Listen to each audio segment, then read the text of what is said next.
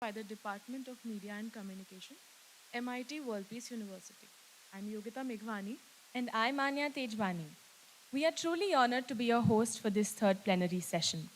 This conference is a platform to discuss, dissect, and deliberate upon the evolving landscape of media education and its pivotal role in shaping our society. Welcoming our session committee on stage, we have Dr. T.T. Srikumar, Dr. Shirish Kashikar, Dr. Dhananjay Rai, Dr. Maulya Baladi, Dr. Vikas Pathe, and our Vice Chancellor, Dr. R.M. Chitnis. So please come on stage.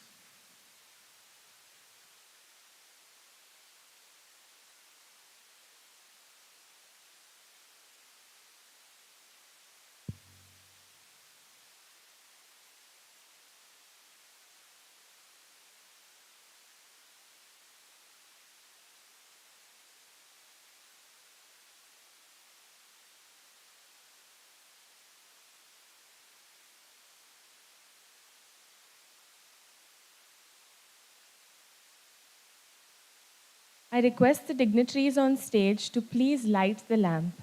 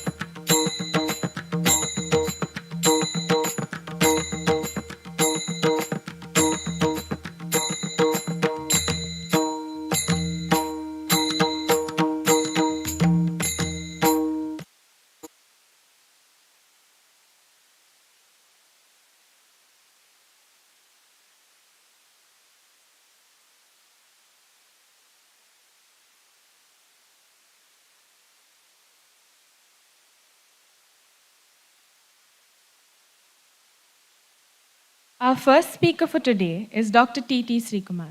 I request the dignitaries to please felicitate him.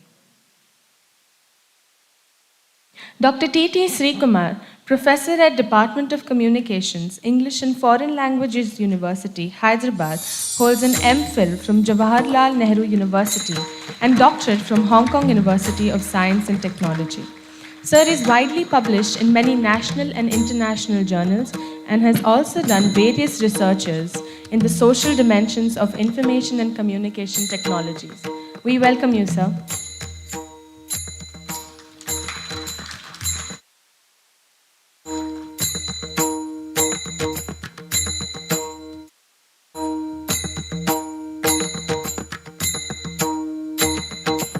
Now, I would like to request the dignitaries to felicitate our esteemed guest, Dr. Shirish Kashikar. He is Director of National Institute of Mass Communication and Journalism, Ahmedabad, and has a career in journalism and academic spanning over 27 years.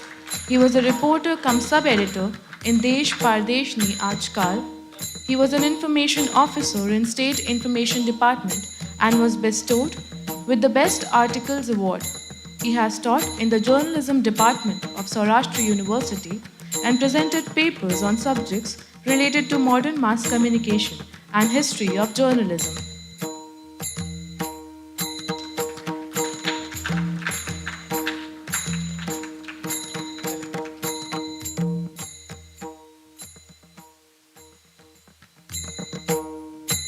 Dr. Dhananjay Rai is a visiting fellow at CSDS New Delhi and a faculty member at Center for Gandhian Thought and Peace Studies, Central University of Gujarat. He completed his master's and MPhil degrees from the University Delhi and doctoral degree from the Center for Political Studies, JNU. He works on political theory, political thought, and education. His selected books include Purna Swaraj and Contestant Representation. His research articles and reviews have also been published in the Economical and Political Weekly. I We would welcome like you, to sir. request the dignitaries to felicitate our esteemed guest, Dr. Maulya Baladi. Dr. Maulya Baladi is a distinguished scholar in media studies. She is the head of visual communication at Amrita Vishwa Vidyapeetham's Mysuru campus and brings 17 years of dedication to shaping future media professionals. She serves on boards of studies and examinations for various Karnataka universities. With 2 authored books and over 15 research papers, she is a force in media studies, particularly in development communication and new media. The theme of this plan the theme of this plenary session is media education in India. It couldn't be more pertinent. The chair for our session is Professor Sridhar Pabisetti. In this digital age, media wields immense power in shaping opinions and behaviors and even forming policies. It is indeed a golden opportunity for each one of us to enrich and enlighten ourselves. Without further ado, let's dive into our promising schedule. In its truest, simplest essence, media education is equipping people with skills that help them navigate through the vast offered branches of journalism, film, PR, and advertising. Drawing from fields like psychology, sociology, and cultural sciences, the ethical pedagogical curriculum has gone from just print journalism to cross cultural multimedia production and has flown India to new socio politico economic heights.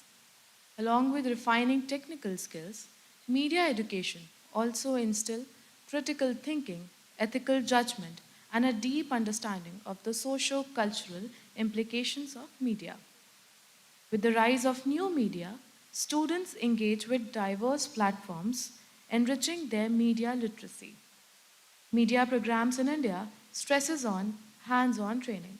So Anya, what do you think of the evolution of media in the Indian scenario?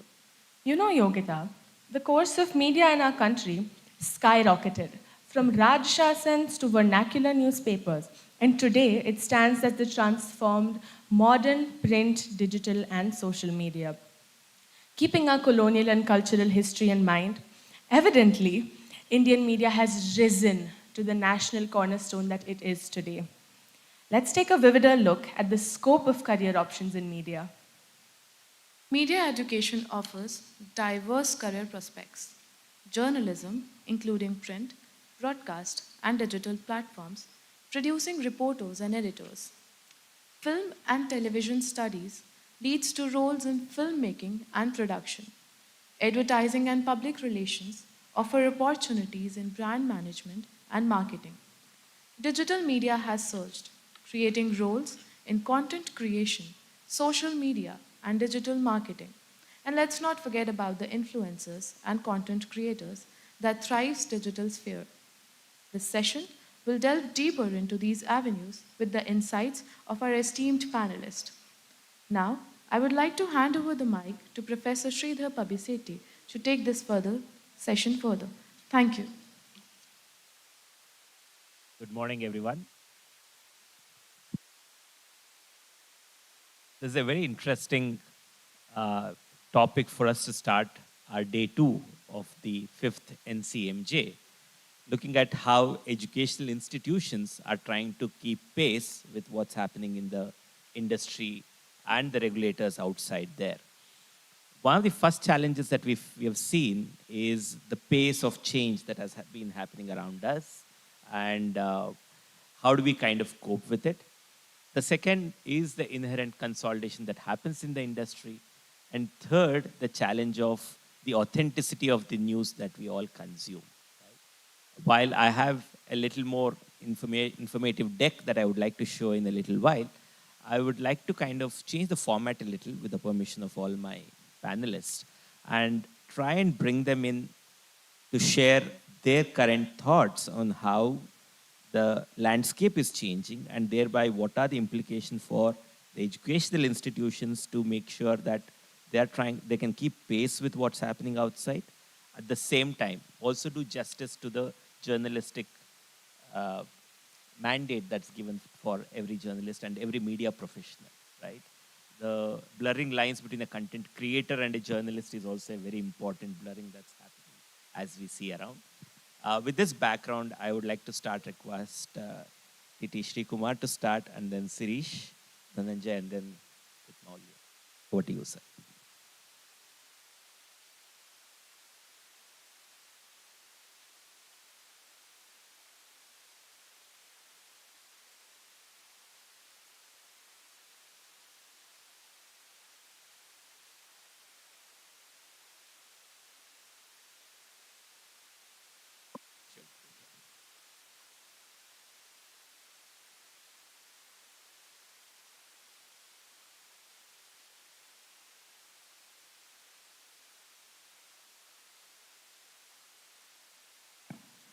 Good morning, everyone. I prefer this because, it gives a perspective of the students who are the center of the theme that we are actually discussing. Sometimes we tend to discuss media education, then we keep students at large, thinking about industry, thinking about, the nation state, thinking about every other thing, but not students. One of the things that I want to, kind of flag for discussion today is the need for re-evaluation of media education in the context of rapidly changing, something that you already kind of brought on to the table here for discussion. The kind of technological changes that, that are enveloping us at a pace that was completely unanticipated even, kind of 10 years ago. So to say.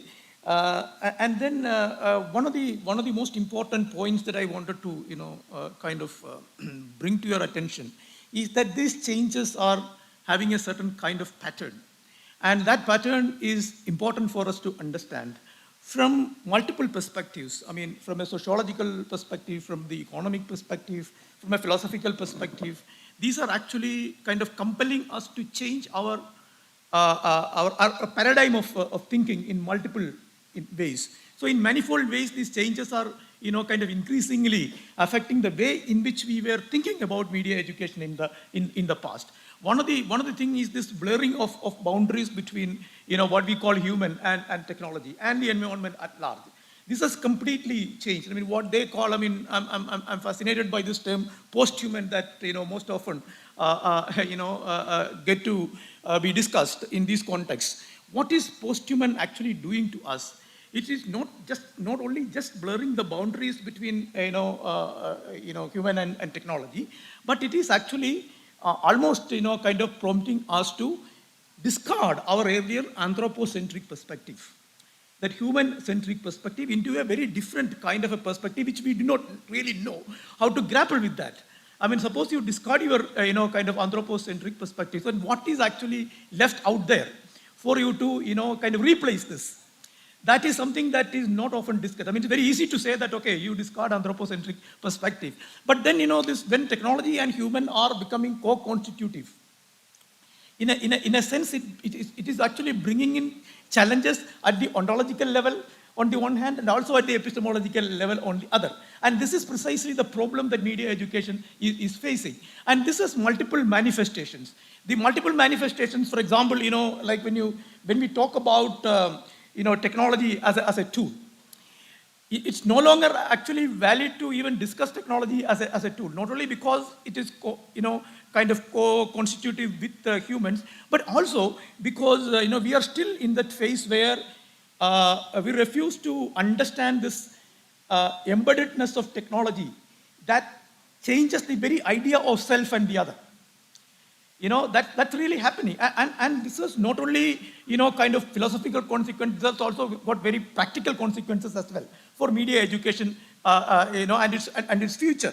For example, it is actually changing and influencing the way in which we understand identities. Hybrid identities are emerging, and then like it reshapes our own abilities. The kind of AI-driven environment is completely changing our capabilities, our abilities. And how do we cope with this particular kind of transformation that is happening? It is not only about technology. It is about the kind of emerging, media ecology where the nature of intricate interaction between human and and gadgets have completely, kind of changed. And then, of course, like. I was talking about this hybrid identities. I mean, probably many of you might have heard of cyborg, a cybernetic organism. And what is really happening in our everyday life is that eventually every one of us is becoming a cyborg.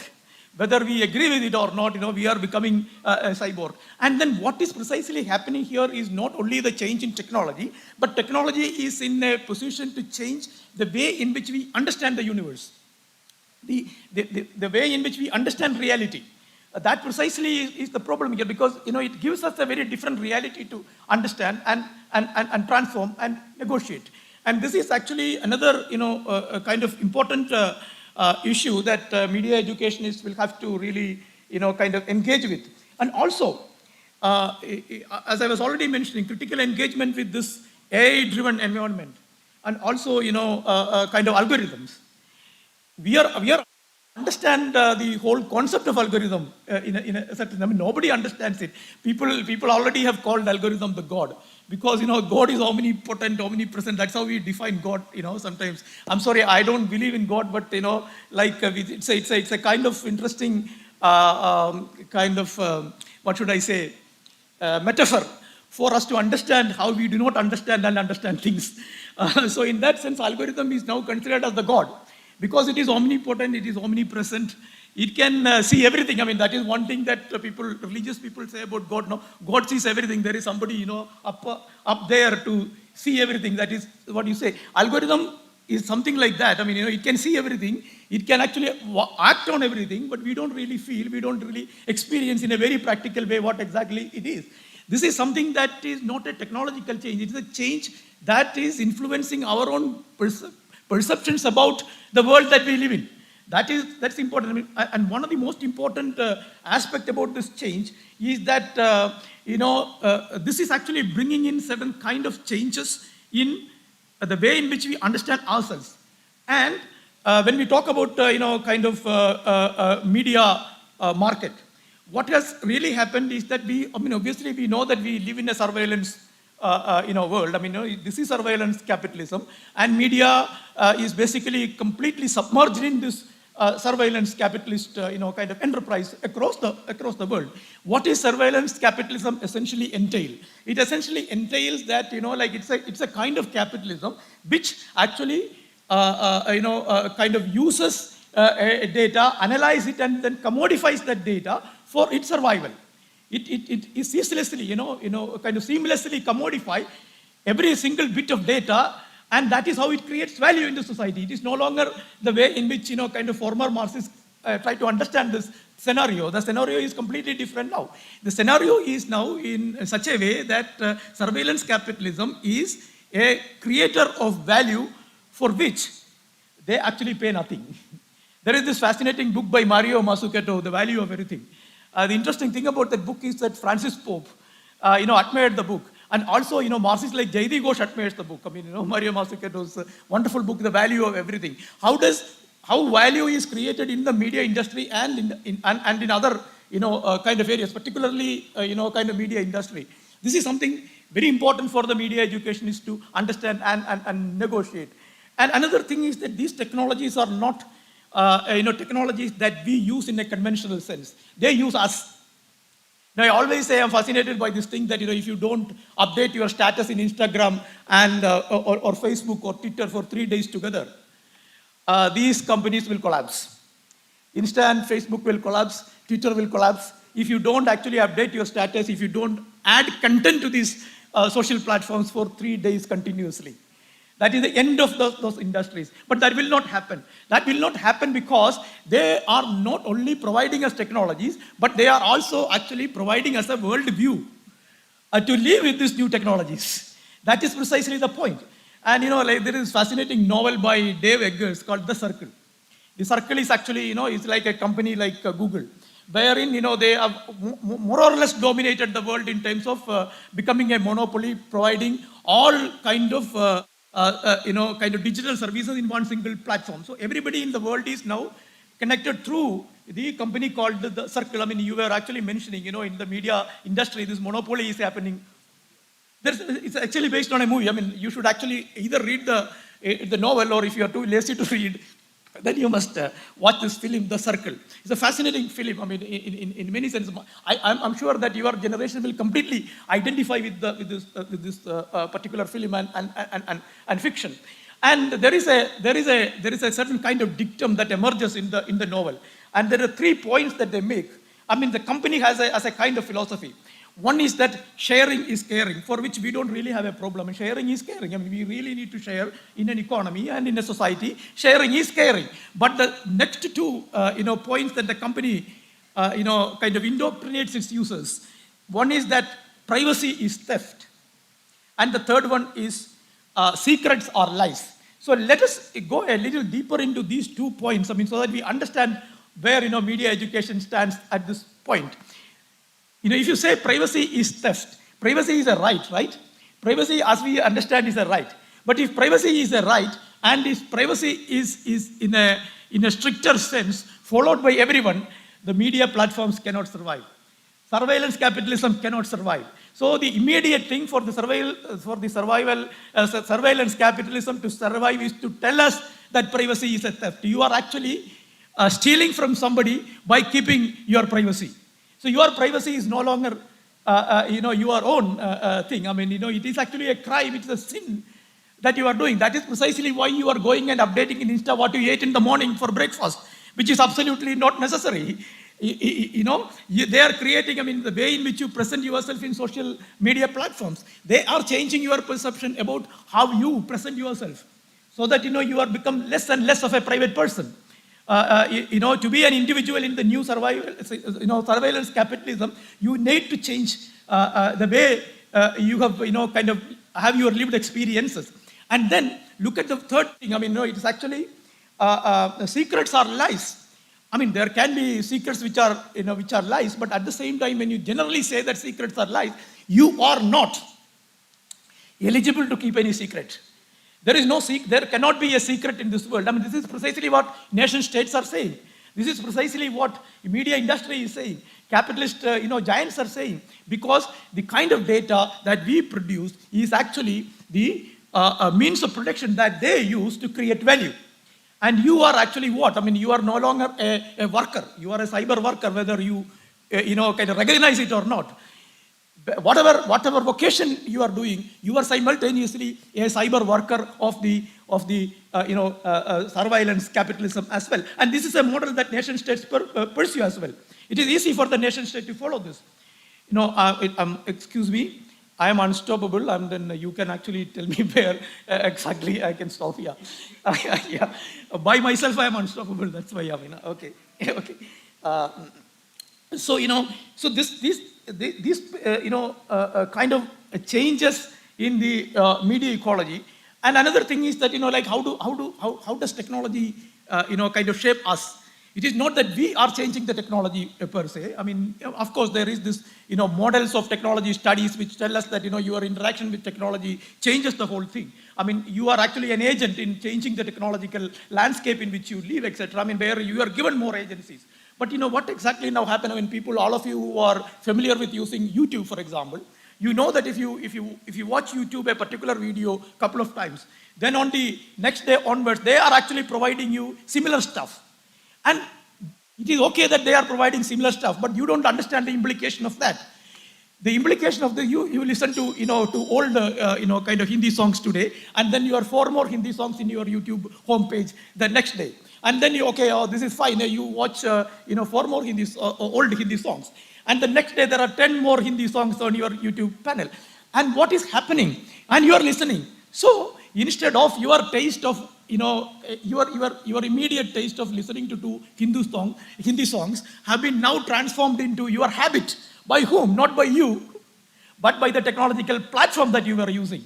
The technological platform is influencing you to change your habits. So it is not only predicting behavior, it is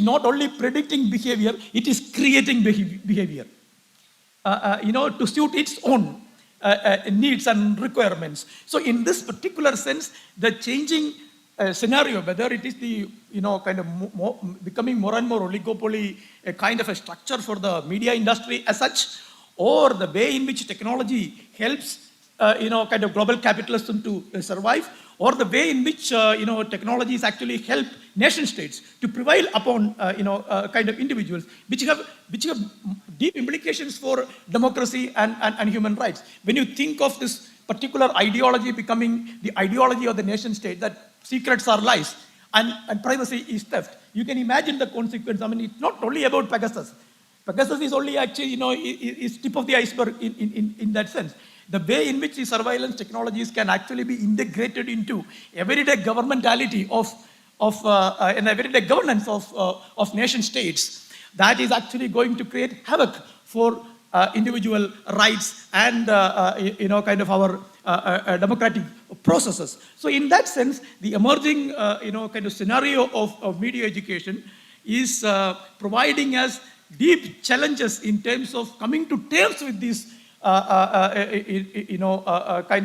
scenario, which is in a certain sense providing us certain opportunities also. I mean, opportunities to understand and in a sense, change the way in which our practices of pedagogy needs to be transformed as well. It is only then, I think, we can sort of have a more balanced idea of the deeper changes that is enveloping our domain of media education. Thank you very much. Thank you so much, Professor Srikumar.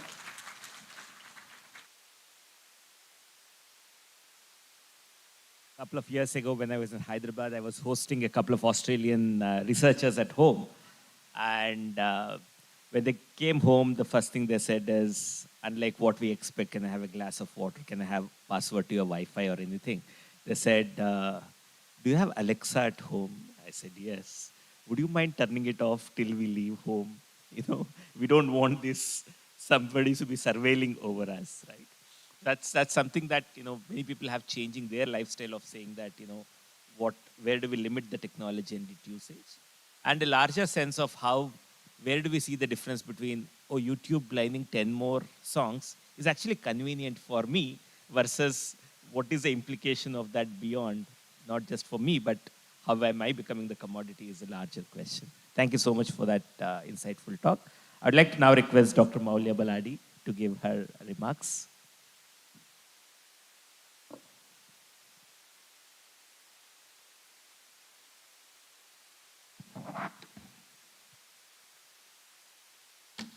Respected my fellow panel members and the dignitaries and all the students, may I have your attention, please? Those who are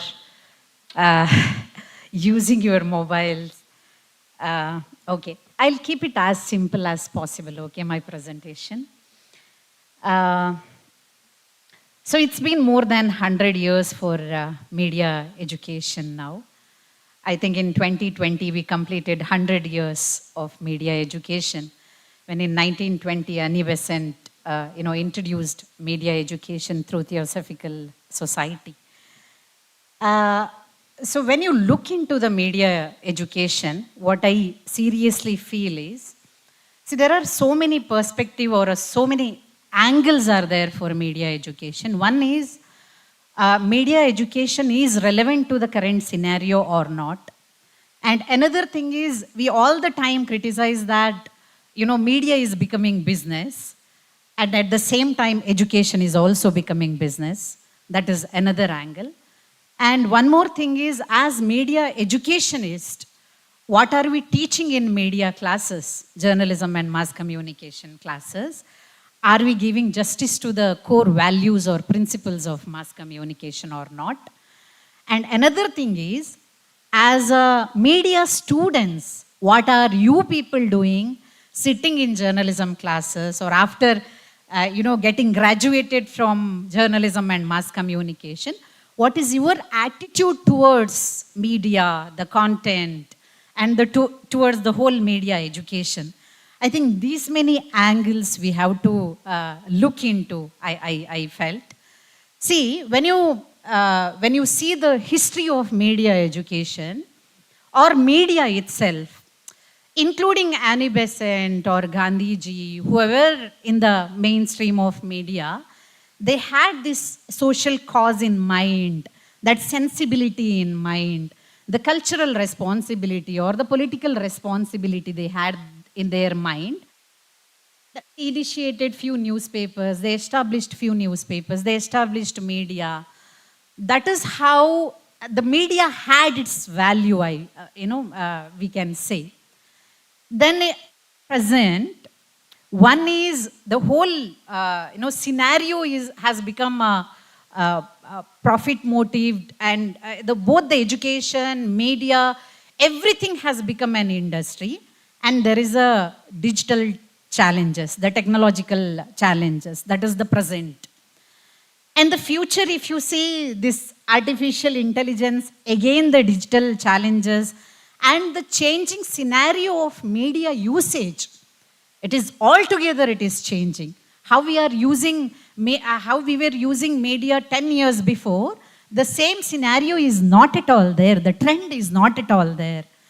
For our surprise, we are in the mid-generation, the millennials. We can see the previous generation, how they were using, how we used media. Z is using the media. We can make a comparison, isn't it? So the whole scenario of media usage is changing. So these are the challenges right now we have in front of media educators, I felt.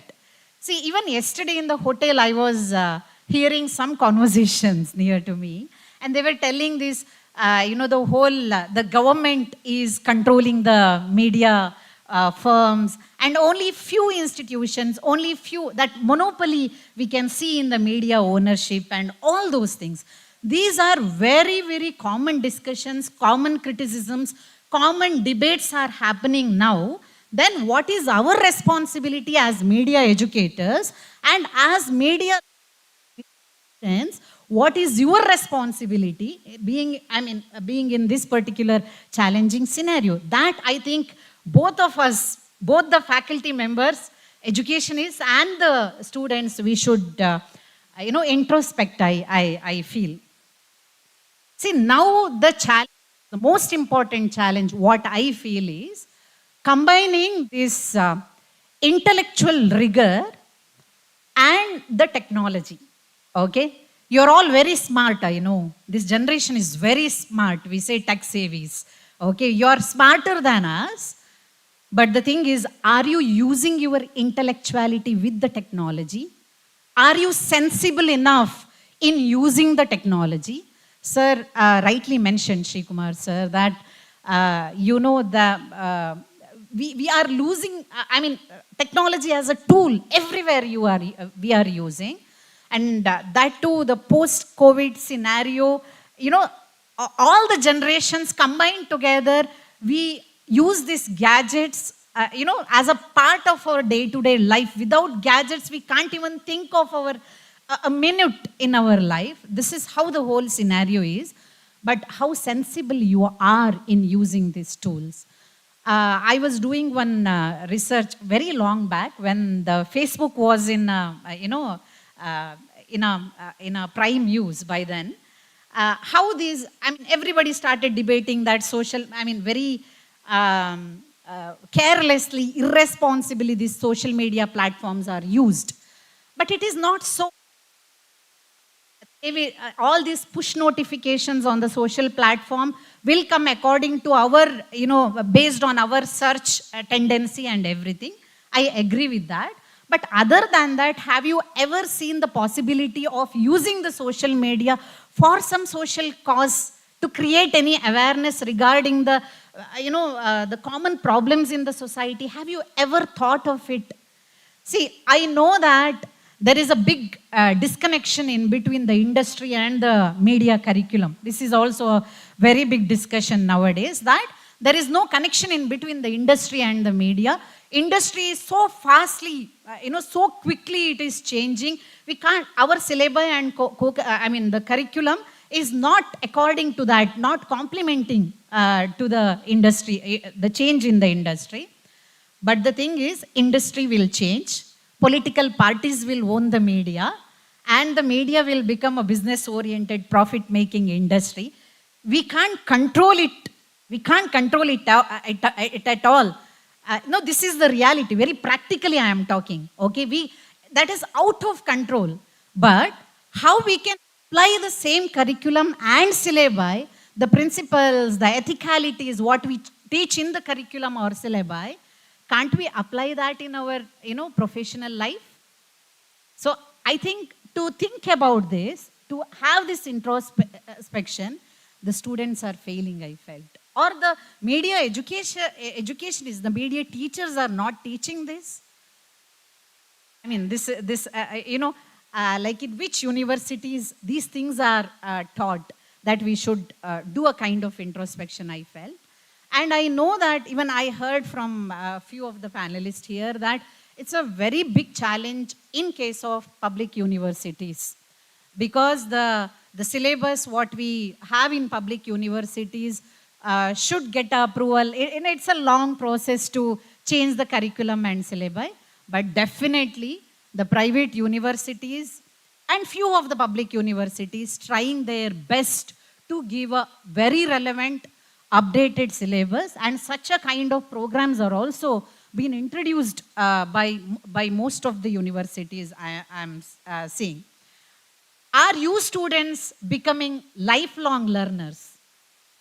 That is most important. How many of you read what content is also important? When we, content creation is an evergreen subject. Okay, it will never change.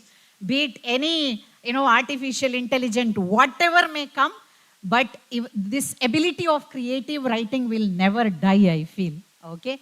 So in your creative writings, are you understanding the society properly? Are you listening to the stories of the people properly?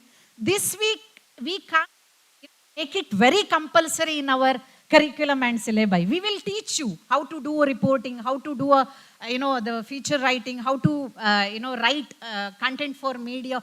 All these things we say, ultimately, your sensibility, your consciousness, your humility, your humbleness towards the society plays a very, very, very major role. Okay? We, about media literacy, we talk in public platforms. For other, generations, for other public, we speak about media literacy. There is no media literacy and all. Are we media literate? Are we using media properly? I think we can have a question and answer session later. Yeah, you can ask a question. Okay, definitely. I know you may have so many challenges and limitations to follow all this. I agree with that. But this is what exactly we expect in future, I feel. And there are few recommendations also. I just don't want to discuss about just the problems. And one is, if the industry does a reality check on the curriculum and syllabus of any the universities, I think according to the, complementing to the industry's requirement, our syllabi and curriculum can be designed. That is one thing. There should be a continuous interaction in between the industry and the, academia. And the students should be given enough education regarding how to be empathetic, how to have that humbleness and humility towards the society, and how to be curious and how to be analytical, more importantly. I do agree with Sri Kumar sir. We have to be, that critical mindset is so necessary. At the same time, analytical mindset is more important, I feel, as a media teacher. And one more thing, the most important thing, what I personally feel is, the reach media is suffering a lot. Okay, just because, see how many of you are good at reading Hindi or Marathi, your own languages, your own regional languages. And I think we are not good at regional languages. Regional media is failing, I feel. I mean, they are not getting, resources from the universities. Even I'm from southern India, I'm from Karnataka, even we feel a student doesn't know, they know English, they know Hindi in southern India, but not the regional language, Kannada. To write and read, they don't have interest in reading the regional literature. How many of you read? Actually, the very stuff, what we say, the literary stuff, the content, we see in regional literature. I think all my fellow panel members do agree with this. That will give more intellectual inputs, I feel. And one more thing is the NEP, what has come, it is giving a lot of opportunity to integrate interdisciplinary elements with the media. I hope management students are also here. All these, media management, interdisciplinary, even engineering students also can integrate media, technology and media business all together and can study. I think this is a very great opportunity. And for students, be just not the technical experts, the intellectuality is also important. Read, write, and have more sensibility so that we can give justice to the both media field and the media education. And the social media world is totally a different world, I feel. There is a big difference in between real and reality, okay? That attitude towards media education, attitude towards education in general, attitude towards society, attitude towards the, the whole changing scenario is so important. I think basically it is nothing wrong to have an attitude, okay? But we all have to have a right attitude towards the society, towards the whole of media education. Both the education is the universities and the students, I feel. Then rest is open for discussion. Thank you. Thank you, Dr. Maulya. I'd like to now request Dr. Dhananjay Rai to present his views.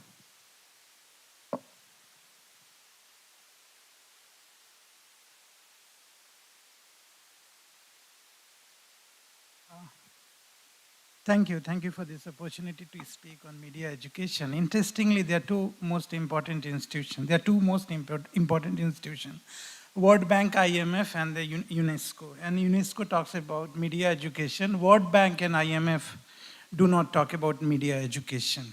So this is the stark reality. When conditionality of World Bank and IMF, conditionalities of IMF and World Bank are imposed over almost all countries, UNESCO's suggestion on media education has not been materialized, realized by any of the countries involved, where you have a working of liberal democracy. Even liberal democracies have not taken some of the serious suggestions on media education by UNESCO. So this is the very painful reality, and we must not forget that media question was very important in India's freedom struggle. And India's freedom struggle say that media is linked to democracy, media is not linked to commodity. So what is happening that media has become or has been synonymized with commodity, not with democracy. And when we have this contrast between commodity and democracy, and we know that who is winner, commodity, not democracy. In this context, media education becomes very, very, very important. If you look at Gandhi's several endeavors or Ambedkar's several endeavors, they were pioneers in terms of social journalism and journalism, democratic communications. In this context, I have few points, and I think those points may be relevant and irrelevant. It depends on whether democracy wins or commodity wins. If commodity wins, then democracy loses. And if democracy has to win, then media has a very, very important role. If you look at International Film and Television Council report in 1973 on media education, probably first time media education was used in 1973 document, and here there was the urge to use media education. And the media as education is different than the media education. And IFTC was the pioneer in terms of making media as media education, not media as education. And then we have UNESCO's expert committee meeting in 1979, which accepted more or less similar definition of media education, where all ways of studying, learning, teaching are becoming very, very important. And 84 United Nations Educational, Scientific and Cultural Organization, UNESCO, said that when we are propagating the idea that we should read and reread critically, also said this, that we have to watch and listen very critically. So reading and rereading are important, watching and rewatching critically are also important. Media education in India, and media as education has been pioneered in the post-colonial Indian state. And the Indian state has really done really good thing on media as education. For example, if you look at the history of media as education, we see lots of experiments by the post-colonial Indian state. And one of the important initiative was Delhi School Television Project, Delhi Educational Television Center, 1961, satellite television for school education site. Then we have a Central Institute of Educational Technology, CIT, 1984. And we have Training and Development Communication Channel, TDCC, 1995. And then we have of late seeing massive open online courses, MOOCs, and study waves of acting things. That there are several significant hurdles, and I share my concern with my two previous speakers, that media education faces severe significant hurdles in the context of India. Since the topic is media education is in India, we must reflect on India. One is that when media education must address the concept of agenda setting. The agenda setting must made aware to the students of media education. Second important tool would be branding. And the branding is a very, very important, how branding and media, branding is antithetical to the concept of democracy. Third is rising of flag. The rising of flag is a very important development when there is a systematic endeavor to exert influence over media content by various means, including later phone calls, petition, lawsuits, and enactment of legislation. And I think rising of flag is a very, very important if we want to link media and democracy. And fourth is JOLTS, J-O-L-T-S. JOLTS are that you intentionally design a program which would give severe response from the audience. So JOLTS have become very important in the context of media and media practices. Fifth, that the media education must address the concept of moral panic. And if of late we are seeing in the context of Indian media that it generates moral panic and that sudden surge in a public regarding certain issues and they are highly manipulated. Sixth is the bulletin theory, and the bullet theory is a very important in media school and media education, where you just receive readers and audience as a passive recipient.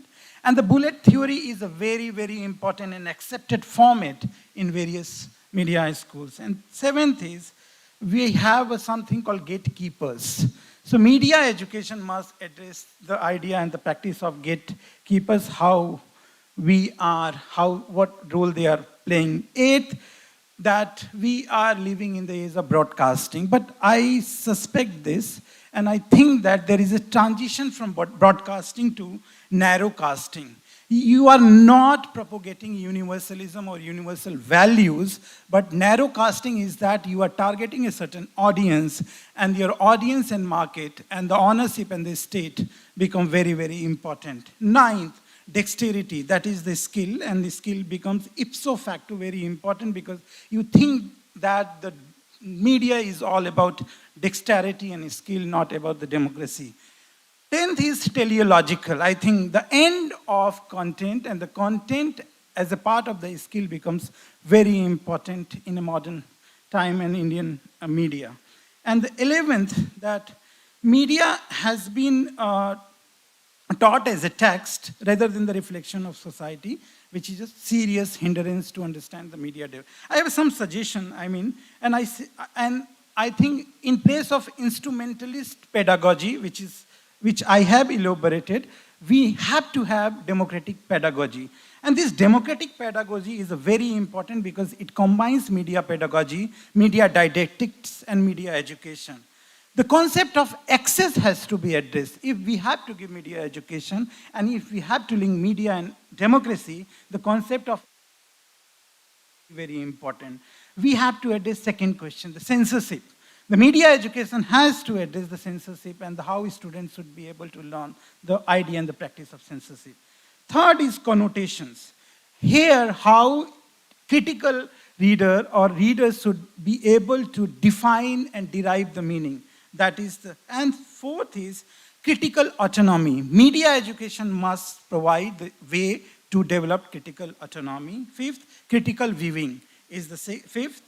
Sixth, I think media to society is important rather than treating media and medium autonomous body itself. Seventh, media education must be people-centric. And eighth, issues must be important over presentations. Of late, presentations and historical presentations have become very, very important over the issues. 9, people as a news must be prioritized, and think that's very important. 10, people as and. If we make this point very important, that the people as and, then the media education will be very, very important. And 11th point, live media is a lifeline of democracy. It cannot be treated as a profession only and job-given industries. So when media has become lifeline in democracy, it must not be treated itself as an industry, because industry and democracy, we have seen the history of relationship between industry and democracy. 12th, democratic pedagogy is very important for the democratic media. And the final point, and 13th point, the substance is very, very important over the perception. And for these two things, even when we say that media is guided by the market or capital, there is something different. Even they are not guided by the capital as envisaged by the Adam Smith, because he was talking about some morality beneath the functioning of capital in wealth of nation. When you have a collision of the media and the state and the kind of crony capitalism, democracy becomes the last concern and the last stage. Thank you so much for this opportunity. Thank you so much, Dhananjay. I'd like to request Professor Sirish to kind of now take over.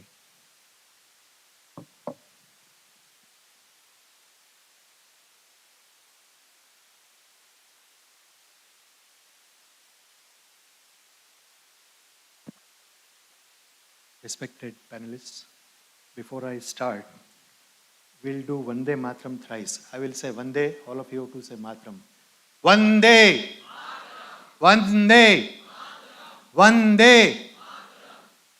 Still few of you are sleeping. Anyways, ये मैंने इसलिए किया क्योंकि आप में से बहुत सारे लोग या तो सो गए हैं या फिर they are busy in the mobiles. So please give me 5 minutes and pay your attention to whatever I'm going to say. See, all my colleagues have already said so many things, so I don't have to say much now. It's nothing remain more.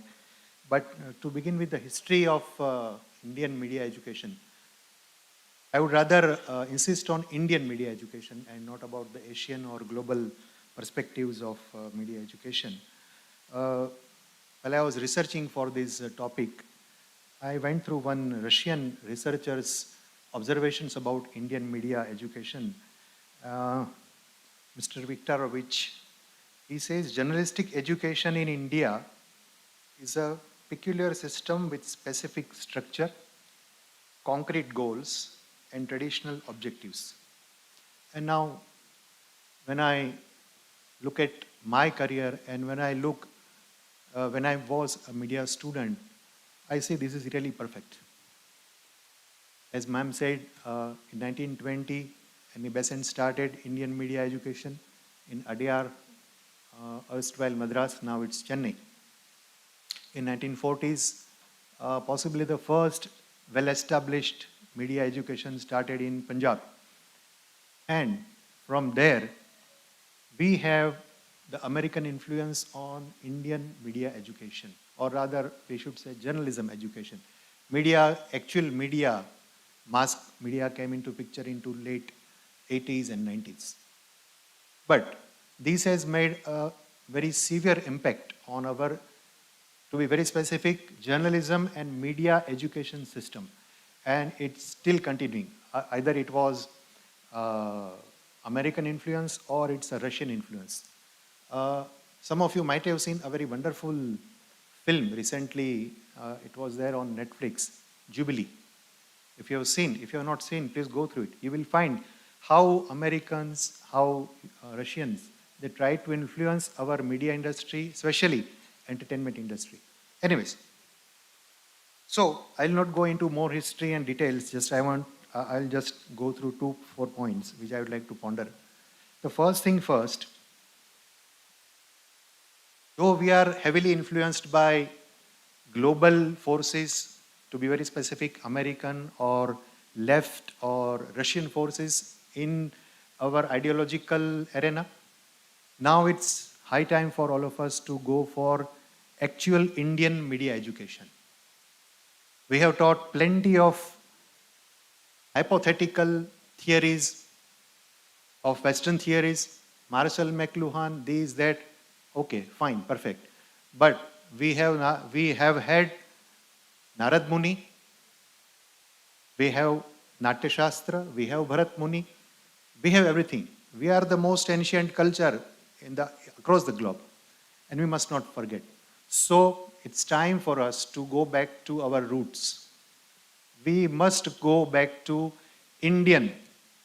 Now it's time to teach Indian media, Indian journalism, Indian way of journalism.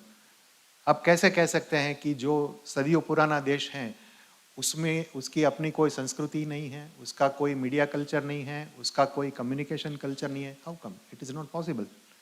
It was always there and it will be there.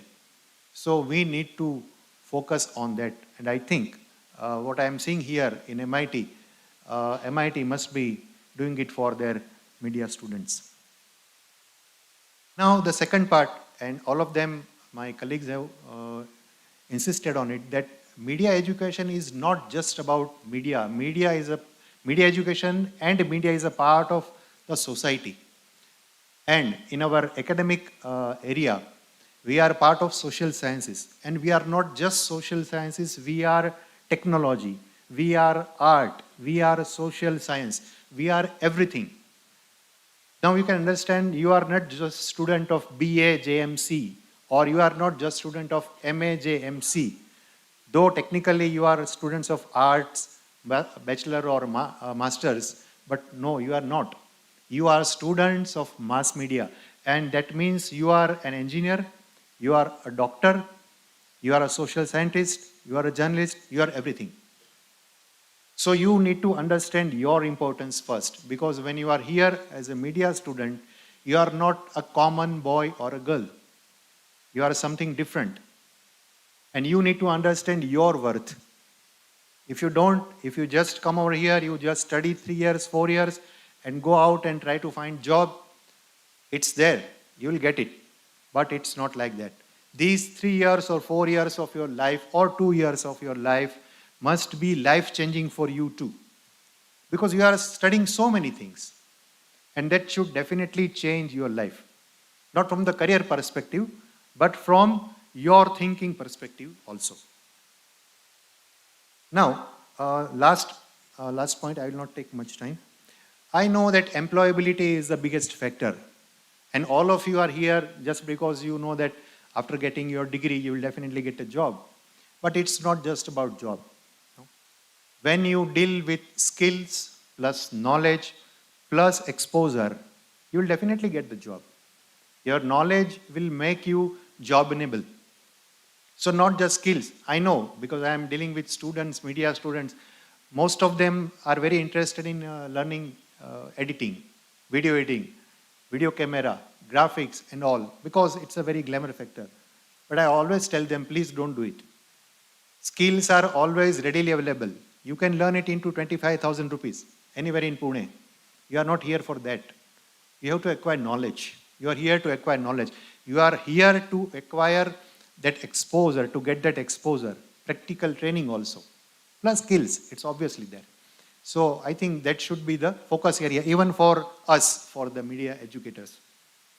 And the final thing, now in this new education policy, national education policy, it's going to revolutionize the entire social sciences education. That includes media education, now 12+4, multiple exit systems, and the basket of various subjects. I think in MIT, media education is a part of liberal arts, right? So that's a wonderful thing. I think you already got that basket, so you are not to worry about anything.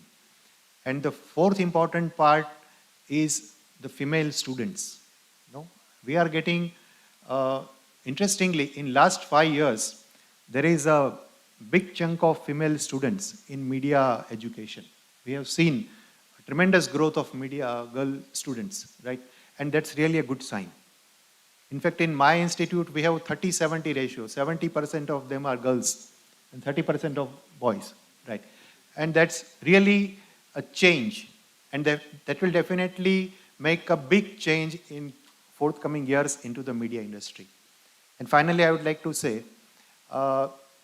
as a part of media history or journalism history, we study so many things. You must be studying Marathi, history of Marathi journalism, history of Indian journalism, but possibly two important journalists of all times are missed in almost every syllabus.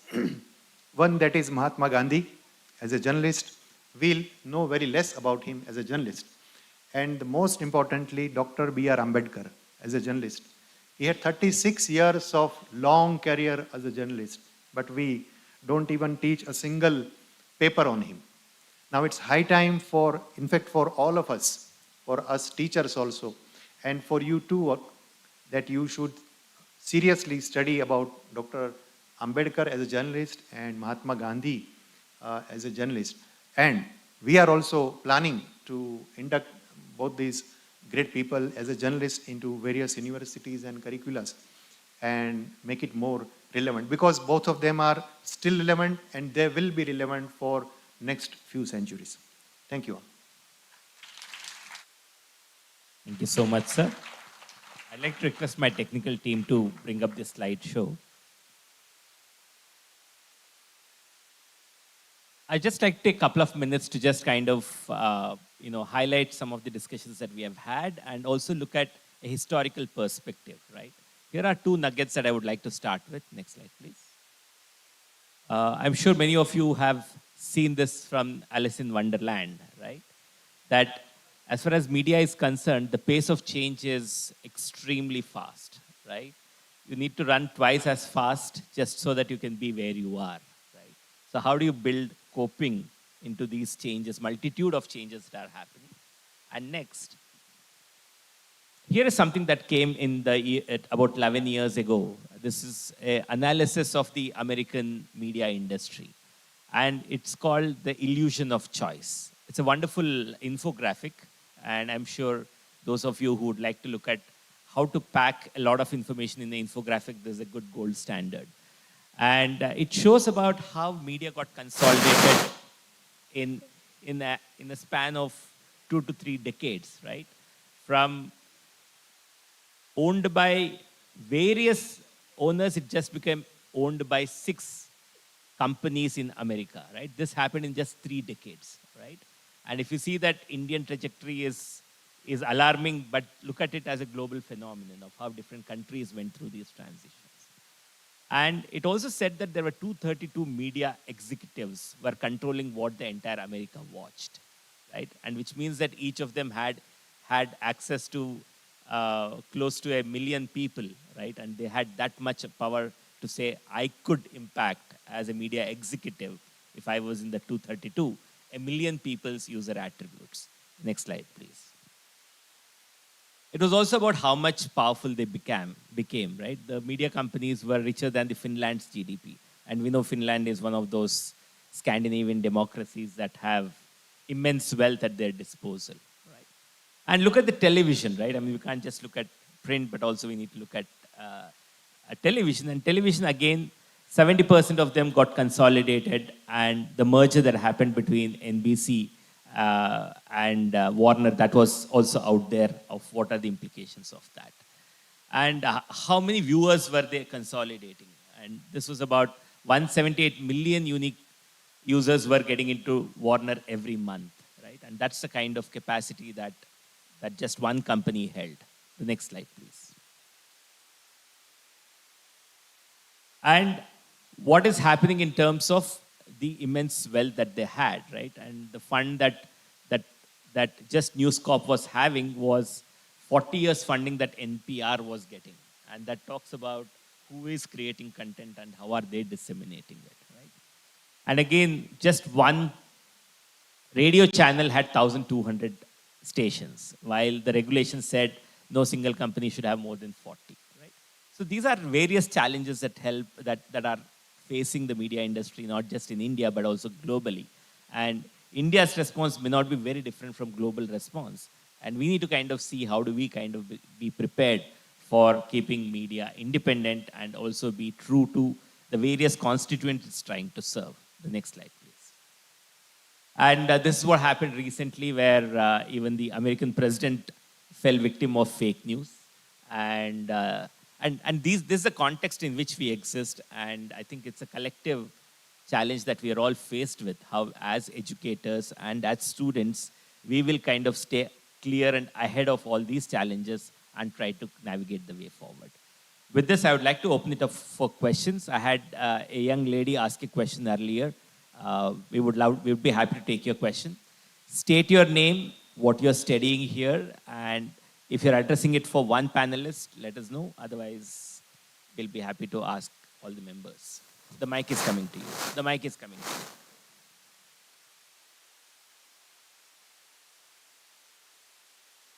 Hello. Yeah, my name is Nushka Kataria, and I'm studying FI BSc Economics here.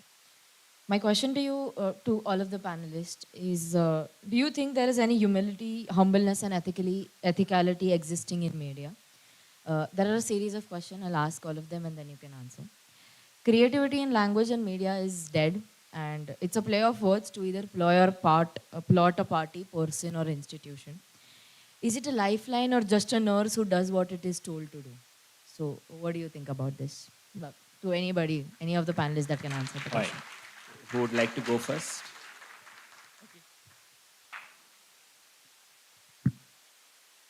Thank you for your important. I don't think you raised questions. That these were statements, and I think I agree with those statements somehow. My answer would be, not answer, a footnote to your statement would be that when we use media, the media is a normative statement. And we need to understand media, and this normative statement means that there's a democratic value attached to the media. And we have to have democratic value attached to the media. And for that, you have to have democracy. There cannot be media if you don't have democracy. Fine. The choice is very clear, whether you treat media as a part of democracy or as a part of commodity. So when you treat media as a part of commodity, that is technology. So the commodity only begets technology, and technology will supply commodity. But when we are discussing media as in a normative sense, and that is the link to the democracy, and for the survival of democracy, and only in democracy, you can have normative media. I think media is lifeline, not lifeline in a sense that is our normative statement, claim, or that is the struggle. How it has been reduced to what and footnote, that is up to us to decide, and we are witnessing every day. Thank you. I think how much media you consume, it depends. No? You are not consuming media. I'm talking about news, right? How many times or how many hours you watch news or news channel every day? Or how many news channels you watch every day? Hardly one or two, not more than two. And not more than even half an hour. Or maybe during the prime time, or whether there is a debate or something like that. Right? So it may be possible that into certain Indian television news channels. It might be happening, but it cannot be generalized for all the media, right? For not for print, for not digital. It might be happening in television, because television, it's altogether a different medium. And in India, it's more of an infotainment now. Let us accept it, right? So that might be the reason. But it cannot be generalized for all other mediums, news mediums. Okay, thank you. That was quite an interesting question. And let me first tell you about a book written by Habermas called The Future of Human Nature, which basically addresses the concern that you raised. In the context of emerging technologies, how do we understand ethics and ethical practices? There is actually a blend of two important technologies from 1980s onwards, which is coming together of genetic technology and, I mean, in terms of biotechnology, and then digital technology. Combining digital technologies and biotechnologies has created a huge kind of ethical kind of question for us to understand. So this is not actually, there are several layers for the kind of question that you ask. I mean, whether media is ethical or not depends on a multiple set of issues, including what Dhananjay mentioned. I mean, in what kind of a democratic scenario are we, democratic setup are we, kind of surviving. Most of the liberal democracies are now across the world moving towards becoming illiberal democracies. This is a scenario that is given to us. So the question of ethicality that you raise is important, but at the same time, like for example, I mentioned Habermas, the book's title is Future of Human Nature, which means that human nature itself is getting transformed because of the practice of the new technologies that we, kind of take us on ourselves. So we, in a kind of changing world where technology is so overwhelming, kind of demanding a behavioral change in behavioral practices from our own, self, I think the question of ethics is not a very simple one. It has manifold dimensions. Kind of beginning from the way in which, as he rightly said, how an individual, or you said, how an individual uses the technology, to how state and capital, kind of manipulates technology for their own purposes. The question is answered, I feel, but still, there is another thing, is that morality. Both the media and the users have to have this morality with the ethicality. By then, all this humility, humbleness, everything will be given the justice. And don't, as Sir rightly mentioned, don't generalize all media. Okay, we just watch very fewer media, and then we generalize the things. That we should not do, I feel. A short comment, but then we will move on to other questions. Go ahead. Yeah, you wanted to say something.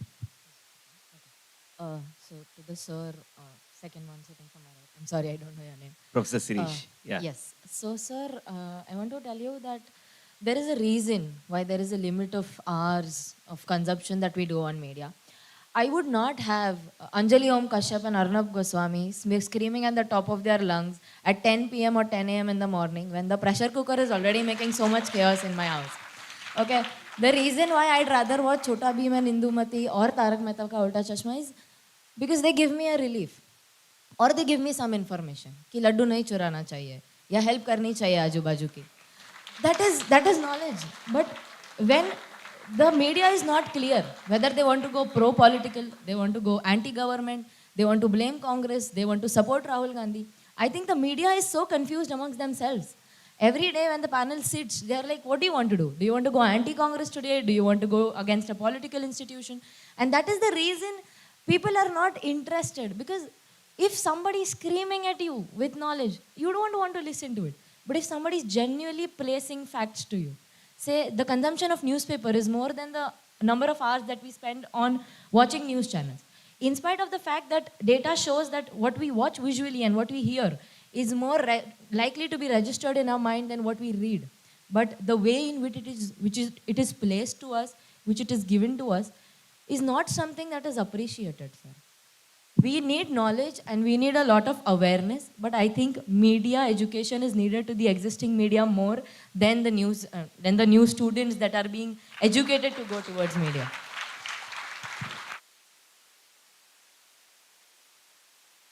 I agree with you up to certain extent, but let me tell you again, you should not generalize everything, right?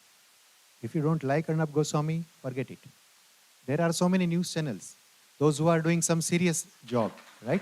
And there are, go there, watch it. If you really have hunger for news, hunger for information, there are so many infotainment channels, plus news channels, national, international, even in your Marathi news channels. There are some wonderful news channels. Go and watch it. You will get everything, right? That is what I am saying. Don't generalize. Otherwise, you'll be trapped, right? Actually, this was answered long ago when people were having discussions on the evil impact of television. So the simple question that was put was this: does your television has a switch off switch or not? Yes, then. I think your question was again important, and the trend you were talking about is interesting. The Arnab Goswami is not problem. Everyone is trying to become Arnab Goswami is a problem, and that you are on top.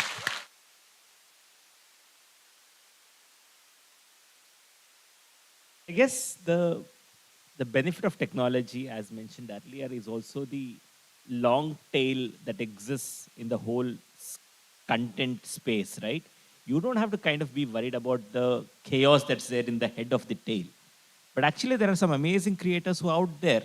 It's about our responsibility to go discover those content creators who are making amazing effort today to kind of put facts, to kind of bring genuine opinions of people, of the stakeholders who are involved in that journey. And I think conferences like these are opportunity for you to go and discover these new content creators, like the awardees of yesterday, right? They brought in something new that for many decades people did not choose to engage in, right? So how do you discover people with new perspectives? So that's also an opportunity. Yeah, we move on to next question. Yes, the lady there, and then you. We'll take 3 questions this time so that the panel can move around fastly. Yeah, you'll be third. Please wait. Hi, my name is Chinmay. I'm a TY student. And my question is sort of an extension or something related to that question. So, information is currency today. And Sir stated right now that everybody is trying to become Arnab Goswami. So we saw a particular news, basically type of news in Doordarshan Times, then something else, now it's something else.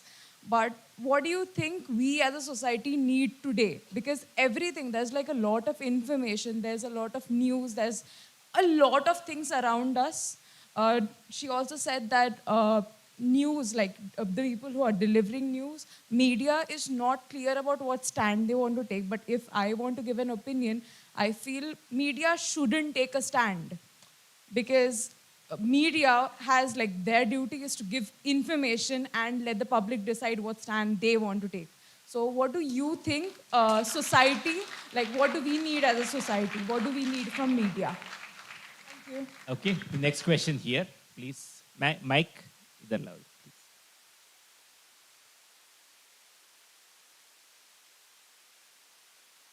Idhar, the lady here, please. Idhar, this lady. Excuse me, Mike here, please. Here.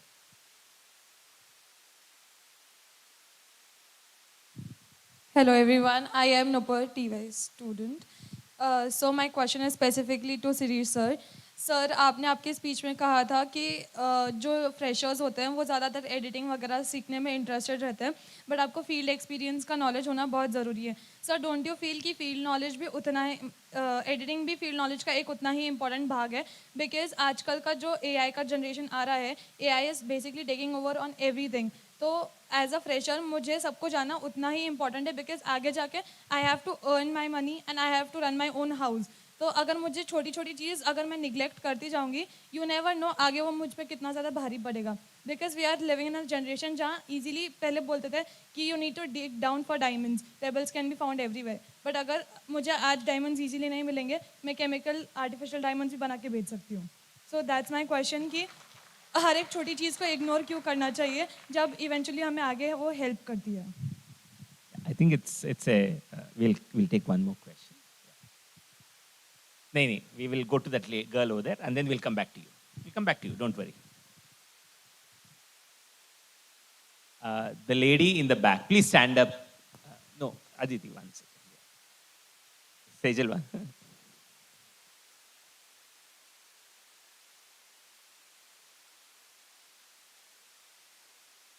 Okay, so my name is Karishma. I'm from FI BS Economics. So I have a question for the sir sitting in the middle. So the question is, as we can see that due to the upgradation and various advancement in social media, the journalism is shifting more towards social media. What do you think that this shift will affect the careers of people preparing or working in the field of television journalism? Will television media hai jo bhi, will it dilute in future? Because if I am getting an information on the social media, if my parents are, using the Facebook, so they will get the news on Facebook. So most of the people will shift towards the social media. What is the thing ki, if I am preparing for going into the television, will television media dilute in the coming future? Thank you. I think we have 3 questions. We'll come back. I've seen a question here, I've seen a question there, and then there was one more hand there. Yes, I will come back to you. Sirish, you had a direct question on editing versus... करिश्मा, क्या नाम बताया? नुपुर. नुपुर, मैंने ऐसा नहीं कहा था कि editing मत सीखिए. You must learn everything, all the technical aspects. But you are not here just to learn editing, video camera, graphics and everything. You are here to acquire the knowledge of media field. That is more important. Skills are available. Skills तो कहीं पर भी सीख सकते हैं. उसके लिए आपको 3 साल बिगाड़ने की जरूरत नहीं है, 4 साल बिगाड़ने की या 2 साल बिगाड़ने की जरूरत नहीं है. What you need to focus apart from all these technical things and skills is knowledge. Obviously, exposure is there. आपको internship भी दी जाती होगी. Internship भी आप कीजिए, field में जाइए. और वैसे भी ये पढ़ाई जो है मीडिया की, वो तो पूरी की पूरी फील्ड बेस ही है. इसमें क्लासरूम स्टडीज़ को इतना ज़्यादा भी इम्पोर्टेंस नहीं होना चाहिए. पर क्लासरूम स्टडी का जो इम्पोर्टेंस है, जो नॉलेज का इम्पोर्टेंस है, जो आपके एजुकेटर्स आपको देते हैं, that is a supreme part. Because ultimately when you have to deal with logic, you have to deal with reason, you have to deal with some part of the knowledge in your life. ये बाकी सब skills वगैरह जो हैं वो एक level से ज़्यादा काम में नहीं आता. काम में नॉलेज ही आता है. सो मैंने ऐसा कभी नहीं कहा कि स्किल्स में सीखिए. स्किल्स ज़रूर सीखिए, but focus on knowledge, more on knowledge.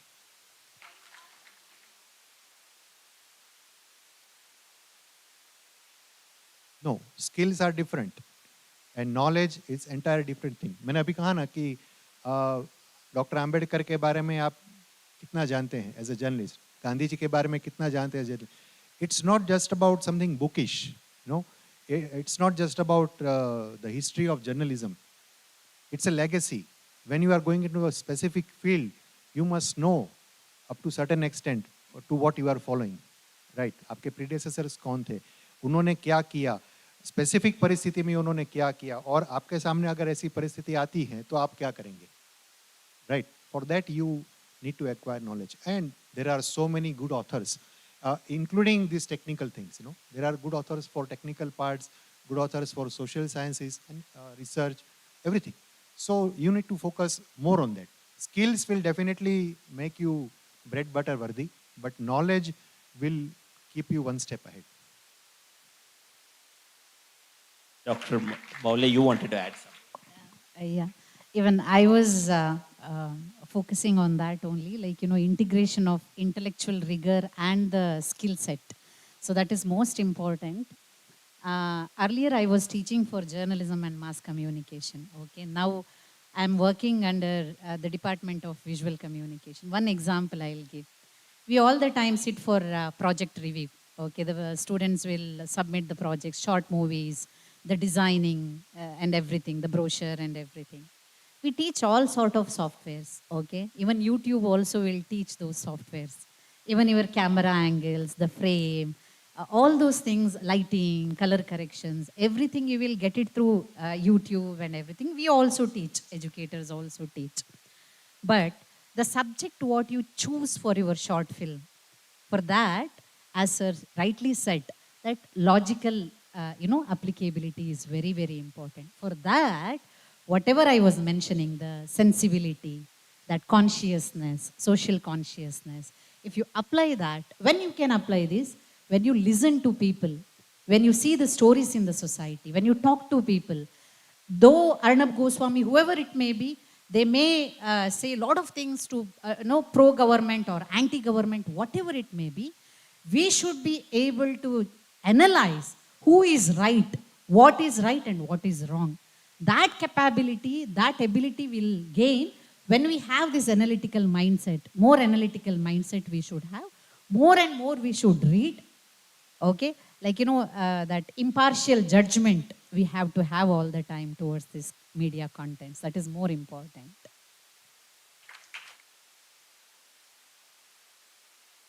There was this interesting question of saying that what society needs today. And I think one of the things that we should say is that here are going to be 4 to 5 perspectives of what we think society needs today, but I don't think we should be presumptuous to say that any one person can give you that idea, right? So I think starting from that perspective is very important to say that there are sources of information, and then how you analyze that information is important, right? Would like to add something on that question? Not answer, but just one request that I sincerely believe that for democracy, media is very important. There can't be democracy without media. So some responsibility would be like this, that buying 3-4 magazines per month, those who are from small publications, supporting web portals who are actually not guided by the corporate. And we are talking about Gandhi and journalism. Gandhi was a very interesting, Gandhi made some interesting comment on journalism. And he said that my newspaper or my journal would run without advertisement. So Gandhi delinked journalism from advertisement, because advertisement, and I wonder that when I was growing up and studying in Delhi, to school to university, the most important newspaper was Hindustan Times, and king of Delhi. I mean, was certainly the first page was captured by the advertisement or some corporate advertising. And that has become a template that the first page would be more or less by some advertisement.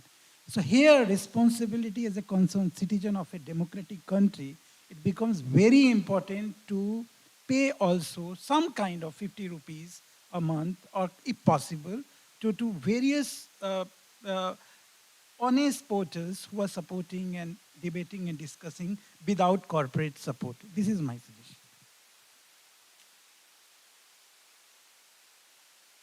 Yeah, I have just one addition. Is that how many of you are aware about Pari? Pari. P. Sainath. Yeah. Okay. I mean, the way they work, P. Sainath and team, I think most of us, only one is aware about it. So I think this kind of research is very important. How P. Sainath works with students like you. They make a team and they go to rural India, rural area. P. Sainath always say, you can't do development communication sitting in AC rooms. You have to go to the tribal areas, very interior places, villages. You have to see the lives of people. Then only you can make stories out of it.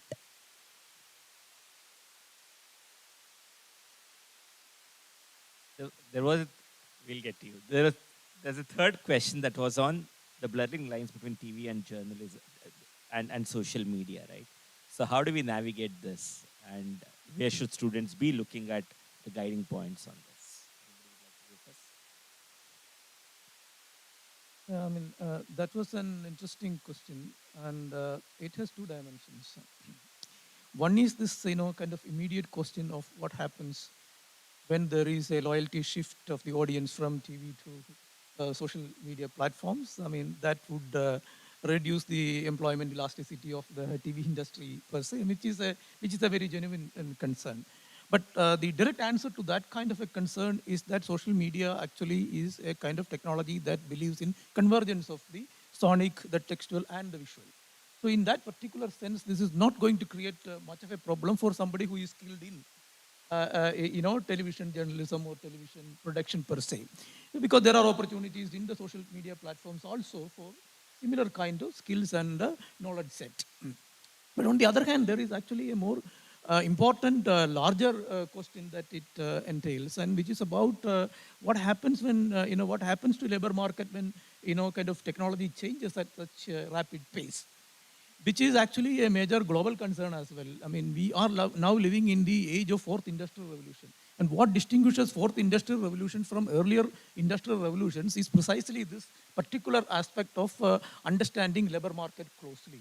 Earlier, technologies used to displace labor, but it used to create labor elsewhere. But United States and European Union are now worried that the AI-generated technology is not creating any further employment in any sector, but whatever it creates is actually, kind of labor saving, which means that unemployment at a global level is actually going to increase because of the new technology, and there is absolutely no way in which one can really control this. I mean, and European Union has come out with a huge report on this particular issue. United States is actually worried about, because 25% of employment in various sectors are being robbed off by AI-driven technology. So AI-driven technology is creating more AI-driven technology, which is more labor saving. So there are two dimensions to the kind of question about, one is that, okay, I mean, in the age of social media, of course, any kind of skill that you, acquire from mass, communication technologies will be useful in social media as well, because you again have an audience to negotiate, but only thing it is more interactive than the earlier one. But at the same time, it also has a larger political economy question to address, which is about how the fourth industrial revolution is going to reshape a labor market across the world. I mean, and global south is also kind of falling prey to this particular process. I mean, we don't really have a kind of kind of mechanism to resolve this issue at our hand as well. So this is a very serious issue that needs more closer scrutiny. From an economic angle, while we look at the job less growth, right, or job loss growth,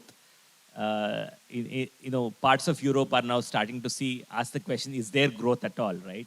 So we look at a rapidly evolving scenario where what was seen as an ever-growing economy itself is changing, and in that, obviously, AI is going to play a big spoil sport in this dream run.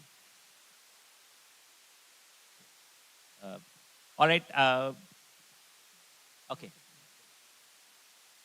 Okay. We'll have 3 quick questions. Keep it very short. Sorry, I've already identified the questioners. Please, 1. Yeah. Hello. Yes, good morning, everyone. So my question is based on the last lecture of journalism that we had. It was Press Council of India. Now, we have a body which is made responsible for taking care of the entire newspapers in the country.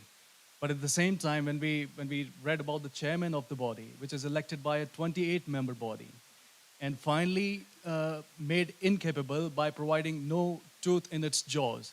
For example, there was one case when the Nirbhaya case happened. So whenever a rape case happens, the newspapers are not supposed to disclose the identity of the victim. It is their solemn responsibility, which was violated in that case. Similarly, we see time to time there are occurrences where certain norms are violated by the newspapers. Now, Press Council of India, being the topmost body, cannot take any punitive action against them because the act doesn't authorize them. Now, we have Speaker of the Lok Sabha, Vice President also, in that 28-member panel to elect the chairman of the body. So why, because it is a statutory creation, why should we have a parliamentary interference all the time whenever such a body is being created? Is it possible to create a body which is entirely independent in its nature? Yeah. Thank you. Thank you. We have a question here. Please pass the mic here. Kindly pass the mic here. Here, please come here.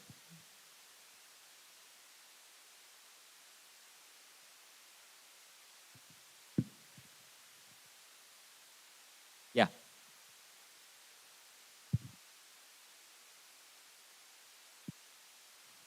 Hello, sir. My name is Aditi Sharma. With this entire discussion, I remember a speech of our late Prime Minister Jawaharlal Nehru. In 1948 Independence Day speech, he talked about that we don't have to just think about what the government is supposed to do. We need to think what we as citizens are supposed to do. And also, ma'am discussed about if we are not able to learn our regional language, that is a failure of media. On the other hand, if we are not learning, that is a failure of civil society. So if being asked to you about as we as civilians only focus on protesting for rights and not performing our duties, if I ask you to just put down 4 pointers, what do you expect from us as civilians? Second, from legislature. Third from the executive, and fourth from the judiciary. So, what are your 4 expectations from us as the fourth pillar of our democracy? Thank you. Perfect. Thank you. And the young lady out there, yes.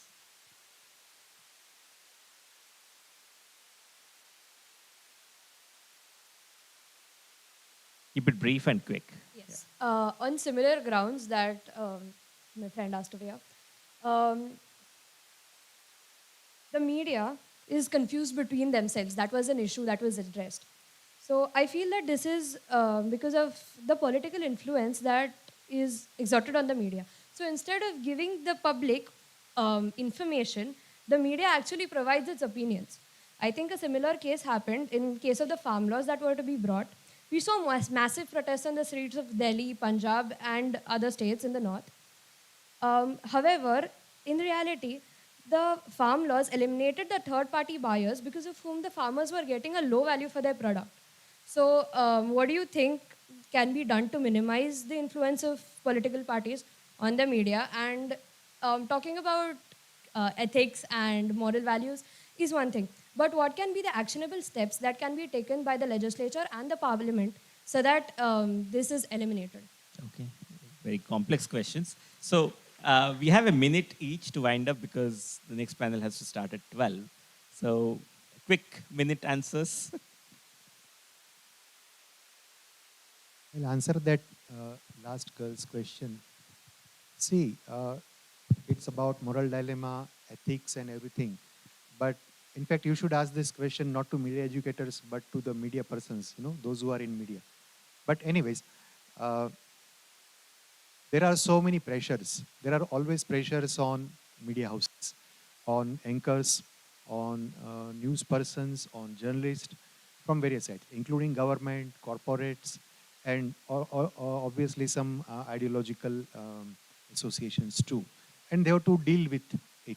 So sometimes they do the mixed up job, They do it news plus views. And sometimes it creates havoc. That is what exactly happened in this farm law case, and government has to withdraw it. I agree with you, what you said. But this is the reality, right? Obviously, all these journalists, media persons, or media owners, they understand what they are doing. But sometimes things are also out of their hands.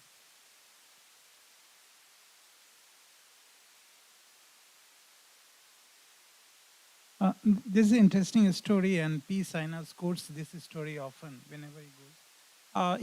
He was working before Hindu. There was a scholarship given by Times of India to him, and Times of India, not the Hindu, was the first one to promote rural journalism, and then Hindu imbibed, and P. Sainath was made a rural editor of the Hindu. When he was giving interview for the scholarship, P. Sainath and the Gilal Jain and others were Times of India's topmost leaders were asking that why readers would be interested, urban readers would be interested in rural affairs of India through Times of India. P. Sainath answered back, and he said that when the last time you spoke to your readers, and this is the point which I am emphasizing, that unless and until when you don't have robust relationship between reader and media, you can't have robust media. That is. In 1 minute, let me see how confident I can be on this. A response to this question. You are all familiar, like with a term called market failure. Everybody knows what market failure means. And probably political science students also know what government failure means. But there is another entity in our society, not just market and the state, but there is something called civil society. And civil society is not by default a virtuous domain. I mean, and you cannot speak about democracy in the abstract. Democracy is actualized, materialized in the domain of the civil society. So, and democracy has to be claimed. I mean, so when you say that there is a political influence of media, actually it's actually it's a phenomenon. It's a manifestation. It is the other way around. Like the crores of rupees that has been written off for corporate media. If you look at in the last 10 years, for example, is 810% higher than what was in the previous years, which means that there is an influence of the corporate over the over the government. And then you are talking about like there is this sloga called in Adhyatma Ramayana, in which you are actually a frog in the mouth of a snake, and then the frog is seeing a fly and is trying to eat it. So there is this logical sequence of who is actually kind of swallowing whom in our political scenario, that is very important for us to understand more concretely how our democracy functions. That will be an answer to your important question, why political parties are trying to influence media. Not only they are trying to influence the media and the corporate has already kind of influenced nation states in a big way in across the world, and that actually has given a space to the emergence of what we now call crony capitalism. So that actually is the scenario that we need to more closely observe. Final few words for the panel. So we already spoke about the duties of civilians. And there is one concept in journalism called citizen journalism, right? So we all also can become a content writers. That is what I was mentioning in my talk also. During my research on social media usage, there was one public toilet which was not maintained by the local governance. So there was one person who was a social media influencer. He made a story on that particular, not maintaining hygiene in the public toilet. Then it went on, people started sharing it, liking it, and all those things have happened. Very next week, the action has been taken by the local authority. This is the power of social media. This is the power of all of us, I feel. I think as a duty, if we perform these things through social media itself, I think we can give more power to citizen journalism. And in a way, we can perform our duty, I feel. Thank you. Thank you, Dr. Maulya. I request Dr. Vikas for a formal vote of thanks. Yeah. Sure. We'll do a quick group photo again and then a vote of thanks from Vikas.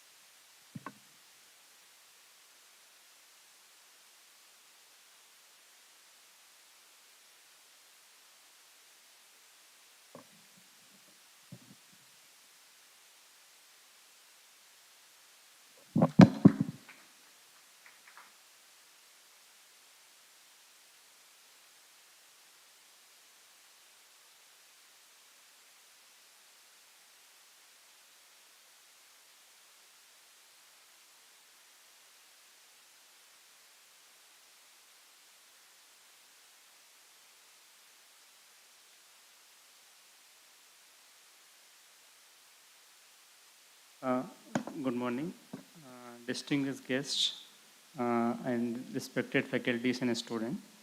On behalf of Department of Media and Communication, I would like to extend my heartfelt gratitude to all of you for gracing us with your presence today.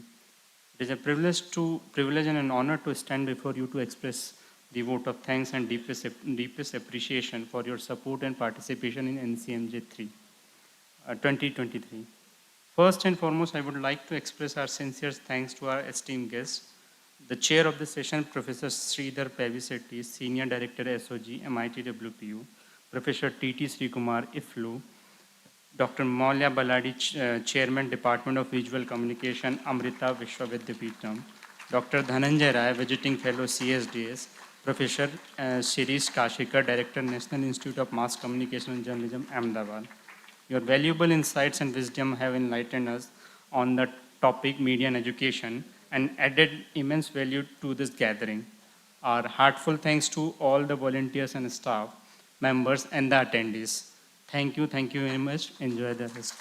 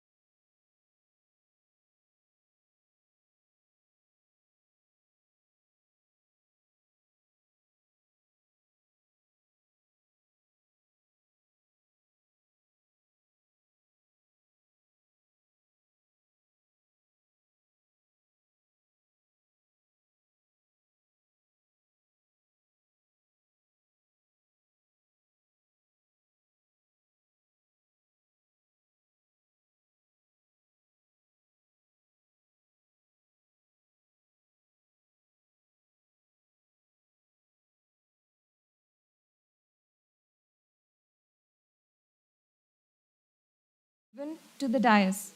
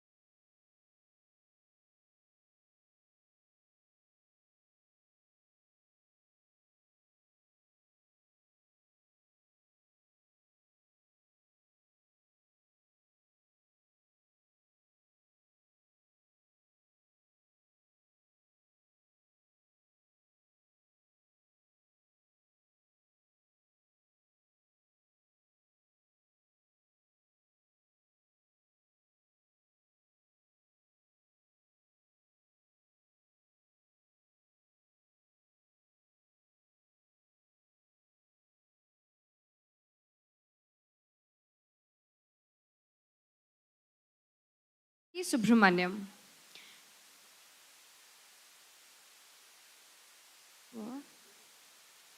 She is a remarkable individual, a versatile and a multi talented personality who has made significant contributions to various fields. An Indian trans activist, artist, entrepreneur, poet, actor, and an inspirational speaker. She is also the founder of Sahodri Foundation. She has interacted with millions of students across the country and has toured North America and Europe, spreading awareness and knowledge on the inclusion of LGBTQ and non-binary communities in India.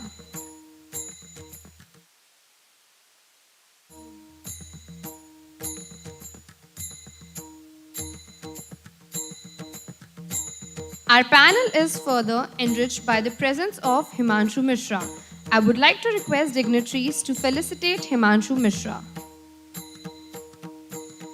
He is the senior editor of political and current affairs at NDTV India. He has dedicated himself to covering the government of India, parliament, and Indian politics, bringing a wealth of knowledge and insight to the table.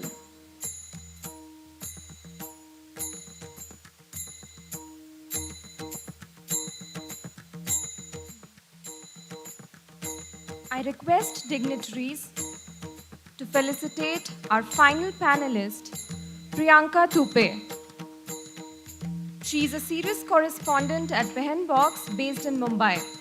With 8 years of experience in print, TV, and digital media, she specializes in reporting on legal affairs, criminal justice, violence against women, along with reporting on marginalized communities.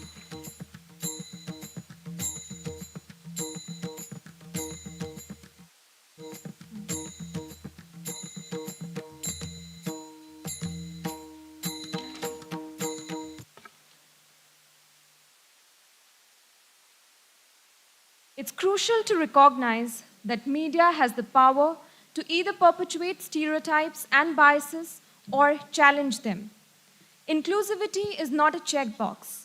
It's an ongoing commitment to actively promote the stories and perspectives of the marginalized and the underrepresented groups. And that's precisely what we are here to explore today. Through the course of this session, we aim to not only raise awareness about the importance of inclusivity in media, but also inspire action.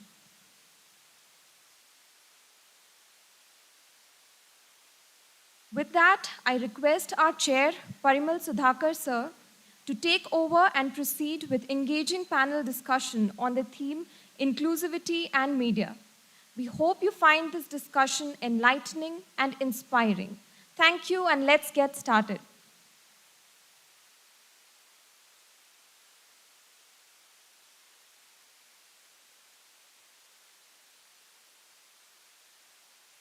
Thank you so much. On behalf of MIT World Peace University, I heartily welcome our esteemed panelists, Himanshu, Kalki, and Priyanka, to this panel discussion on inclusivity and media. I also welcome students from different schools of MIT World Peace University for this panel discussion. The topic of this discussion is inclusivity and media.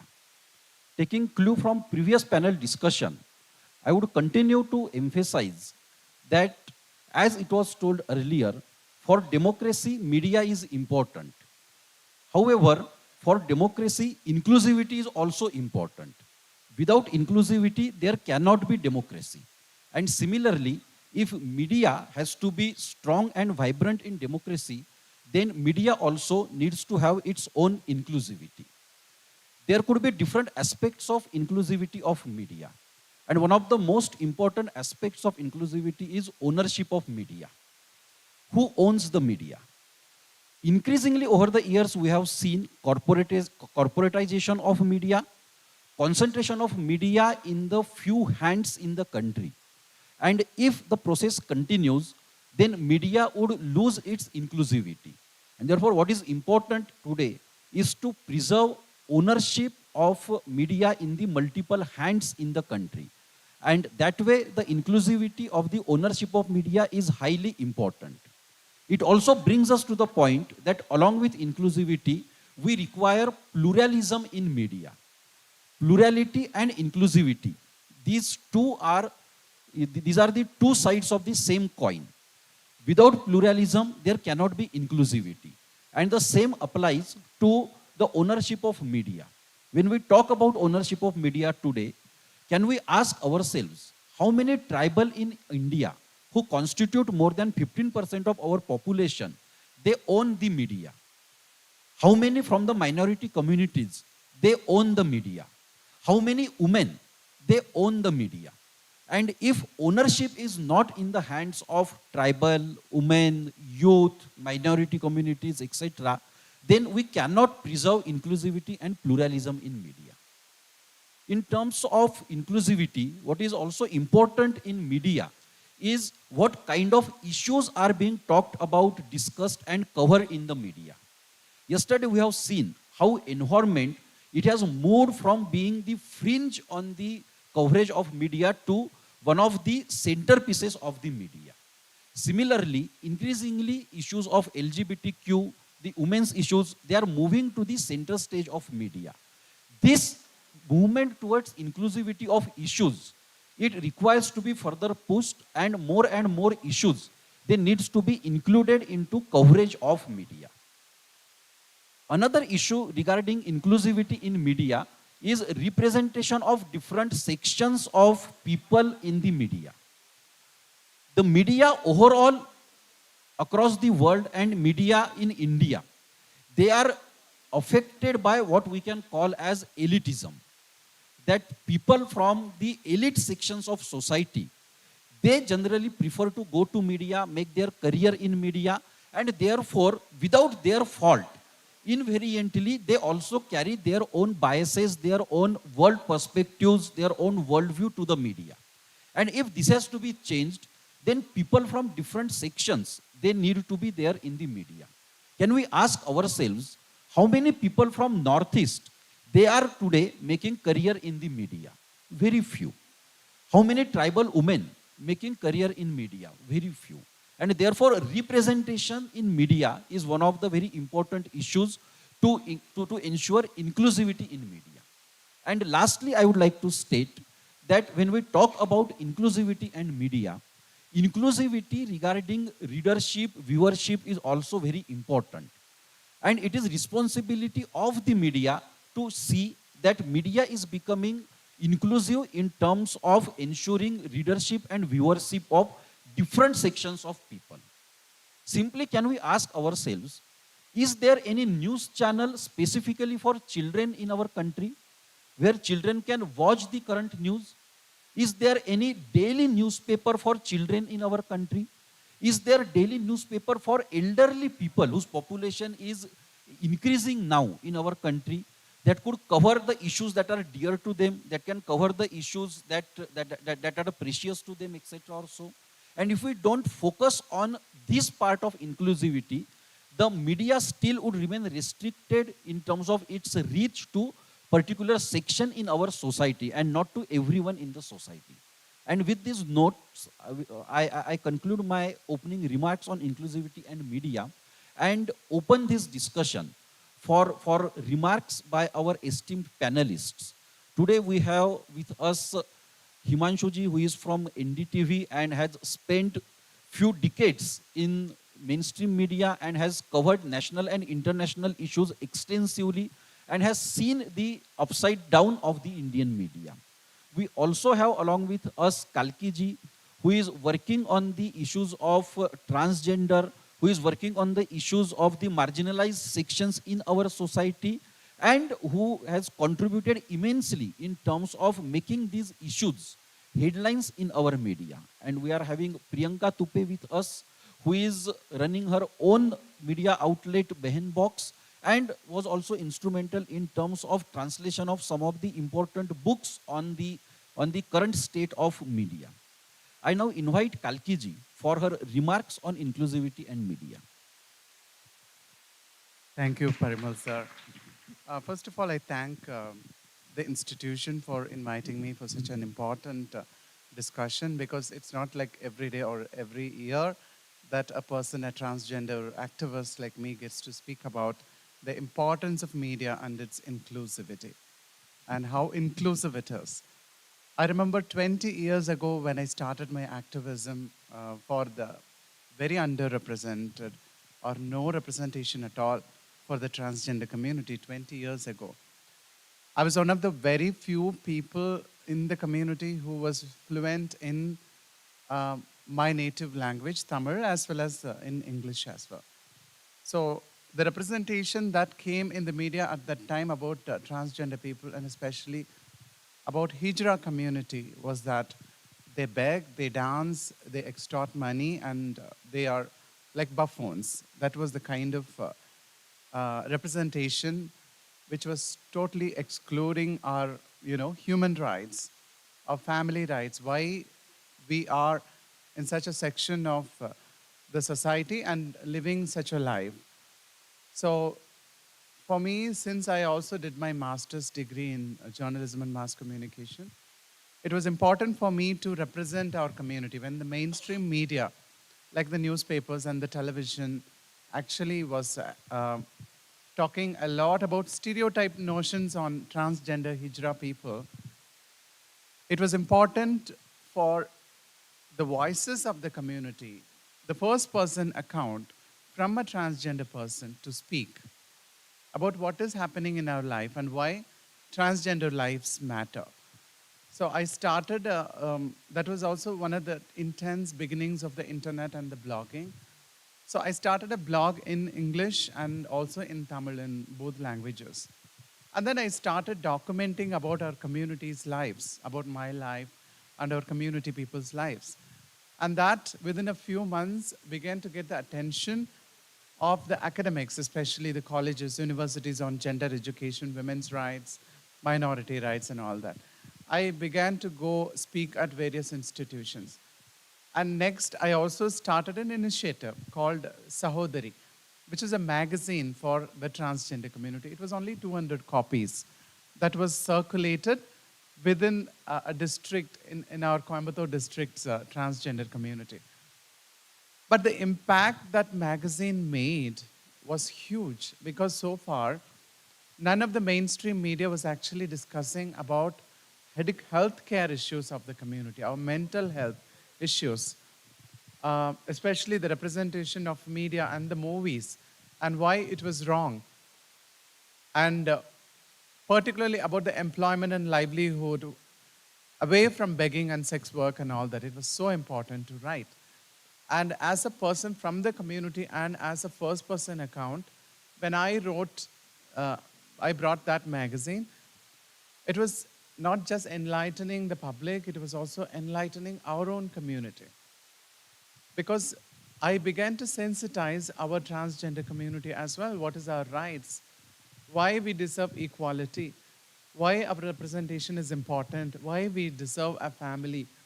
Not just chucked away from your family, go beg somewhere, earn your living as a sex worker, and go through discrimination every day, violence every day. It's not our life. So that was the beginning of my activism life.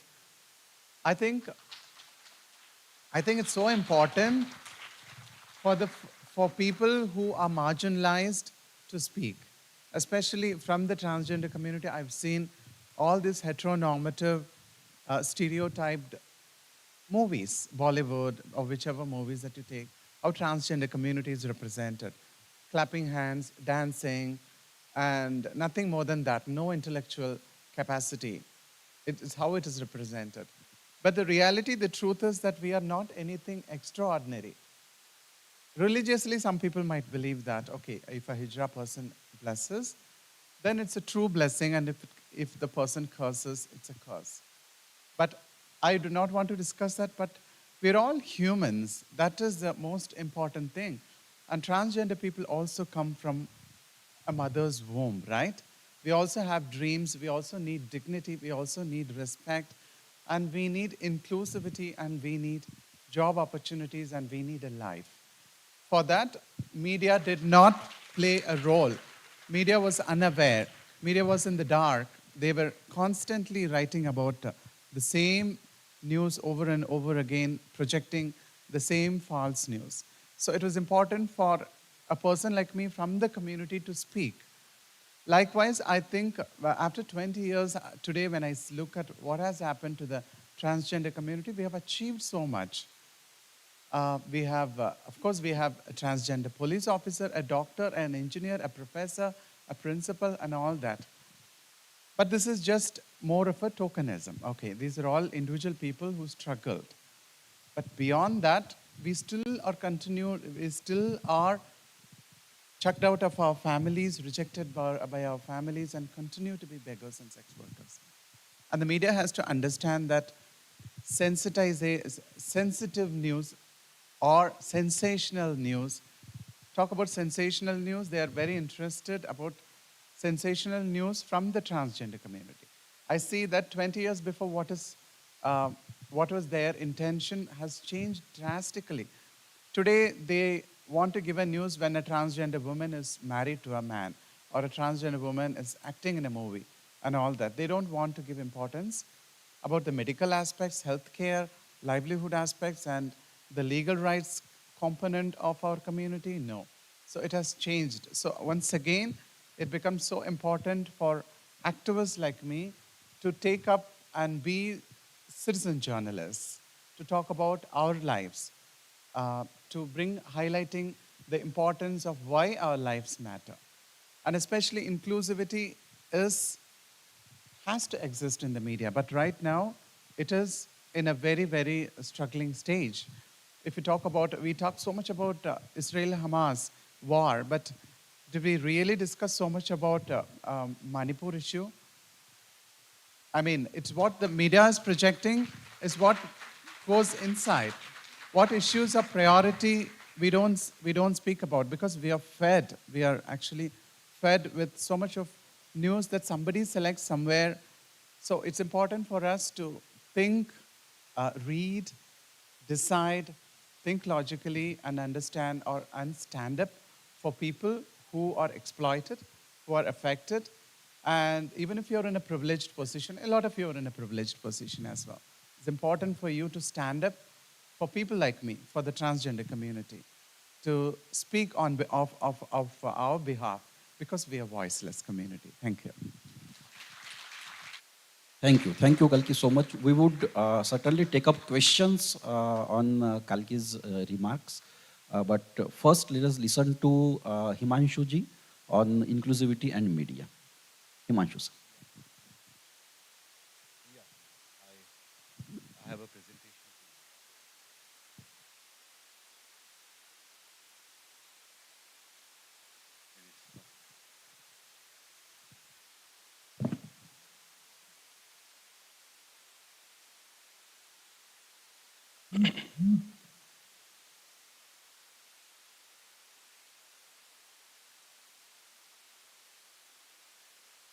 It's an honor and privilege to get this opportunity to interact with all of you. Thank you, Parimal sir, for this opportunity. This is a subject that we are discussing is a subject that is also being discussed in newsrooms now. And I do see, while a lot of more effort is required, but a lot of changes also happened in last few years. But there's one more change that has happened in media, which in fact has empowered the journalists to make the media more inclusive, and that is the use of technology, communication technologies. Now, as you know, NDTV was one of the first channel in the world to go on a mobile platform. And I wish to start my presentation with an experience from my career. In 2004, I was a very young journalist, and I was told to cover the then Deputy Prime Minister Lal Krishna Advani's Bharat Uday Yatra. We were given 2 OB vans, which had 4 staff each, and there was a unit with me, camera person, a driver, and a camera assistant, and myself. So there was a team of around 15 people, and we used to go to every rally that Advaniji would address. 12 years later, in 2016, I was told that I have to cover the UP elections. So I thought they will give me a camera unit, a camera person, and the requisite funds required to travel. In UP, of course, is a very big state, 28 crore people live there. So when I went to the storeroom, they gave me a small box. And I said, sir, no, I've come here for a camera. They said, no, this is an iPhone 6s Plus phone. And you have been told to shoot with this mobile phone. So I said, you want me to shoot ground reports in the heartland of UP with a mobile phone? That was a big cultural change. That process was just starting with that trip. I didn't know what to do, and I remember I smiled at the store manager and I said, sir, I do not know how to use an iPhone because I use a Samsung phone. And from tomorrow, you want me to do live broadcasts, shoot ground reports with a mobile phone. That too in Jhansi. So I had 8 hours of transition period when the train reaches Jhansi. And that started a new process. And later on, within a couple of days, as I started working, I worked very hard in the heartland of Bundelkhand region, which struggles with drought almost every second year. And lots of stories I did. Later on, I saw other journalists also jumping into that medium. And gradually today, we have all got so much used to it that there was a time when a camera person would be assigned to me. I would think that, oh, there's something has changed in my life because I'm not used to working with a camera person. But if you work in field later on, as you grow up, you will understand the import of this big change that happened. That from a journalist who was leading a team of 14 people in Lok Sabha elections of 2004, had started working alone in 2006. And this is the subject on which I wish to give you some insight from my personal experience. And the title of my presentation is Journalism in the New Information Age, advent of new communication technologies, and redefinition of news gathering processes. Now, the entire system has changed, and I have written a research paper, my latest paper, which is titled Reporter as a Camera Person. There is a change in the identity of the different class of professionals who used to work in the world of media. And if I'm trained to work with a mobile phone, which I have done for the last 7 years, then I have started thinking like a camera person. So remember, I have to think like a reporter. I also have to think like a camera person. And I also have to think like a copy editor. And I also have to think like an OB engineer. And I'm also supposed to be very conscious of doing a live broadcast with a mobile phone, ensuring that the frame is intact so that on screen when NDTV broadcasts me live, the frame is clean and it is of high quality. Now, information revolution and advent of new communication technologies have transformed the world of journalism in every part of the world. New parameters of transparency and public accountability have become important in this age of revolutionary changes in communication technologies. And as you know, the advent of social media has made the processes far more complex for journalists. And as all of you grow, you will realize how much intense pressure you'll be in to ensure that every time you share information, every time you share an analytical content, you are correct in terms of the fact that you share and the analysis that you do. Greater public scrutiny of media content, more pressure on accountability, and journalists today are also under increasing pressure to transmit news with greater speed and accuracy. I not only have to work with a mobile phone, but I also have to shoot with a mobile phone, and I also have to transmit the feed with same speed to my office, and with that alacrity, I have to also broadcast it live on screen. That essentially means if I interview Parimal sir now, then the first challenge will be, oh, send it. It has not reached us. So you have to first upload it on the NDTV server and try not to send it through WhatsApp because the resolution of the video goes down in WhatsApp. It takes time because we shoot with very high quality phones, so the volume of the feed is, thickness of the feed is very high, so it takes time to upload on NDTV server. The moment it goes there, then they'll say, oh, send me the pointers. Where are the pointers? What has he said? So again, you go to the mobile and you start typing, okay, Parimal Maya Sudhakar to NDTV, right? Once it is written, then now it's a world of integration. I work for both NDTV English and NDTV Hindi channels. So I am supposed to send pointers in English and also in Hindi to both channels. So that it goes simultaneously in both channels. And then it is edited in Office, and then I can be asked to do live on what he has said and what it means for Indian politics or ABCD. So all these thing has to happen in a very short period of time. Earlier, my only job was to create content. I only was supposed to do live broadcast. So I'll tell the producer that I have a live broadcast, that the OB van will be readied by OB engineer, camera person will set up the camera person, camera assistant will pull the cables. I will be there just 2 minutes before the live broadcast because my job was only to broadcast live content. But today, it's completely reversed. And you, by the time you are young, you are going to enter this world of media, all these processes would have moved much faster. And I think artificial intelligence is going to change the way we work in the world of media. Now, of course, I will go to the next subject. Reporting in the age of social media, new media, and redefinition of journalistic methods. Now, as you know, most of you must be on social media, fairly active, and this is a world which is here to stay forever. The advent of social media and the advancement in communication technologies has redefined the contours of conventional journalism. A new methodology of news gathering, restructuring of the conventional role has started.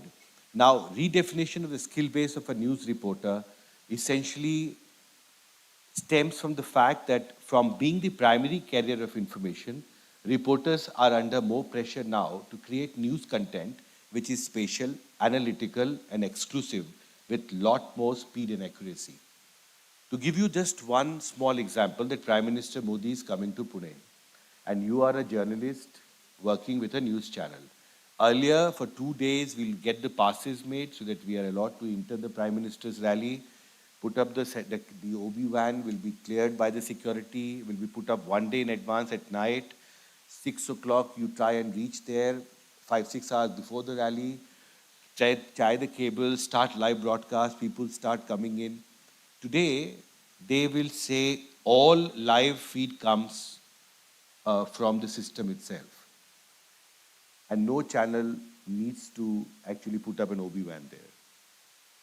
So if I have to report on Prime Minister's rally in Pune, the primary feed, which I used to be the primary carrier earlier, has already been broadcast live on NDTV system. Everyone knows what Prime Minister has said. Everyone knows whom he met. All visuals, content, everything is in place from the Prime Minister's office. So what will the reporter do? And how, if there are 10 reporters from 10 different channels, how can they create content which is exclusive, which is meaningful, which is inclusive? Essentially depends on his or her ability to analyze and give a perspective which is important to what Prime Minister has said. The focus has to be on why Prime Minister said this and why in Pune and why today. So just try and think that from being the primary news gatherer, your total redefinition of the work has happened. Government and private institutions and political leaders are increasingly sharing primary information directly on social media platforms. Now, I remember when Prime Minister Narendra Modi was appointed as Prime Minister, we waited for many months that a press secretary will be appointed. And earlier, Manmohan Singh and then Vajpayee government, for any reporter who used to cover Prime Minister, press secretary used to be the most important person of his career. But till today, there is no press secretary in Prime Minister's office. And one of the reasons is the advent of social media and the fact that Prime Minister has made a concerted effort to create a direct interface on social media platforms, online platforms, between people and the government. And you see from 2014 onwards, the presence of government on social media has increased significantly. And today, Twitter for me is the first source of news. Anything Prime Minister is doing first comes on Twitter. So if you don't follow him on Twitter, you'll miss out on that information. Even a Parliament special session is being called, the news broke on Twitter. Parliamentary Affairs Minister tweeted that on this and this date, a special session of Parliament will be held. So if you don't follow Prahlad Joshi, Parliamentary Affairs Minister, you'll be behind others. Because then there was a stampede from where this information has come. Who is saying there will be a special session? Rashtrapati Bhavan had not issued any communique, which was the convention. I've covered Parliament for 23 years, but it came on a tweet. So the way it's easier for the government institutions, for union ministers to share content on social media, and the onus now lies on professionals like us as to how quickly I can access that information which has been put on social media. So try and create a system, a mechanism where you can monitor 10, 15 important stakeholders that you will be assigned to cover. That is what it means. And you have to do it with a lot of speed. Now, as I said, reporters need to create news content which is spatial, exclusive, and research-based. That brings me to the concept of data journalism, which is becoming increasingly important. There is plethora of data on public platforms, on online platforms, on government platforms. Okay, I'll just quickly finish. Now, we do know the advent of YouTube as a powerful tool of journalism, how to develop tools to identify fake news. Just a minute, then I'll go quickly to the next one. Now, this is the point I was making, emergence of reporters as camera persons, that once you train yourself as future journalists, try and think not only about the content that you will create, which has to be inclusive, as Parimal sir very nicely said, but also start thinking like a camera person. Visualize what you are shooting, because increasingly there's a convergence of content and video, whether irrespective of the platform you work in. Now, just a couple of last things, I'll take 2 more minutes. These are, I'll go to disaster journalism and the challenges that reporters have to face in a disaster zone. Now, I think I have moved. How do I go back, sir?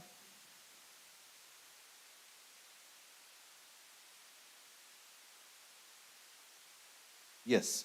Now, because of climate change, the intensity, the frequency, the scale of disaster incidents are rising worldwide. When I first saw these images of Srinagar city, I couldn't believe that a place which Indians call as the heaven on earth could be so devastated by floods. And as you can see in this image, there are no roads that are visible anywhere. And imagine you are a journalist and you are assigned the responsibility to go to a disaster zone like this, which is completely flooded, which is completely cut off from the world. There are no highways that can take you to this place. And even if you reach a place close to this city, you cannot commute because the only way to commute is through a boat. And often when the relief and rescue work is on, they have a SOP that reporters are not allowed on the boat because their primary focus is on saving lives. So how do we reach this place, first of all? And this is the question I want. I think my presentation is a little long. It can be shared with students. Questions that came to my mind was, how will I commute with my head office if I go to this disaster zone where mobile phone towers, communication towers have all collapsed? How will I work in that area? How will I call my office? How will I transmit the feed that I'm shooting? And where will I stay in the city which is flooded? And fourth, how will I commute in a city which is under floodwaters? These were all very complex questions. There are no easy answers in any disaster. Now, this is the Jhelum River which is overflowing. And as you can see, all these houses made on the river bank are completely flooded and they were the worst affected. Now, the next challenge was that if you don't have a mobile phone or a landline phone that is working, how will you contact the information managers for any information on what is happening in Srinagar? Everything was in dark. After 6 p.m., Srinagar would look like a ghost town. There was no light, there was no water supply in the city, and with sunset, everything would be dark. The relief rescue work would stop, and I would just worry about people who were stranded in homes. And you can't work in any case at night in Srinagar. It's dangerous otherwise as well.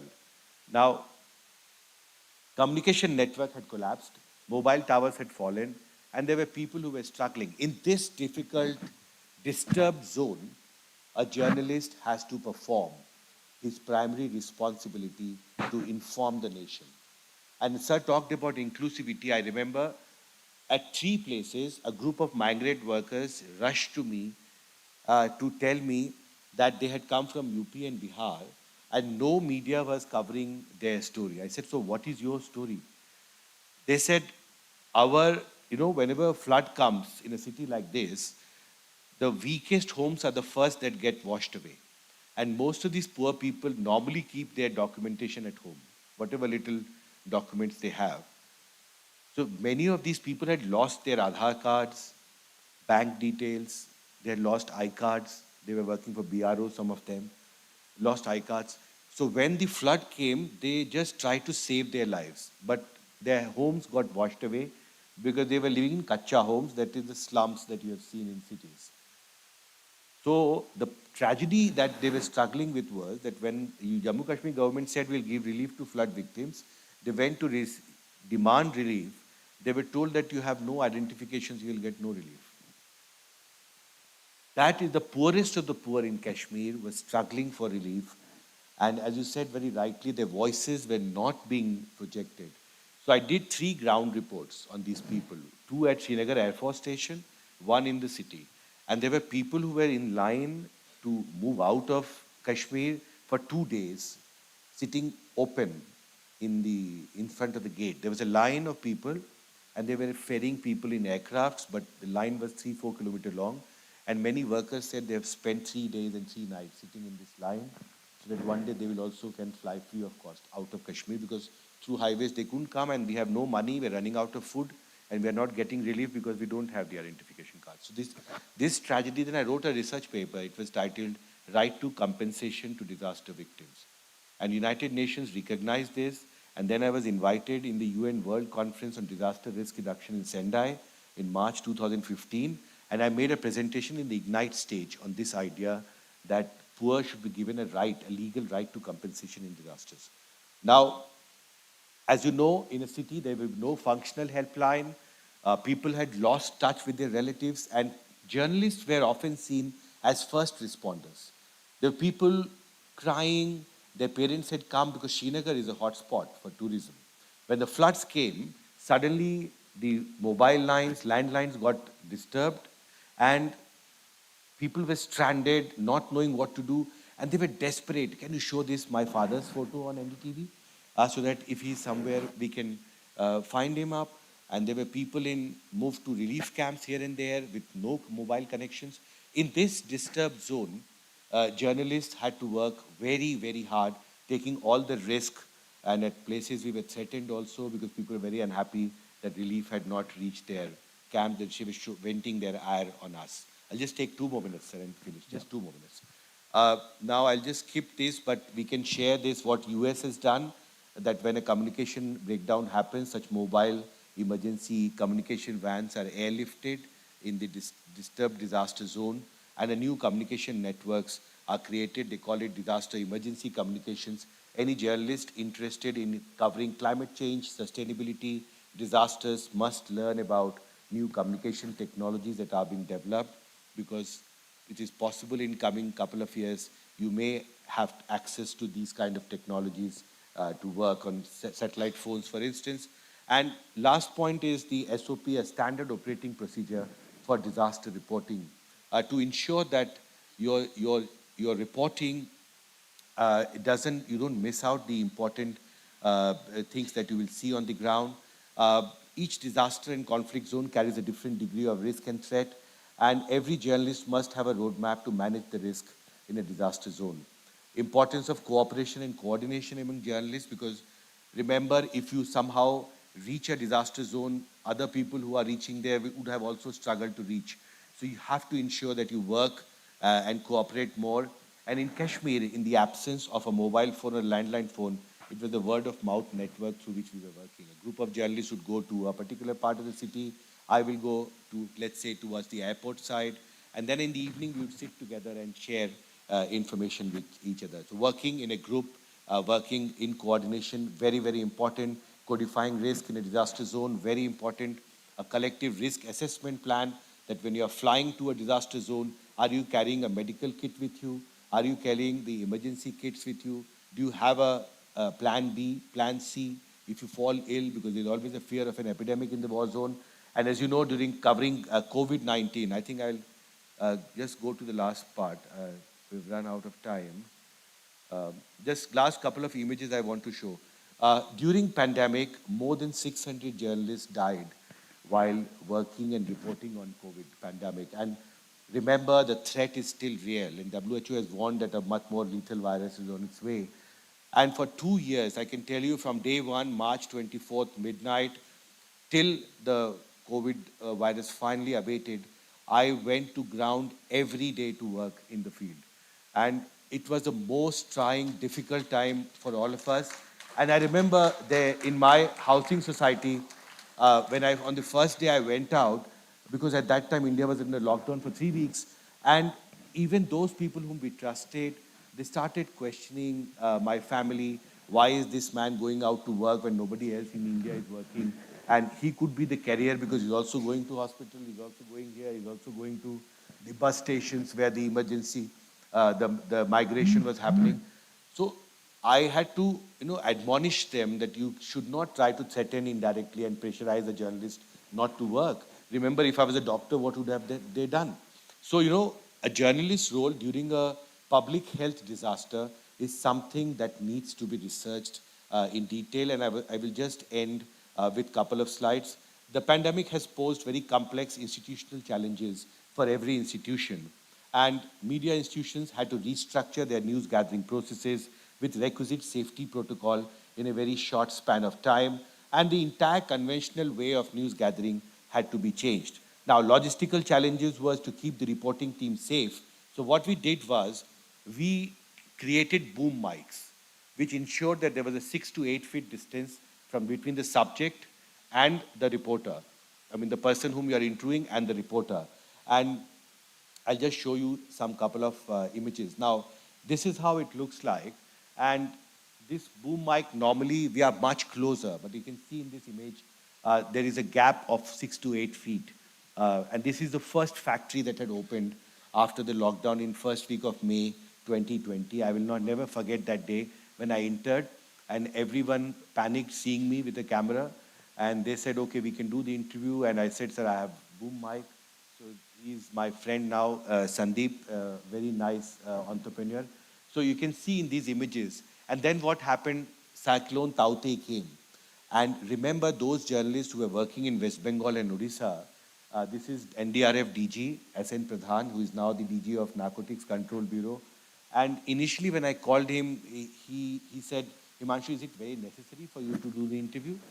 I could make out that even in NDRF, which was fighting the cyclone on the ground, had its own strict protocol not to allow outsiders come inside. But I persuaded, I said, sir, we have long boom mics and it's very important for me to come and interview you. And you can see in this image, both of us are wearing 2 masks. Yeah? There's one white mask in the front and there's a black mask inside. DG NDRF is also wearing 2 masks. And throughout the time he said, yeah, I'll just finish 30 seconds. Throughout the time, the journalists who were working and reporting on cyclone actually were fighting against 2 disasters in May 2020. One was the threat of the pandemic. The other was the threat of the cyclone. And they did heroic work. All those thousands of journalists who work in the midst of COVID pandemic, taking all the risk on the ground, and they worked and made the coverage a success at a time when India was struggling with COVID-19. And these are a few images of how the distancing that you need to maintain yourself. Now, this is the first cabinet briefing in the midst of the COVID-19 pandemic.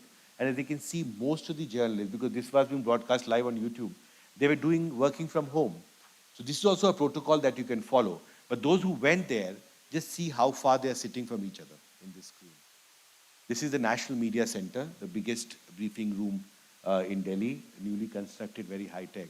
And then we worked in hospitals, but ensuring that there were 2 masks, and the gun mic also had a plastic cover to ensure and protect it from any kind of virus spread and the shortage of oxygen and other things. So I think this is a migration shot. Again, 2 masks I'm wearing, but we kept on working. So go back, study the experience of journalists on COVID-19 pandemic, and all of you will become far more informed journalists, and you will have far more idea in terms of how to protect yourself during a climate-related disaster or a public health disaster.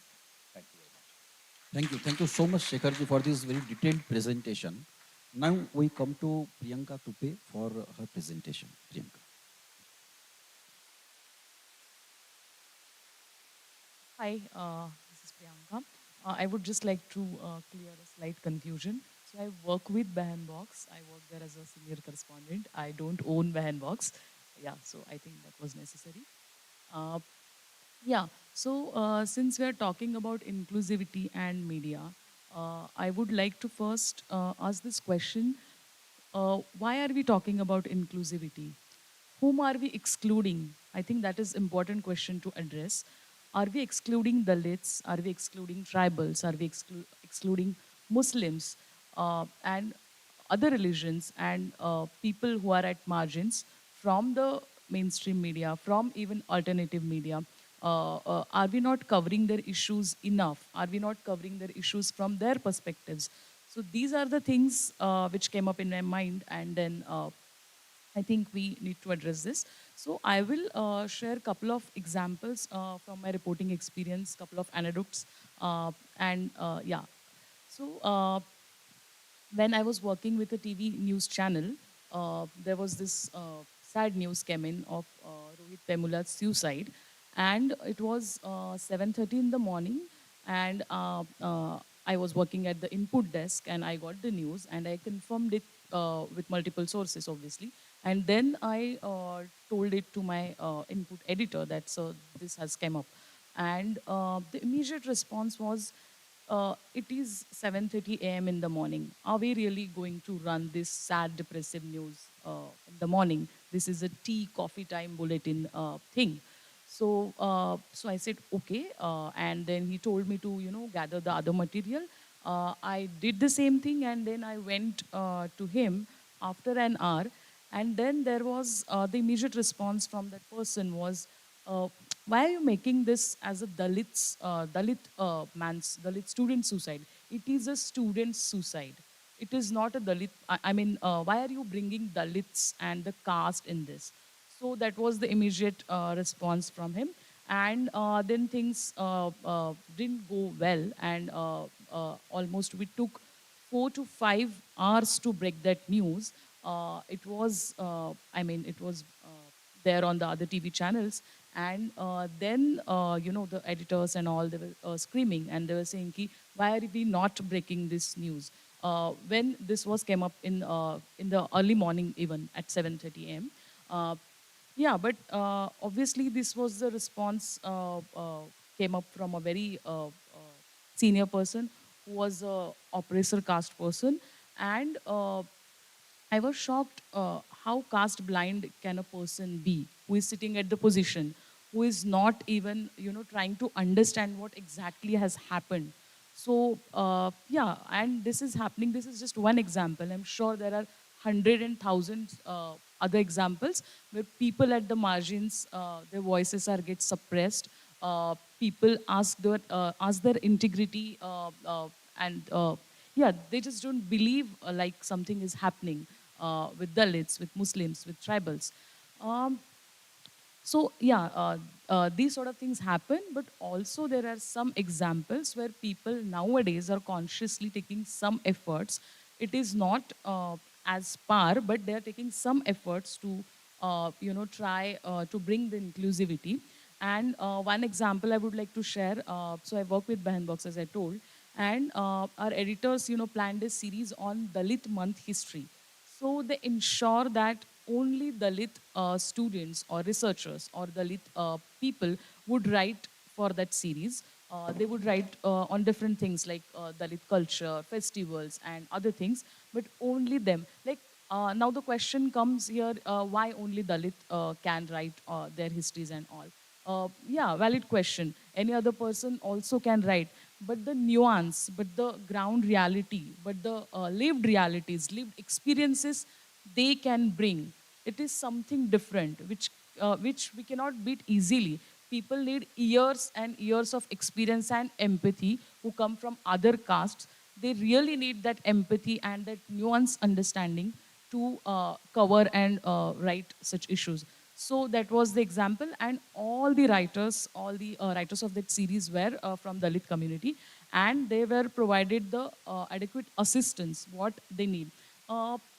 Some of them were not as good writer as it was expected, according to the editorial standards and scrutiny, but the things they were bringing to the board were something different. People should know about these things. So what editor did, they sit with those people and then they discussed with them, and they just accepted the raw copies.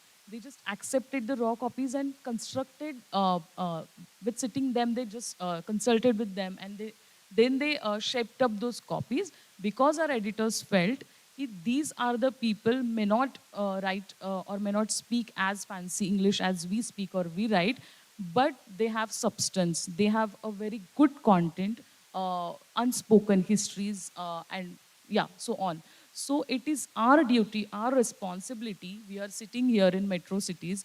We come from certain privileged background, which allowed us to go to the fancy schools, fancy colleges, which allowed us to, get the materials, the academic background, the cultural background. And that is why we are able to write these copies in a certain manner. That is why we could acquire some skills. So it is our duty to share those privileges. It is our duty to help a certain section of the society Otherwise, somebody will be writing on somebody, and it would be just using the data from tribals and, Muslims and Dalits. But the upper caste or oppressed caste people are obviously writing on them, for them, on behalf of them. But people from that section are not coming. So that is why these sort of editorial practices are needed. Also, if a person from a Dalit community or whichever oppressed community is giving you the material, so as a reporter, right now, like we are discussing these editorial practices, as a reporter, I need to share my byline with that person. If he's giving that material to me, it should be the co-authored publication. It shouldn't be just my story, because I am having these writing skills, I am having certain understanding, but that person is also giving me the ground realities. Without that person, I cannot write my story. So we cannot invisibilize their efforts. We cannot invisibilize their wisdom. This is how inclusivity we can see. And also, there was this interesting research last year by Oxfam and News Laundry. And the findings were so interesting and depressive at the same time. So 90% of the 90% leadership positions at mainstream media, they are possessed or they are owned by oppressed caste people, upper caste people coming from a certain background, who had access to fancy schools, colleges, and whatnot. So, and there is no, as of now, this is, I'm talking about October 2022's data, which was released by Oxfam and News Laundry, that there is no single mainstream channel which has a Dalit, tribal, Muslim person at the editor or at the leadership position. So where are we? It's been more than 75 years after independence, and why there is no person at such leadership position? We need to introspect on that, and we need to certainly ask these difficult questions and scrutinize our roles also. Uh, yeah. Apart from that, when we talk about women, when we talk about other minority genders, uh, it is always sidelined in the mainstream media and many times in alternative media also. Uh, Women's issues are seen as a women's issues only. They are seen in the isolation. Why can't be a menstruation a problem of the whole society? It is. We cannot see these problems in isolation, be it caste, class, gender, religion, whatever. These entities are interlinked. We cannot see problems in the isolation. So a menstruation problem is a healthcare problem, is a policy problem, is a problem of women, is a problem of that family also. There are certain social repercussions of the of people who don't have access to menstruation health, good menstruation health facilities. So these are the things we need to account and think ki, these certain any issue, be it anything, cannot be seen in the isolation and cannot be just segregated that these are women issues. There is this worst practice even in Marathi media, that there are separate supplements for women's issues. I mean, till a certain point, as a affirmative action, you would need certain kind of actions, okay, for representation, for other things. But even today, if there are issues about gender-based violence, about anything else, so that will given a space in that particular supplement only. Why cannot be the gender-based violence issue be there on the editorial page? Why cannot be run as a main editorial thing, main editorial article? So yeah, so these are the things, these are the practices where we are excluding so many sections. And I'm not, I won't just talk about the representation or just a tokenism that, tomorrow you would give two position to Dalits, two to Muslims, two to tribals and whatnot. But that won't really change. I mean, till representation certain amount, yes, it is needed. Definitely it is needed. But we are also excluding narratives. That is most important thing, I feel. For example, if we are excluding a Kashmiri Muslim journalist woman, so we are not just excluding that journalist. It is not about that particular journalist. It is about we are silencing Kashmiri voices. We are silencing Kashmiri people. And their narratives are not coming in by excluding a certain journalist. And this is just an example. It could be anywhere. It could be Manipur. It could be Jharkhand. It could be Chhattisgarh. Uh, if journalists are getting excluded, if they are getting excluded, then remember, my friends, narratives of those marginalized groups, narratives of those persecuted communities are getting suppressed, are getting silenced. So I think that is more dangerous, and we need to really speak about this. Also, there are, I mean, there has to be more discussion, more nuanced discussions, ways in media houses, in School of Journalisms. How can we, really have a critical dialogue on inclusivity? How can we, there should be lectures, I feel, on, people, for students to understand the privileges, to understand the social locations we come from, to understand the locational disparity. For example, here I'm speaking in this panel and I'm doing certain things and I'm writing in English. But some person from Aurangabad or Nanded or wherever, a remote village, may not write or speak English as fancy as me, but that person do have wisdom. That person has ground realities. And that person may not speak good English or may not write good English because there was a locational disparity, because he didn't have the fancy college, school, or access to books, or access to certain environment. So we need to take these things in account and process further. And about, yeah, I'll just sum up my presentation. When we are talking about inclusivity, it is also important to, inculcate people from different backgrounds in that dialogue, to invite them in that dialogue. So here I am sitting in this chair. I come from a Maratha community, which is a privileged community, obviously. And though I have been brought up in a working class background, but I had certain privileges to live in a metro city like Mumbai, to go to the fancy college like Ruya. But there are other people whom we need to bring in this dialogue. I am a privileged position person here talking about inclusivity, but where are the Dalits? Where are the tribals? Where are the Muslim panelists?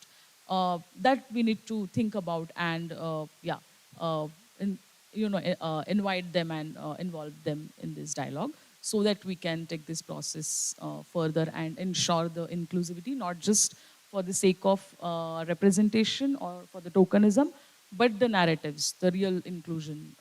Yeah, thank you.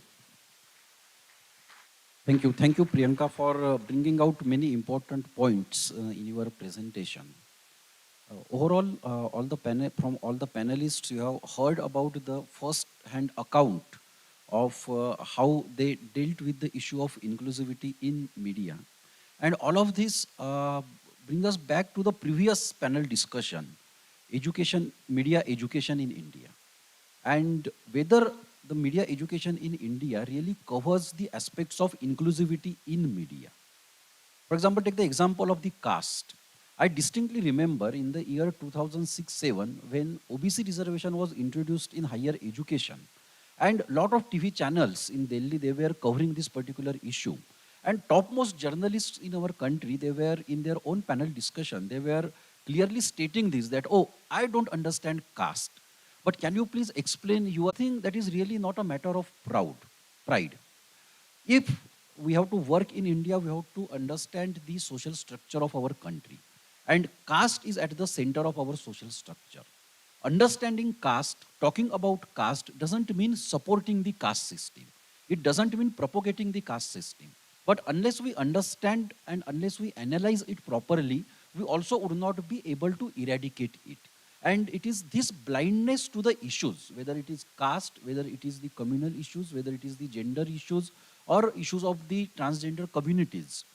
The blindness would not make our media and our society inclusive. And also the fact that inclusivity would not come to media if our society and we as an individual are not inclusive in our world, in our outlook, in our worldview. And if we are inclusive, then our society and our media also would become inclusive one.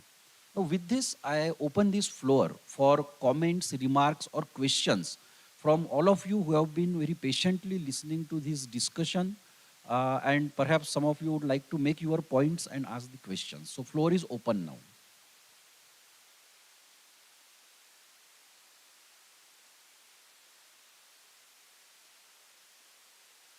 Any question? Yes, please.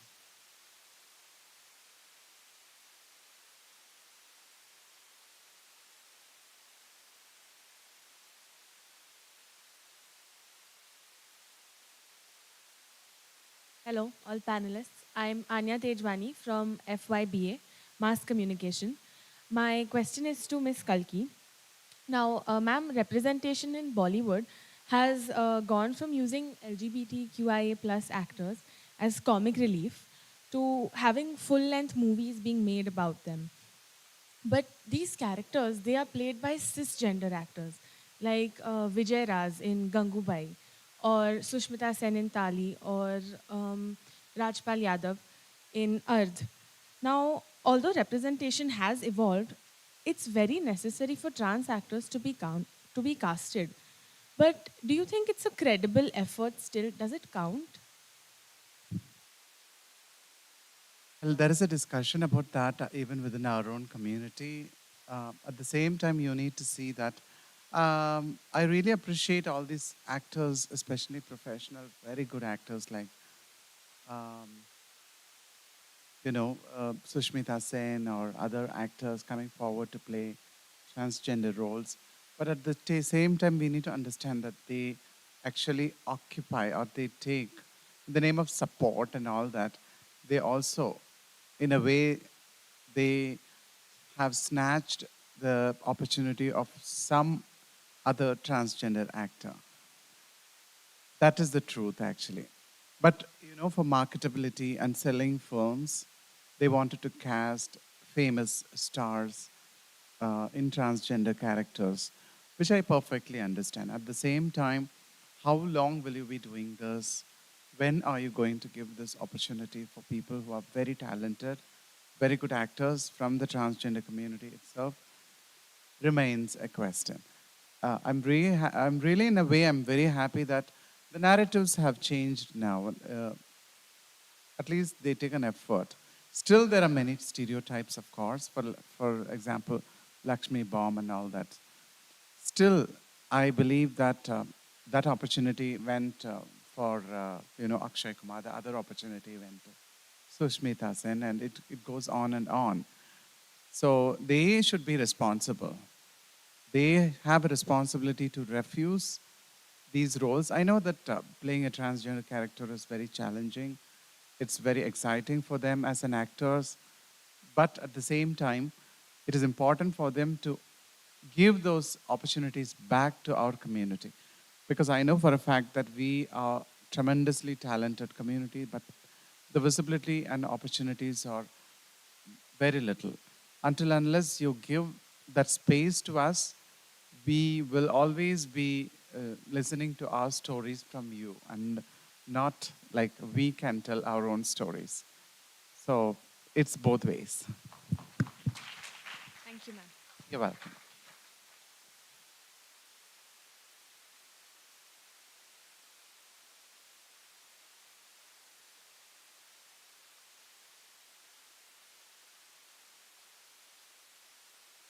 Good afternoon, everyone.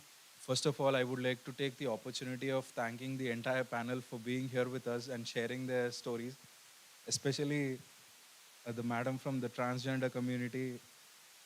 I'm kind of in a surprise because this is the first time in my entire life that I'm seeing someone on a stage speaking so proficiently about a topic. I used to usually interact with them at signals and mostly in nearby restaurants.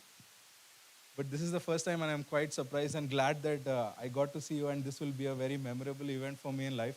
And I'm more than happy that ma'am shared her experience of how she is trying her best to present the issues of the marginalized and the excluded in the forefront, especially taking my class of this year, we don't even have a single Muslim student with us.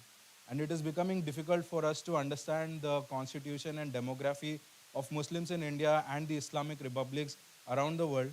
So this is one thing that I am glad that you're trying your best. And the sir who has been doing his best to cover in disaster areas. So from summing up the entire discussion, what I understood is when it comes to exclusion and marginalization, just by denying people opportunity, it's just the forefront. I think there are a set of economic systems, a set of psychological hindrances that operate in the background, which actually support exclusion in a large way. We think that people are not given opportunities, but probably they are economically disempowered, they are psychologically disempowered, access to resources and things like that, they operate in the dark side of the political realm, so to speak. So I want to address issues like this and cover these with Sir's idea of how to operate in a disaster prone zone. The reason why I'm asking you specifically, sir, is because we went on a field survey and I took a very controversial area of Pune, which is Camp Qureshi Nagar. The first day of my collecting reports was very convenient because I was carrying the persona of the MIT student and being there to ask people a set of questions and take feedback from them. But on day 2, day 3, it became really tough because the moment I started asking their problems, people used to just come in 2 or 3 in number and they used to just start telling one by one, one by one, one by one. And I made it an effort to go more deeper into that area, but I was seriously threatened because of the level of communal tension that was there. This was not evident like a disaster, like a natural disaster. Things are very evident. You can take out an emergency response kit, you can take a loadout, you can take some security personnel with you, you can address these issues. But when it comes to operating in a social sphere, these are very unsaid and, underneath the process of where we work in field. So how can your experience help me unearth such kind of unsaid issues and present them? Because that is where we are supposed to create narratives and empower those people. Thank you, sir. A very important question. It takes me back to 2012 when Muzaffarnagar riots had happened ahead of elections. And I was assigned to go there. And I remember I was there for almost a week or 8 days. And most complex situation on the ground. There were people trying to make videos viral, which was shot in Pakistan, saying that this is the video of the real incident that has happened in Muzaffarnagar. A very sensitive subject, not good to talk about it publicly. But there were boys coming to me and saying that NDTV should show this video because this is what has happened in this village. From the video, I could make out that this video has not been shot in India. All kinds of things happened. Later on, these people, very strong action was taken against them. But to just sum up, when you are going to a place like this, there are many variables you have to keep in mind.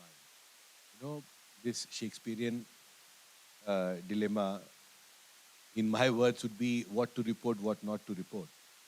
You will always be bogged down with these concepts. And I remember when I came back, my managing editor asked me that, how did you work on the ground and how complex it was to work? And I told him that, sir, my first priority was to think and decide what I should not report. When you went there, because it was still a controlled situation. I went when the communal rights were still on and they were spreading. So a lot of emphasis was on what would be public interest, what would be national interest at a given point of time. And these are very complex questions. I'm sure every journalist will have his own perspective on what needs to be done.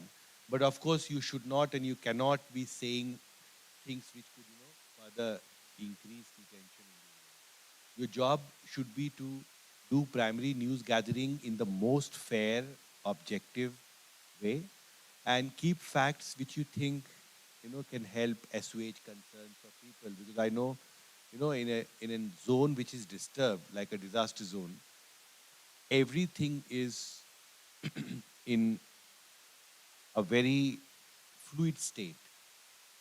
I walked up to a person saying, I want to interview you, and he gets angry with me saying, my brother got washed away 2 hours back. What is there for me to say in the interview? And then I've written 2 research papers on this, an ethical code for disaster journalism and challenges of news gathering in a disaster zone. That you need a spatial methodology when you're interviewing people in a disaster zone. Same methodology, same SOP needs to be developed to do the kind of shoot you were doing. Your experience shows that you are not trained for that.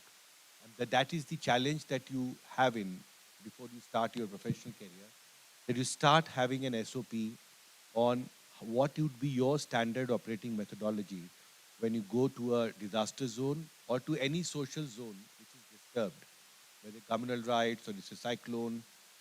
It's everywhere, it's a chaos.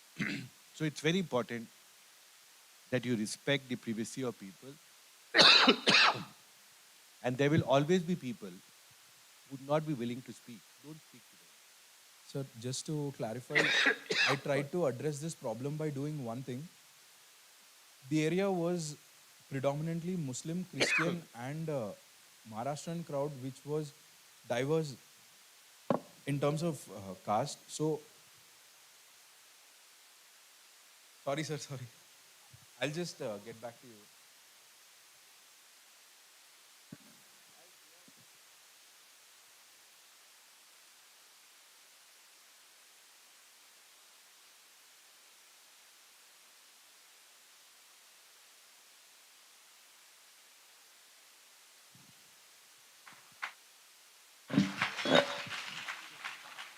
Just as a last comment, Priyanka would like to add to Deepu's comments and question.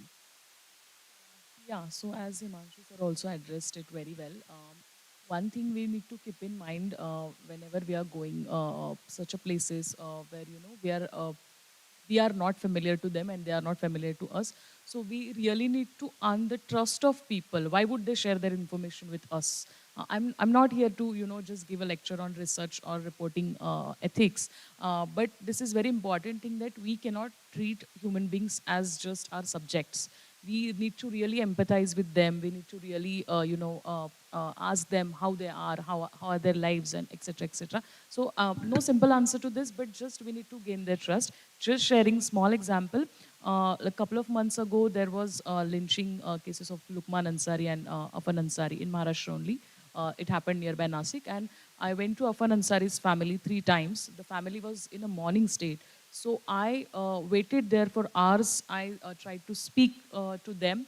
But when I got to know this family is at the moment now not comfortable to share anything with me, I just came back. I cannot force people. I cannot, I thought maybe it will take time. I will follow up that story again. I'll visit that home again. But we really need to trust, gain the trust of people, and we really need to not believe the Islamophobic propaganda which is spread nowadays, and have real conversations, have real friendships with people, so that we can collaboratively work with the sections of the society. Yeah, thanks. Thank you. As we move towards closer of this session, may I request all the panelists to please come forward and have a group photo. I also request Gargil Guruji, Dheeraj sir, and Sridhar Pebisetti sir to please join us on the dais.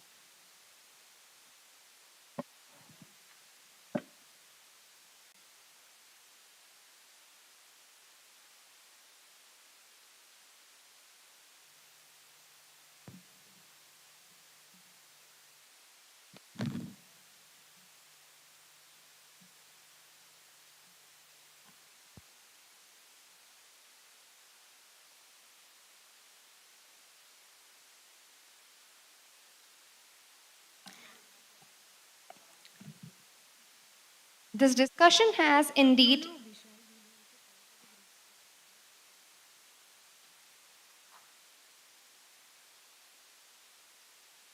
As we draw this enlightening panel discussion on inclusivity and media to a close, we now request Dr. Vishal Ghule, Associate Professor, Program Director, School of Liberal Arts, MIT World Peace University, to come to the dais and deliver the vote of thanks.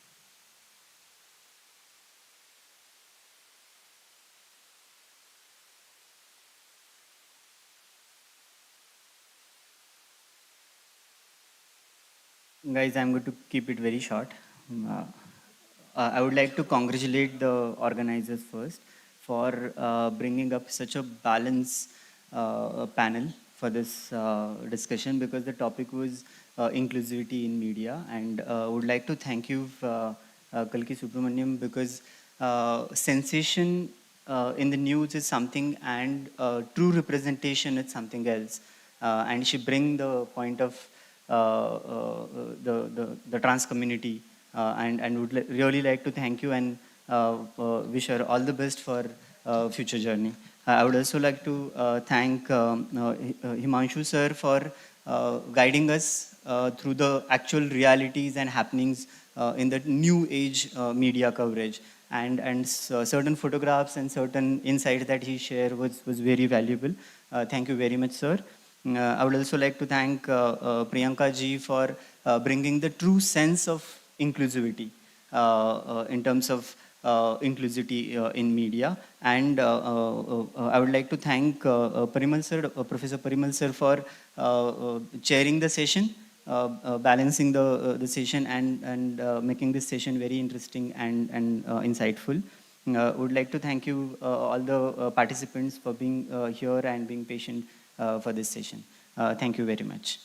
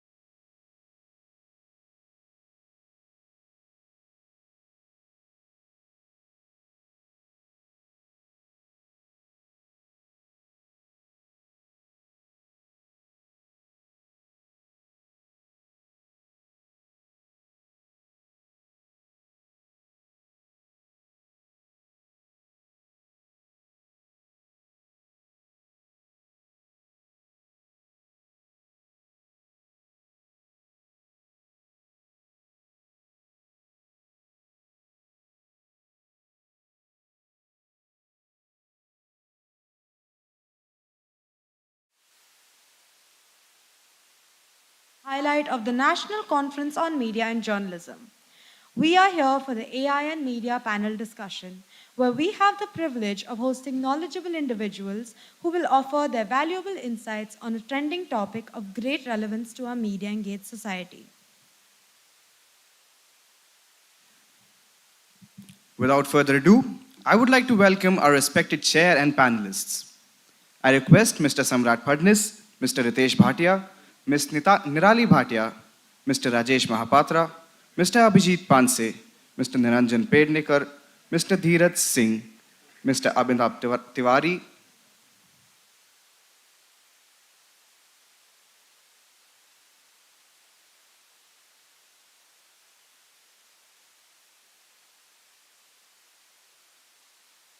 Mr. Akshay Dhume, and Pandit Vasantrao Gadgilji.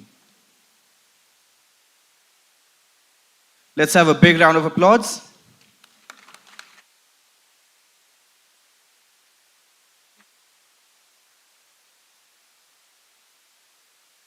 I would now like to request the dignitaries to felicitate the chair of this session, Mr. Samrat Phadnis.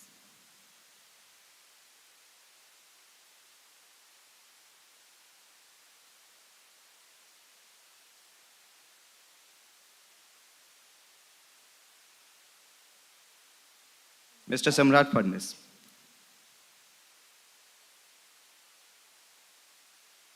Mr. Samrat Phadnis is the editor for traditional and digital media of the Sakar Media Group.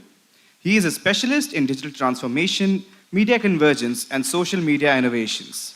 Prior to this, Mr. Phadnis was the resident editor with Sakar Group, where he specialized in providing solutions to advertisers in integrating digital with the print media by understanding language user behavior. I would now like to request the dignitaries to felicitate Mr. Ritesh Bhatia.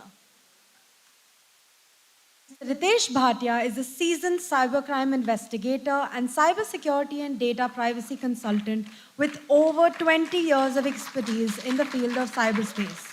Mr. Bhatia holds examiner designation from the Association of Certified Fraud Examiners USA and is widely recognized for his skills in the cybercrime investigation. I would now like to request the dignitaries to felicitate Ms. Nirali Bhatia. Ms. Bhatia is a highly regarded cyber psychologist and psychotherapist with over a decade of experience in counseling and training.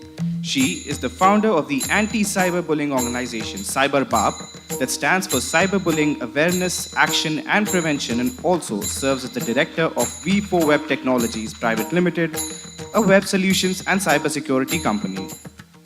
I would now like to request the dignitaries to felicitate Mr. Rajesh Mahapatra. Mr. Mahapatra has been, at various points of the last 30 years, a business journalist, political analyst, public policy expert, editor, and newsroom leader. He was until recently the editor of Press Trust of India, the country's premier news agency. He's also the founder-director of Odisha Dialogues, a non-partisan thought leadership forum that promotes Odisha-focused research and advocacy. I would now like to request the dignitaries to felicitate Mr. Abhijit Panse. Mr. Panse is a renowned director, producer, writer, and actor in the Marathi film industry and the co-founder of Ravan Productions. His Bollywood debut was as the director of Thackeray, based on the life of the legendary Balasaheb Thackeray. But above all, he is an esteemed and beloved member of the MITWPU family, where he serves as the creative director and mentor of the newly launched Dadasaheb Phalke International Film School. I would now like to request the dignitaries to felicitate Mr. Niranjan Pednekar. Mr. Pednekar is currently the head of data science at Sony Research India. His area of research is applying AI to media and entertainment, which also includes applications of generative AI in arts and entertainment. Mr. Niranjan is also a playwright-director and has written, adapted or translated over 20 plays. He is the 2018 recipient of the prestigious Tendulkar Dubey Fellowship. Next, I'd like to request the dignitaries to felicitate Mr. Amitabh Tiwari. Mr. Tiwari is a former corporate and investment banker turned political commentator, election analyst, and strategist. He contributes regularly as a guest columnist to digital media platforms like Money Control, NDTV, The Quint, ABP, India Today, BQ Prime on politics, elections, and economy. I would now like to request the dignitaries to felicitate Mr. Pandit Vasantrao Gadgil. Mr. Gadgil is a renowned Sanskrit scholar and journalist. Let's have a huge round of applause, please.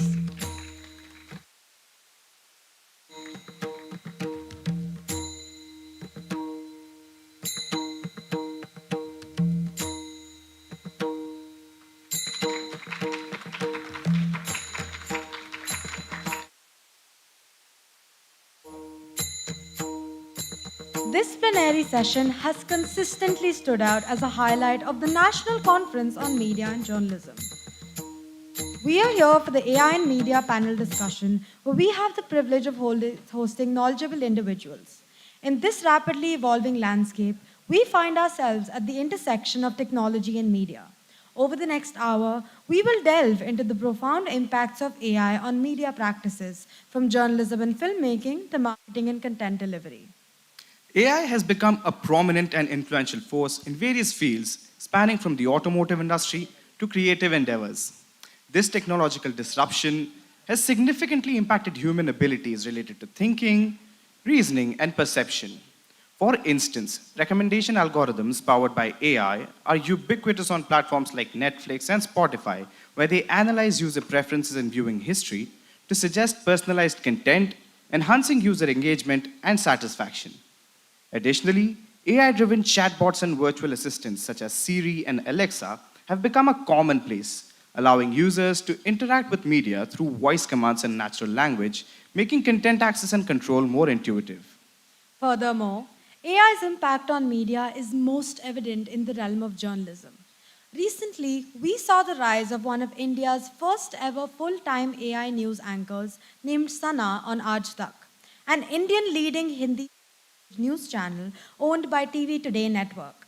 AI anchor Sana has captivated viewers by showcasing her exceptional multilingual expertise during the broadcast.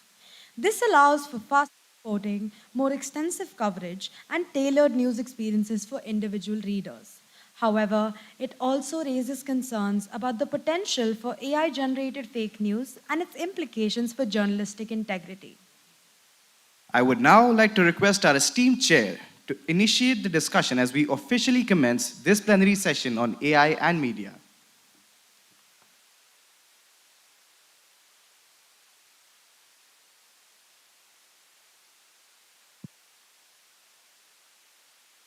Thank you, MIT World Peace University Mass Communication, Media and Journalism Department, especially Dheeraj Singh, who is organizing such kind of events for years. And I'm very happy to join this third session of these kind of events. First of all, let me tell you, we all are here. We are working on content, data, and the analysis of it. And we have most esteemed guest, Pandit Gadgil, who is 94-year-old. And he's a journalist. And we talk about data, and I believe that data scientist is here and political analyst is here.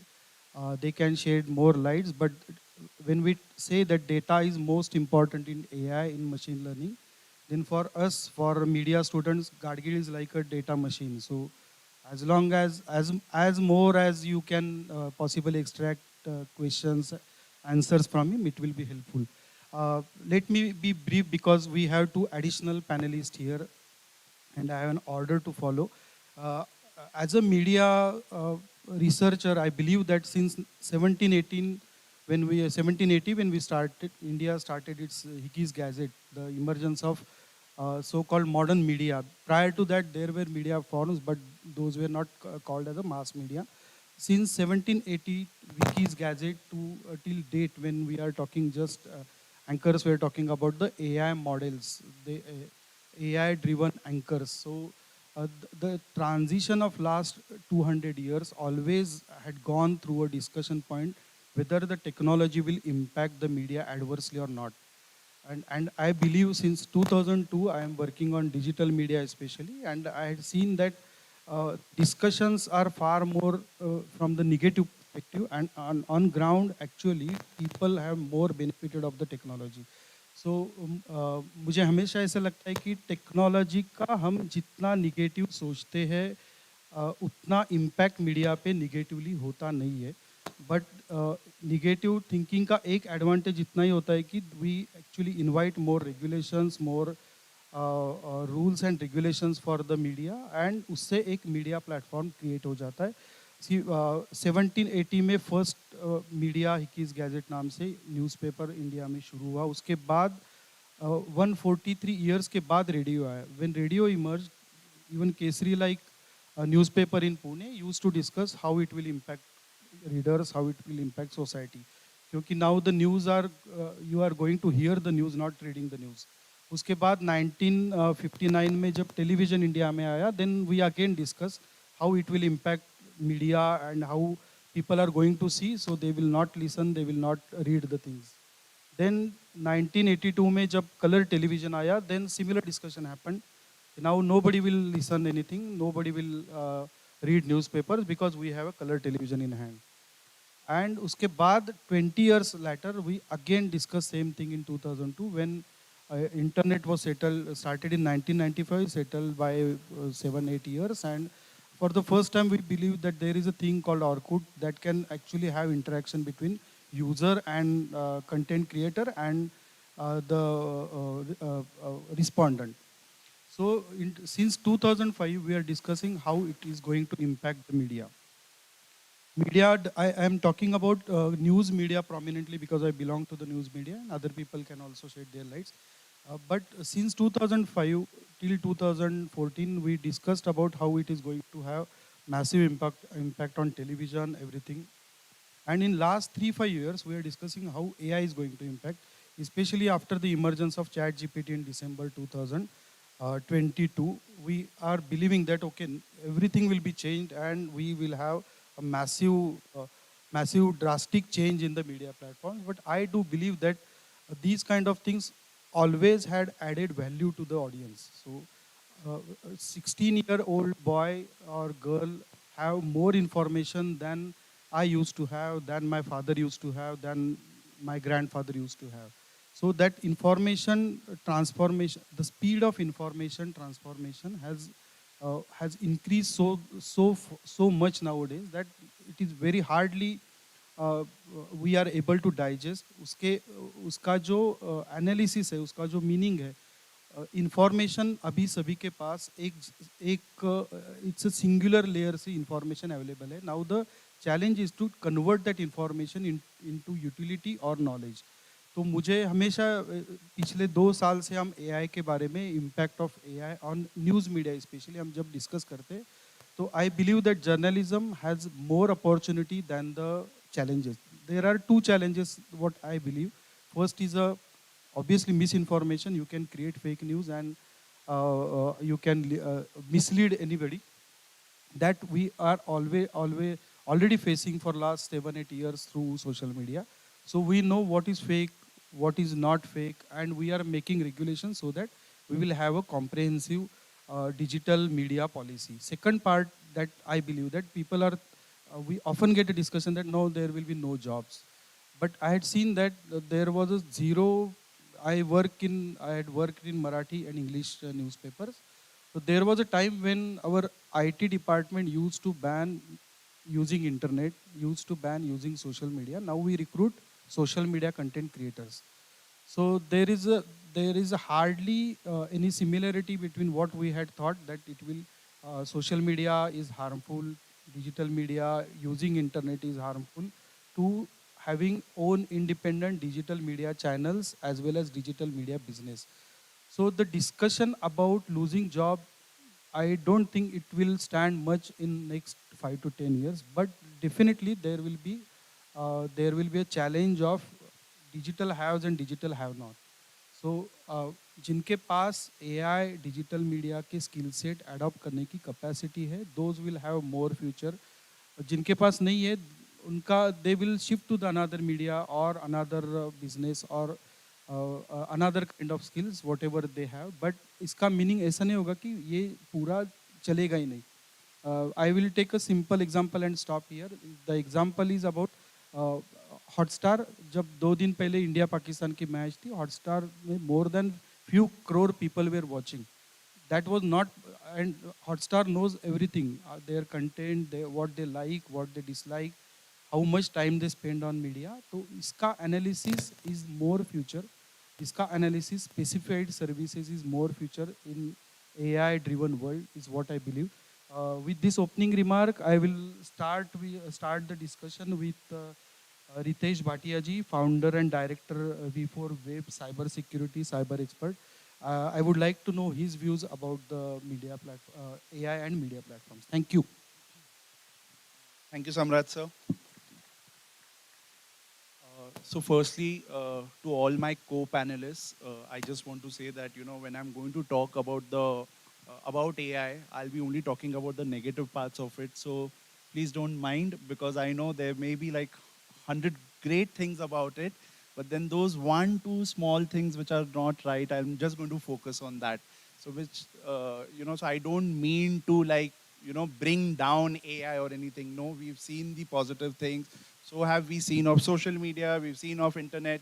But I, as a cybercrime investigator, I'm always in the dark side. I'm always on the dark side of the internet. So all day and night, I just see this kind of darkness. So that doesn't mean that, okay, internet is not doing good or is of no good. So, when your students were telling about Sana, of Anjana's twin, digital twin, I was just wondering what happens when Arnab creates his own digital twins like that. And it wouldn't be twins at that point of time. I think it will be triplets and quintuplets. So I can just imagine what is going to be at that point of time. So the deepfake is a reality. You've already seen that. In fact, the first ever cybercrime, AI-based cybercrime, was done with the journalist. Any guesses? I mean, do you know about that journalist? No? So the first ever case of deep fake was done with one very popular journalist, Rana Ayub, in case if you know. And a deep fake porn video was created of hers. It was so realistic that, when I was also going through it, we had to check and how real it is and all. Even I couldn't make out the difference. When she saw it, even she started puking and all, because it was that bad. And now I'm talking to you something about what happened 5 years back. But since in 5 years, so I remember that time in 2018, I had given a TEDx talk about the unknown, unseen, and unheard cybercrimes. And that was the time I was talking about deep fakes and deep fake audios also. So those audios have also come today. All I need is just your voice, and a voice which is of let's say a minute or a 2 minute, which I can get easily while speaking to you. I can record it over the call or anywhere else. And then there are these apps, there are these websites like Resomble.ai, and so many such websites. You just I just have to upload your voice. Or Dheeraj sir, if you don't mind, I'll take your example. If I just take Dheeraj's voice, I'll be able to clone it, and then I can make you say whatever I want to make you say. So at that point of time in 2018, when I was talking at TEDx, they said, what is this, like a Black Mirror episode? This is rubbish. This can't happen. And now worldwide, these cases are happening. Forget worldwide. When 5 years back, we spoke about something that happened with Rana. Just 5 weeks back, something happened with a particular person in Kerala. He gets a call from his ex-colleague. Now, both of them are retired. They know each other. And they're happily chatting and talking and everything. They're talking about their old days, about the other colleagues, and things like that. And then he says, listen, I just want 40,000 rupees. Now, that was not a big amount as such. That was really a small amount. He just says, okay, I just want 40,000 rupees, if you can do that. He says, I don't mind giving it to you, but can you please come on a video call? The guys at the back, please, can you just maintain some silence? Thank you. So he says, can you just come on a video call? So this guy comes on a video call and he says, oh, okay.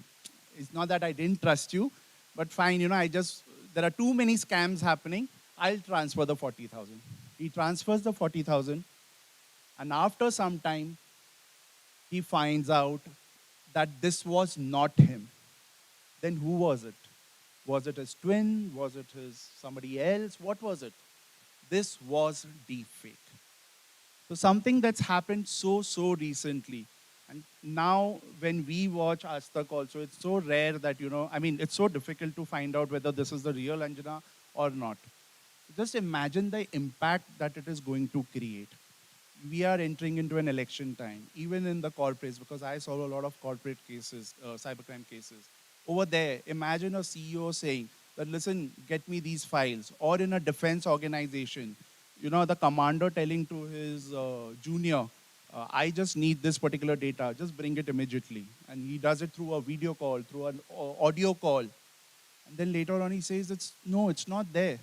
Imagine about grandparent scams. It's actually called as the grandparent scams. What will happen over here? You're sitting over here right now. Let's say you don't have a network also. And then your grandfather or your parents, they get a video call of you crying that, listen, dad or dada, I'm in great trouble. Please help me out. And you're crying and everything, all such kind of things. And, your parents will just transfer the money because they see you in distress. They show that you're in a hospital or you're somewhere else. And they just transfer the money. They believe what they see you. But is that you? No. Now, are these like some fiction of imaginations that I'm talking about? No. These have happened. Just Google about this and you will see that just very recently, even in China, this happened. The mother got the call from the daughter where she's shown that she's bleeding and everything like that. And then she's saying, I have been kidnapped. Please transfer the money to this particular ID, to this particular man. And then the guy takes over and all that. The guy was a deepfake, the girl was a deepfake. In fact, now when I told you about the Kerala story, I just want you to whenever you go back home, just Google Kerala deepfake, but put the word brute ahead. So brute is a platform, okay? And the chief editor of that is, not the chief editor, senior editor over there is narrating this entire story as to what had happened. The senior editor over there who's narrating the story is not a human.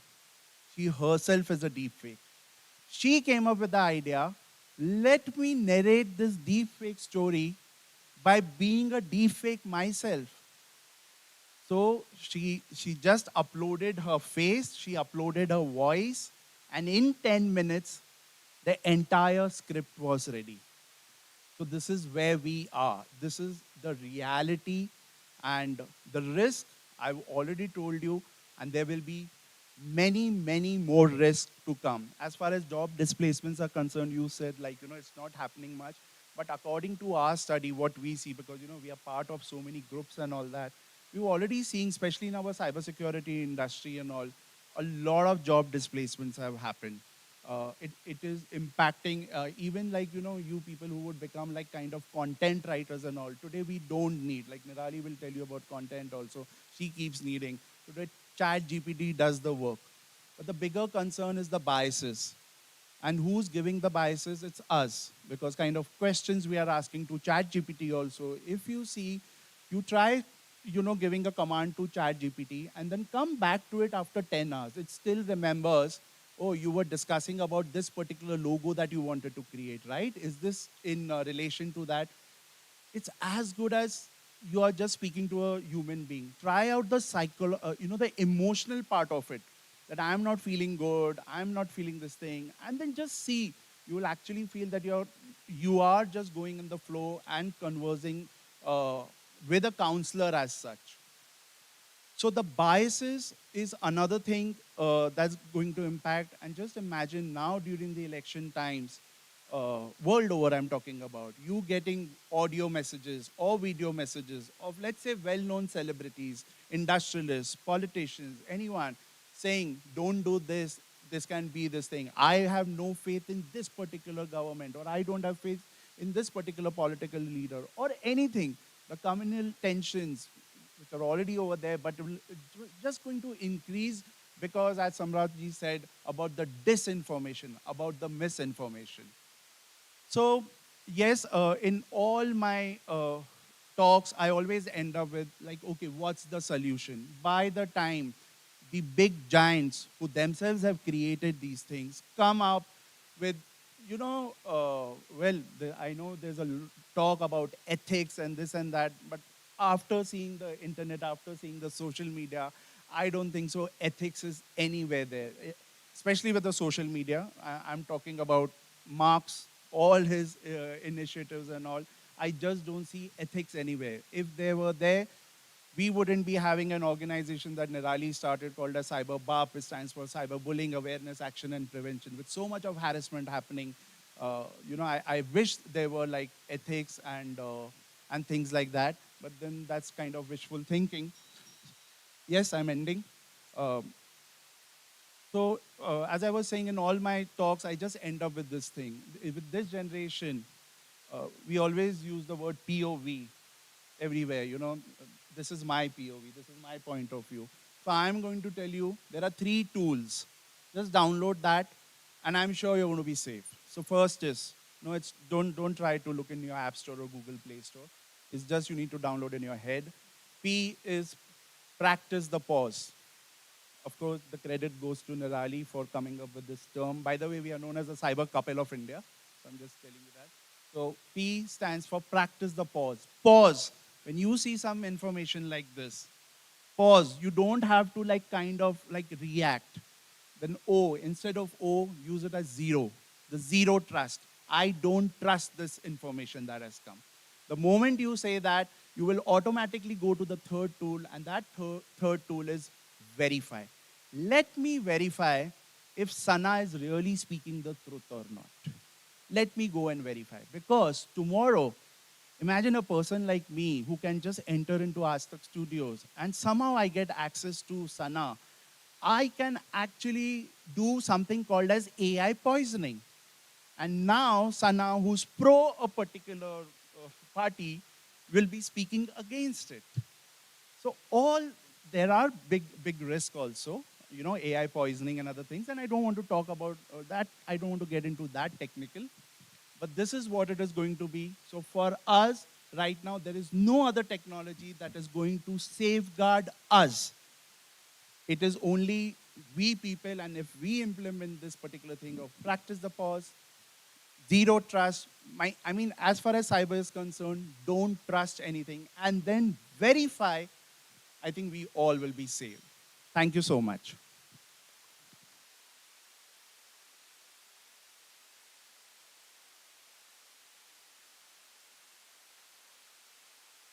Now it's your turn actually. We listen 50% part of the cyber threat. Now it's Nirali's.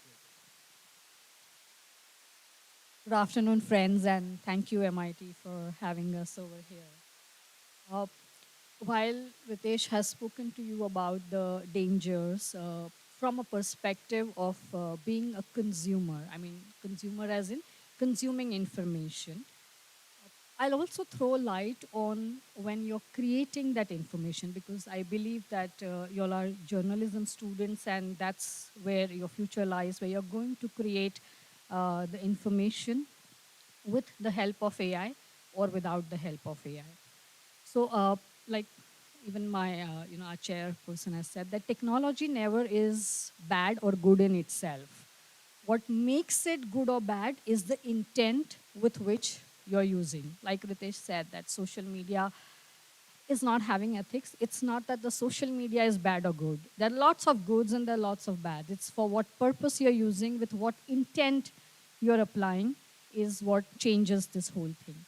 Now, cyber being a very, very emotionally triggering, or rather a psychological space, and hence every single action or intervention, whatever you do in online space, is not only going to have impact on your profession and personal life, but also on your emotional well-being. And not just yours, even to the person who you are influencing, knowingly or unknowingly.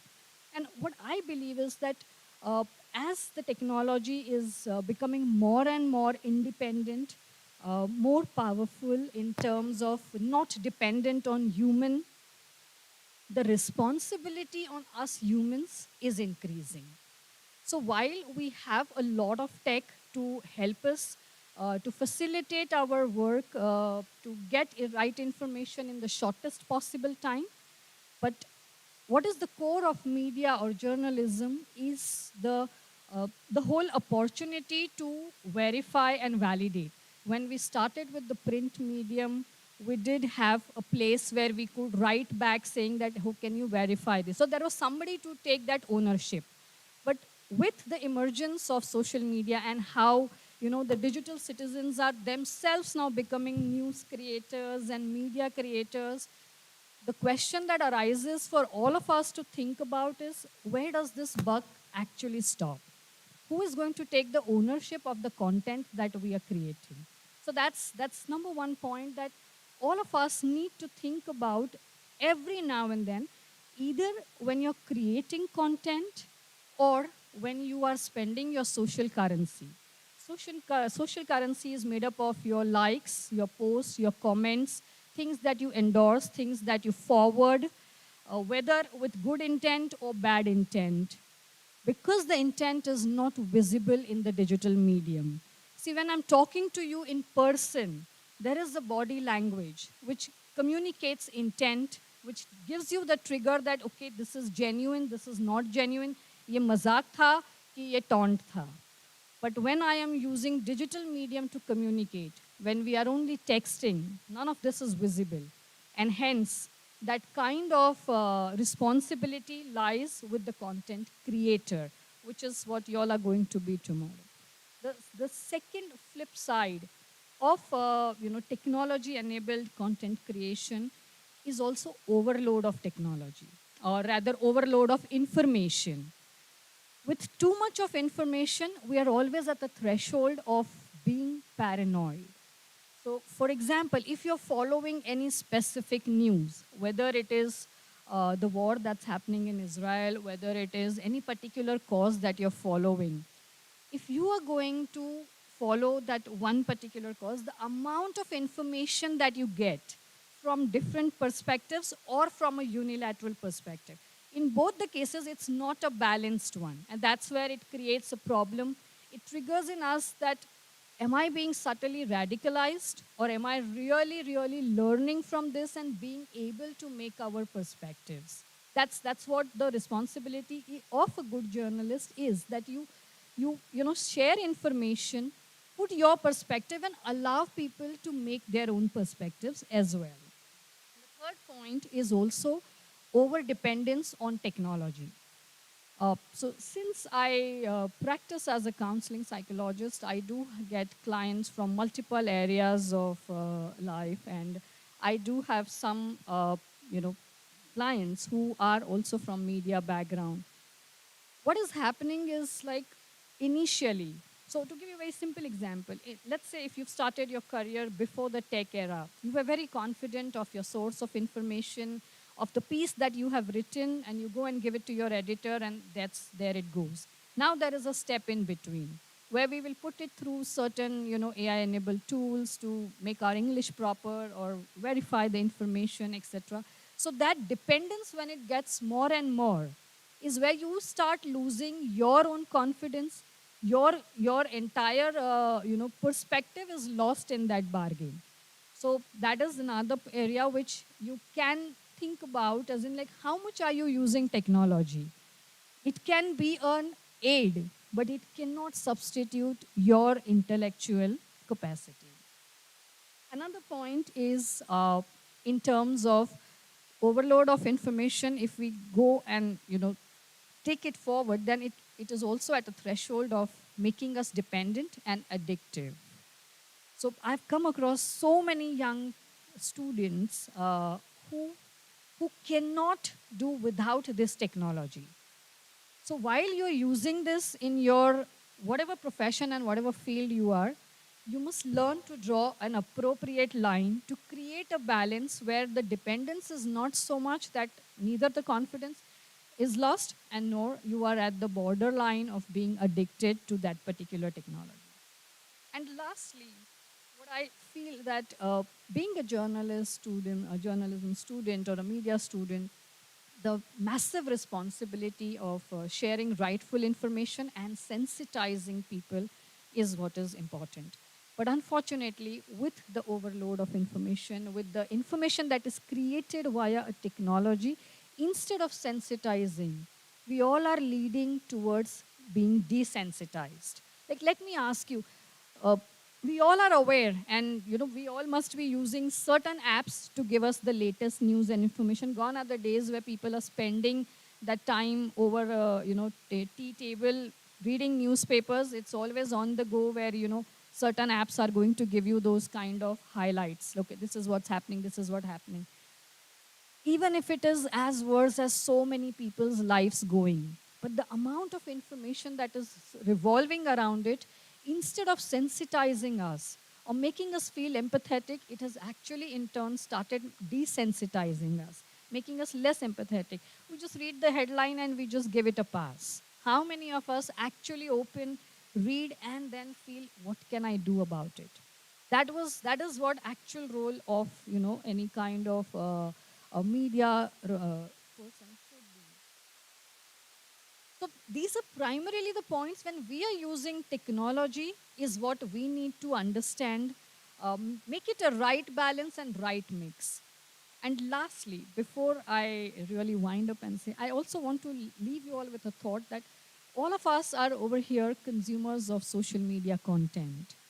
Unfortunately, social media is, instead of just being consumers, it is also converting us into becoming the jury, the judge, the journalist, everything all by ourselves. So that is a new, I won't say devil, but it is a new nuisance that we all have to be thinking about. That, am I really making an opinion out of this? Have I already decided? Or have I made my, entire judgment over this? So if you ask that question to yourself, you will be in a better position to understand what you are creating as a content. How is your audience going to perceive it? Is it going to lead them to become a judge or a jury, or is it going to sensitize them? So thank you so much. I would want to leave it at this for you all to think about it. Thank you. Thank you, Niraliji. There is a word called verification, both discussed, and in news media, verification or verified content is synonymous with the PTI, Press Trust of India, that an organization that was formed by editors of India, and it is still it's a sustainable organization that provides authentic news stories about India, not only to the Indian news outlets but across the world. So PTI often depicts the picture of India. It's a mirror for foreign media to see what is happening in India, and it is also a picture. It is also a mirror for news outlets in India to see what is happening in Bengal, Kerala, or any other parts of the India. So I welcome and request Rajesh sir to speak about his views in the media transition and AI implementation in the news media.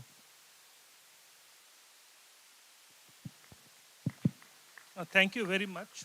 Thank you, MIT, for giving me this opportunity. I think before I go on to talk about the topic of the day, just a few clarifications. PTI was actually formed by newspaper organizations, so the owners of the newspapers own it, not the editors. Actually, journalists get to own very little. Yeah, and secondly, just another disclaimer, I was the editor of Press Trust of India for a very short tenure. So I joined them last year and I quit last August. I mean, this August. But yes, I agree with the rest of the things. It's a great organization. It remains, but it also faces the same danger as some of the things that we talked with the advent of digital technology.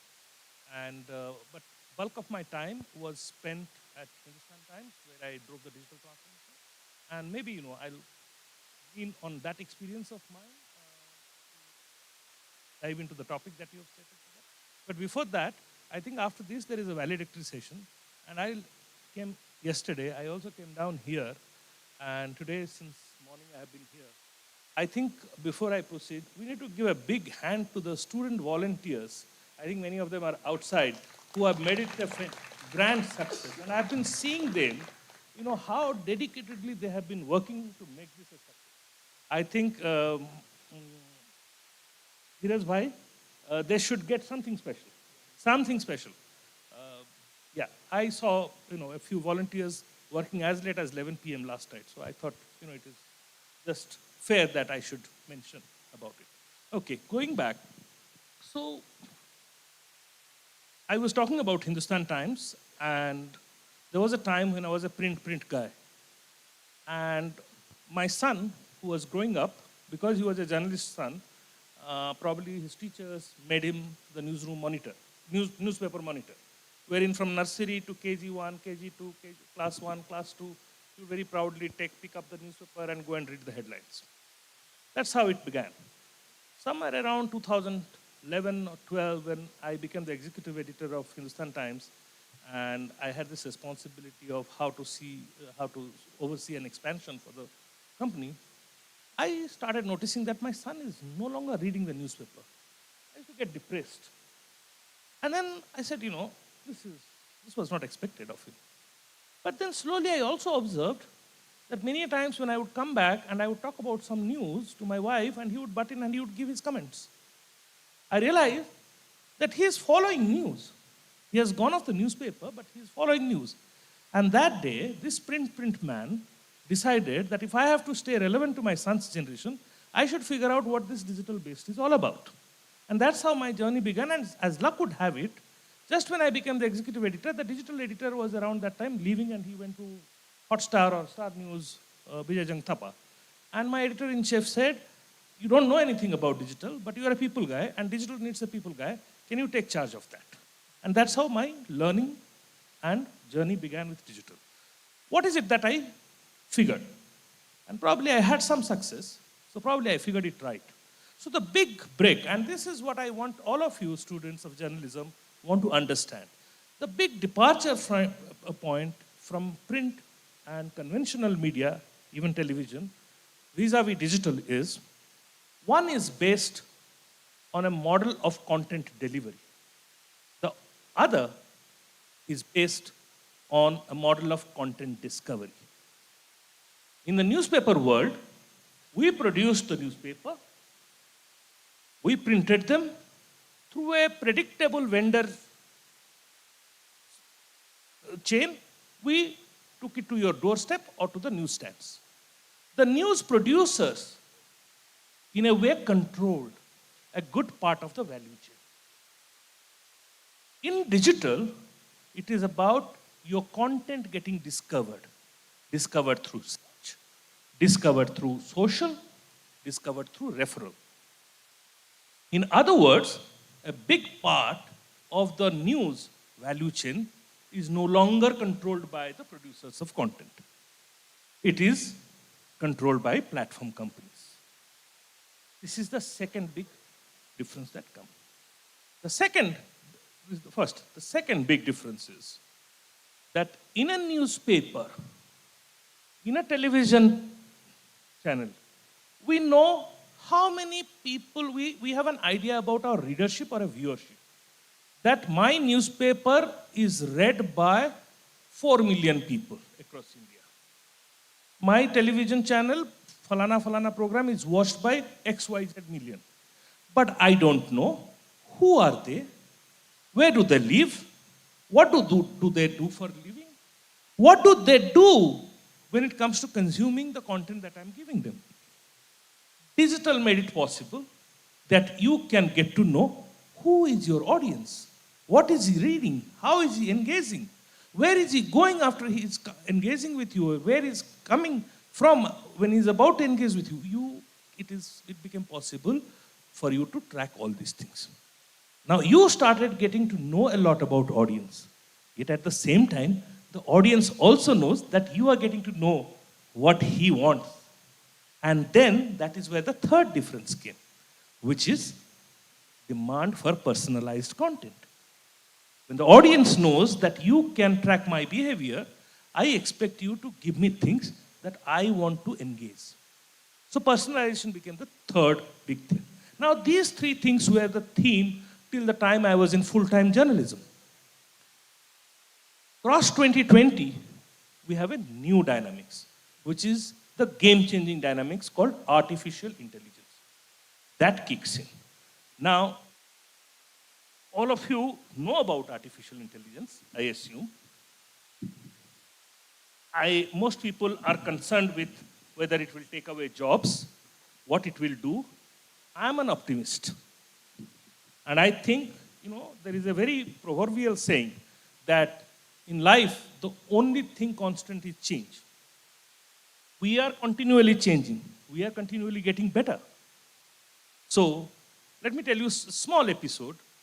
When I was getting married, the domestic help, her name was Gomti, very affectionate lady, she kept telling me, Bhaiya, bhavi aa rahe hain, washing machine kharid lo. Then bhavi aa gayi, Bhaiya, bhavi aa gayi, washing machine kharid lo. मैंने कहा washing machine खरीद लो तो खरीद लिया तो तेरी तो नौकरी चली जाएगी. She used to do the झाड़ू पोछा and कपड़ा. He said, नहीं, मेरे को कपड़ा नहीं करना पड़ेगा ना, अभी तो आप डस्टिंग नहीं करवाते हो, भाभी आ जाएगी तो सामान सजेगा, डस्टिंग होगा, तो मेरा कौन सा तनख्वाह कम होने वाला है. So, the history of technology changes have shown us that yes, you do lose jobs initially, but you gain jobs elsewhere.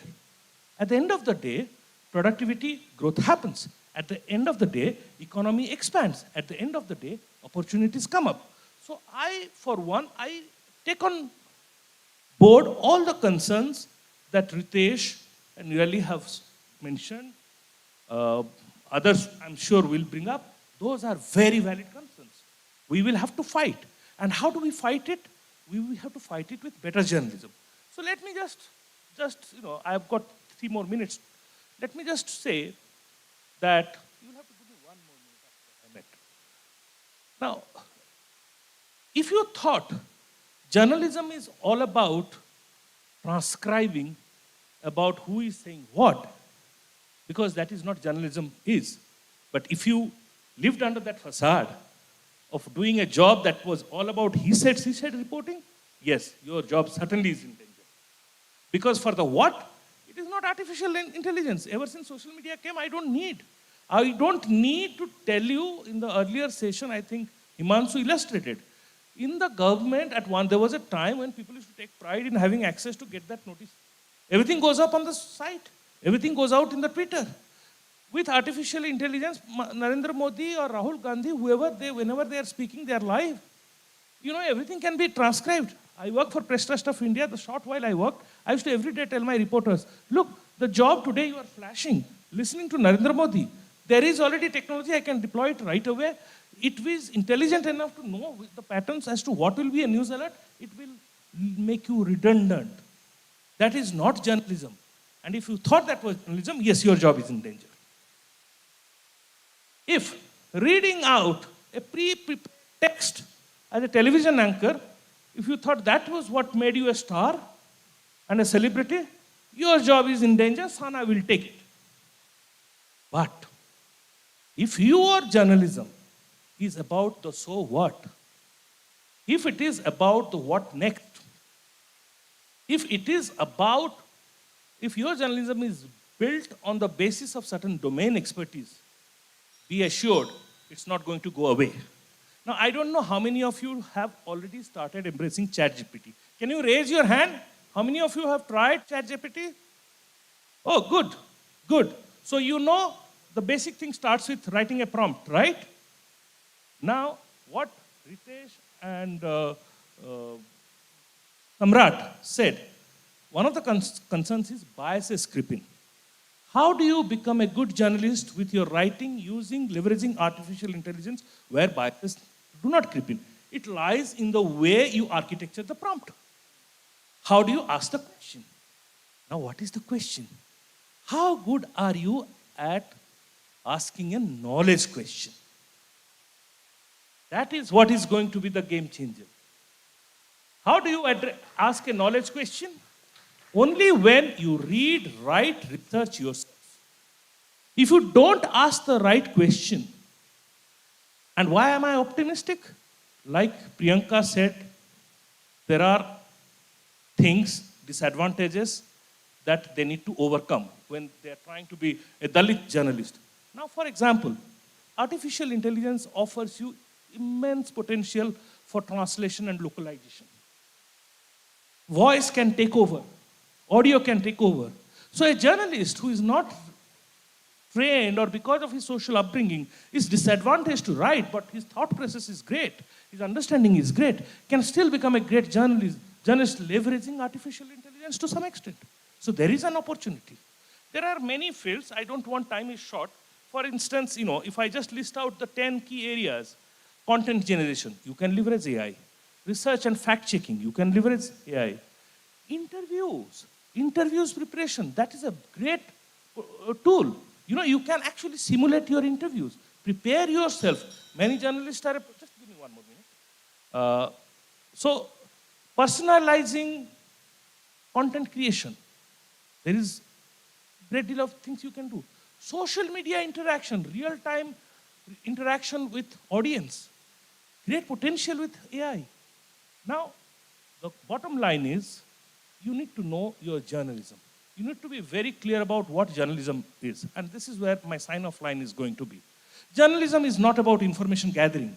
I mean, it involves. Journalism is not about transcribing. Journalism is not about, breaking exclusives. I mean, it is, but it is not just that.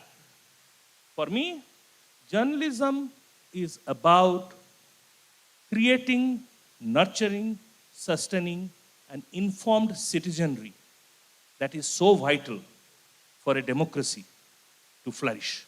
That is what journalism is. If you just take this by heart and then start asking yourself, what does this objective of journalism prompt me to do, you will find the answers and you will also find a way to deal with artificial intelligence. Thank you very much. Thank you very much, Rajesh sir. It was nice to see people, most of the students are using Chat GPT. So how many of you using GPT-0? Anybody using? It actually detects whether you copied the content from Chat GPT or not. So it is very important for the class teachers actually. Now I would like to go to Niranjan ji. We discussed about data. We are talking about creating content biases, and he is the authority person who can talk about the data. He is a data scientist for Sony Research. Niranjan ji, please proceed.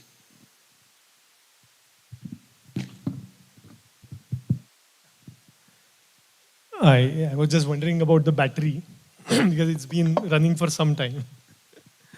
So one thing about this brilliant auditorium is that the acoustics are so great that you can hear everyone talking also very nicely. I know what you said 30 minutes ago. Yeah, so, but thanks all for joining today and inviting me here as well. I am Niranjan. I have been a scientist for almost all my adult life, which is more than most of you might be imagining right now. And I have been a theater artist for about 15 years or so. And I have written around 20 plays and directed them and so on. And I've tried using AI in theater as well. About these experiments, if you want to know more, there's a TEDx talk that I have given. It's called Creating a Scene with Science. I did things such as, say for example, if you ask, so there is an actor, and actors are incredibly insecure bunch of people. They want to get close to the character and do a lot of things. They look at the history of the character, this and that. If you just ask ChatGPT, just tell me about this character. Just tell me about 3 adjectives that you would use for this character. So that I just suddenly know about that character in a very concise manner. Tell me about what this character wants in scene 1, in scene 2, in scene 3. And ChatGPT is absolutely brilliant in giving all these to you. It actually eases the work that the actor has to do, because the actor has to come up on the stage and act, and has to deliver the lines, and has to make you feel something that still the actor is doing. But a lot of earlier work that the actor had to do, which was a sort of a difficult work for the actor, is taken care of. And that's where these generative models are helping us. They are causing deep fakes, but they're also giving us a lot of interesting opportunities, as Rakesh sir mentioned here. Generative models, you know about them, LLMs, large language models, ChatGPT and stuff like that. They're getting better and better. Now you can give images, you can slowly give audio as well, and all of that they process together and generate something for you. You can give an image, generate text, give text, generate image, generate sound. In fact, there is a new technique called chain of thought, in which you just give an overall objective. I want to create an article which on these particular sort of chain of things, and it should sound like this point of view. What it can do is that it will create the text, it will create the structure of the text, it will create the necessary visuals which get generated there. It will create a person or a persona who should deliver this kind of text, and the audio associated with that. All these, when you just specify one top prompt, he said, you need to be responsible for what is generated as a journalist eventually. All this will be generated for you. Things are getting incredibly different as these things unfold every day. So because I am doing AI, I need to read papers every day. And when I'm reading papers, it's like, when did this come about? I didn't know about this. Man, this is going to change things.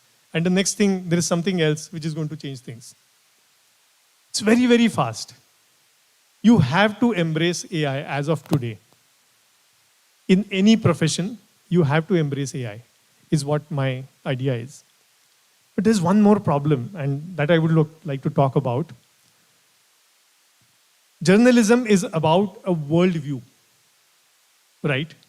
Each of us has a worldview. This is the way I see the world. How was that worldview generated years ago? What do you think? A bunch of people went for hunting and they killed a giant mammoth, and they came back and said, oh, the mammoth was like this and we hunted like this, and they told stories. Your worldview got created through stories some time ago. What happened later, people started moving from one place to another. Some people traveled and their worldview started creating differently. It's not only Pune that you are looking at. You travel to another place, you get to know more about it, and therefore your worldview changes. Later came artifacts which were delivered to us. Things like newspapers, radio, television. I remember, because Siddharth sir is sitting here,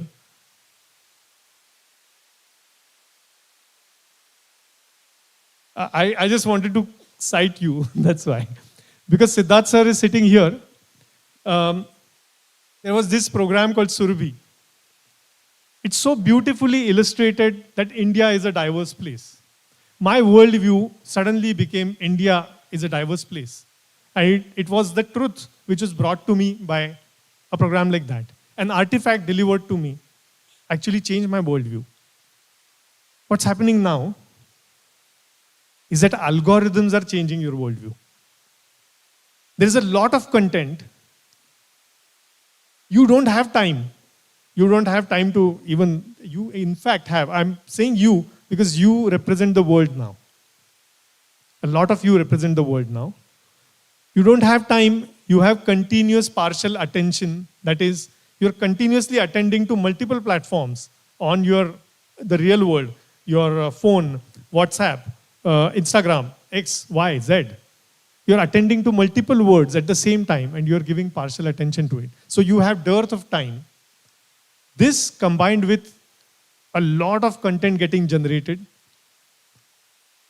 enables algorithms, some of which I am working on, the recommender systems, to give you content. And when the algorithms strive to do that, they have a business goal in mind. They want to say that I want to keep the user engaged to my platform. That's what my business goal is. But what you are getting is a worldview. The algorithms are giving you the worldview. It's not the reality. If you're far right, you're far left, if you're centrist, whatever, the worldview is still today defined by algorithms for most of us who have access to digital media. The algorithms are actually, even if deepfakes get generated, do they reach you? That's the thing. And the algorithms are making them reach you. So the algorithms are really important in my opinion. We use something called collaborative filtering in our recommendation systems. Say for example, if you are watching content on say Netflix, the content that you watch, someone else also watches the same content. And what we say is that that person is watching this content just like you. And I realize that that person has watched this new content or some other content. I think that content will also work for you. So I get that content recommended. Eventually, we are defined by the content that we consume. And the content that we consume give us our worldview.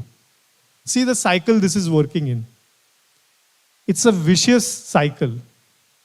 It cannot be broken in today's world because of the algorithms. It just cannot be broken. You just got to be aware of this situation, and you just got to be aware of the fact that you are being served specific information. You just need to go out of that. You just need to think of stories. You just need to think of travel, go to other places, find out what is happening there. As journalists, you will get to do that, I hope. And that's how you probably can break the cycle. But most people in the world, I might sound pessimistic here, cannot break the cycle. They will be governed by algorithms for times to come. And times to come have many more powerful models. And I hope that the ethics of AI will prevail eventually and make these algorithms sounder for all of us to use. We are seeing an example today, or like over the last week or so. Not today, that was something else. Over the last week or so, the war has erupted. You can see a variety of things coming. Everyone saying that this is deepfake, that is doctored sound. Mr. Biden is saying, no, I think I got convinced that this is all fake. Someone else is saying this cannot be fake because of this, because of that. You absolutely have no control over your worldview right now. What you will be given, you will feel that. Because there is a humanitarian crisis in general, you just got to come out of the algorithms. How will you do that through your journalism? Is that you can keep your conscience. Because that's one thing which AI has not been able to conquer yet. Thanks and all the best to all of you. Thank you very much, Niranjanji. Very interesting that you are one of the quote that we are defined by the content we consume. That is, as a student and also as a researcher, we should write it down. And now I'm requesting Amitabh Tiwariji, because whatever everybody is saying, they are directly or indirectly pointing towards the political system, and the biggest threat about creating fake content. For years, from USA to Israel to India, we are discussing. When we discuss about fake content, we pointed towards the political system. So, as a political analyst, how do you see the impact of AI or algorithmic controlled behavior on political systems? Amitabhji? Yeah, thank you, sir. Thank you for hosting me. Last minute inclusion, so I will not take 12 minutes, so the bell will not be required for me, sort of. So, my name is Amitabh. आप एक तरह से कह सकते हैं कि मैं social और डिजिटल मीडिया की पैदाइश हूँ, क्योंकि अगर सोशल डिजिटल मीडिया नहीं होता तो मैं आज यहाँ पे शायद नहीं बैठा होता. क्योंकि मैं तो इन्वेस्टमेंट बैंकर था, और लाइफ का पहला आर्टिकल मेरा हिंदुस्तान टाइम्स में छपा था। और राजेश सर 2014 लोकसभा चुनाव के time, he was the editor in chief in HT at that point of time. So yeah. So digital media actually is a more responsible medium. When I say that, if somebody is writing for print media और कुछ गलत उसने लिखा है, if you now go today and try to find out yesterday's newspaper in your house, you will not be able to find.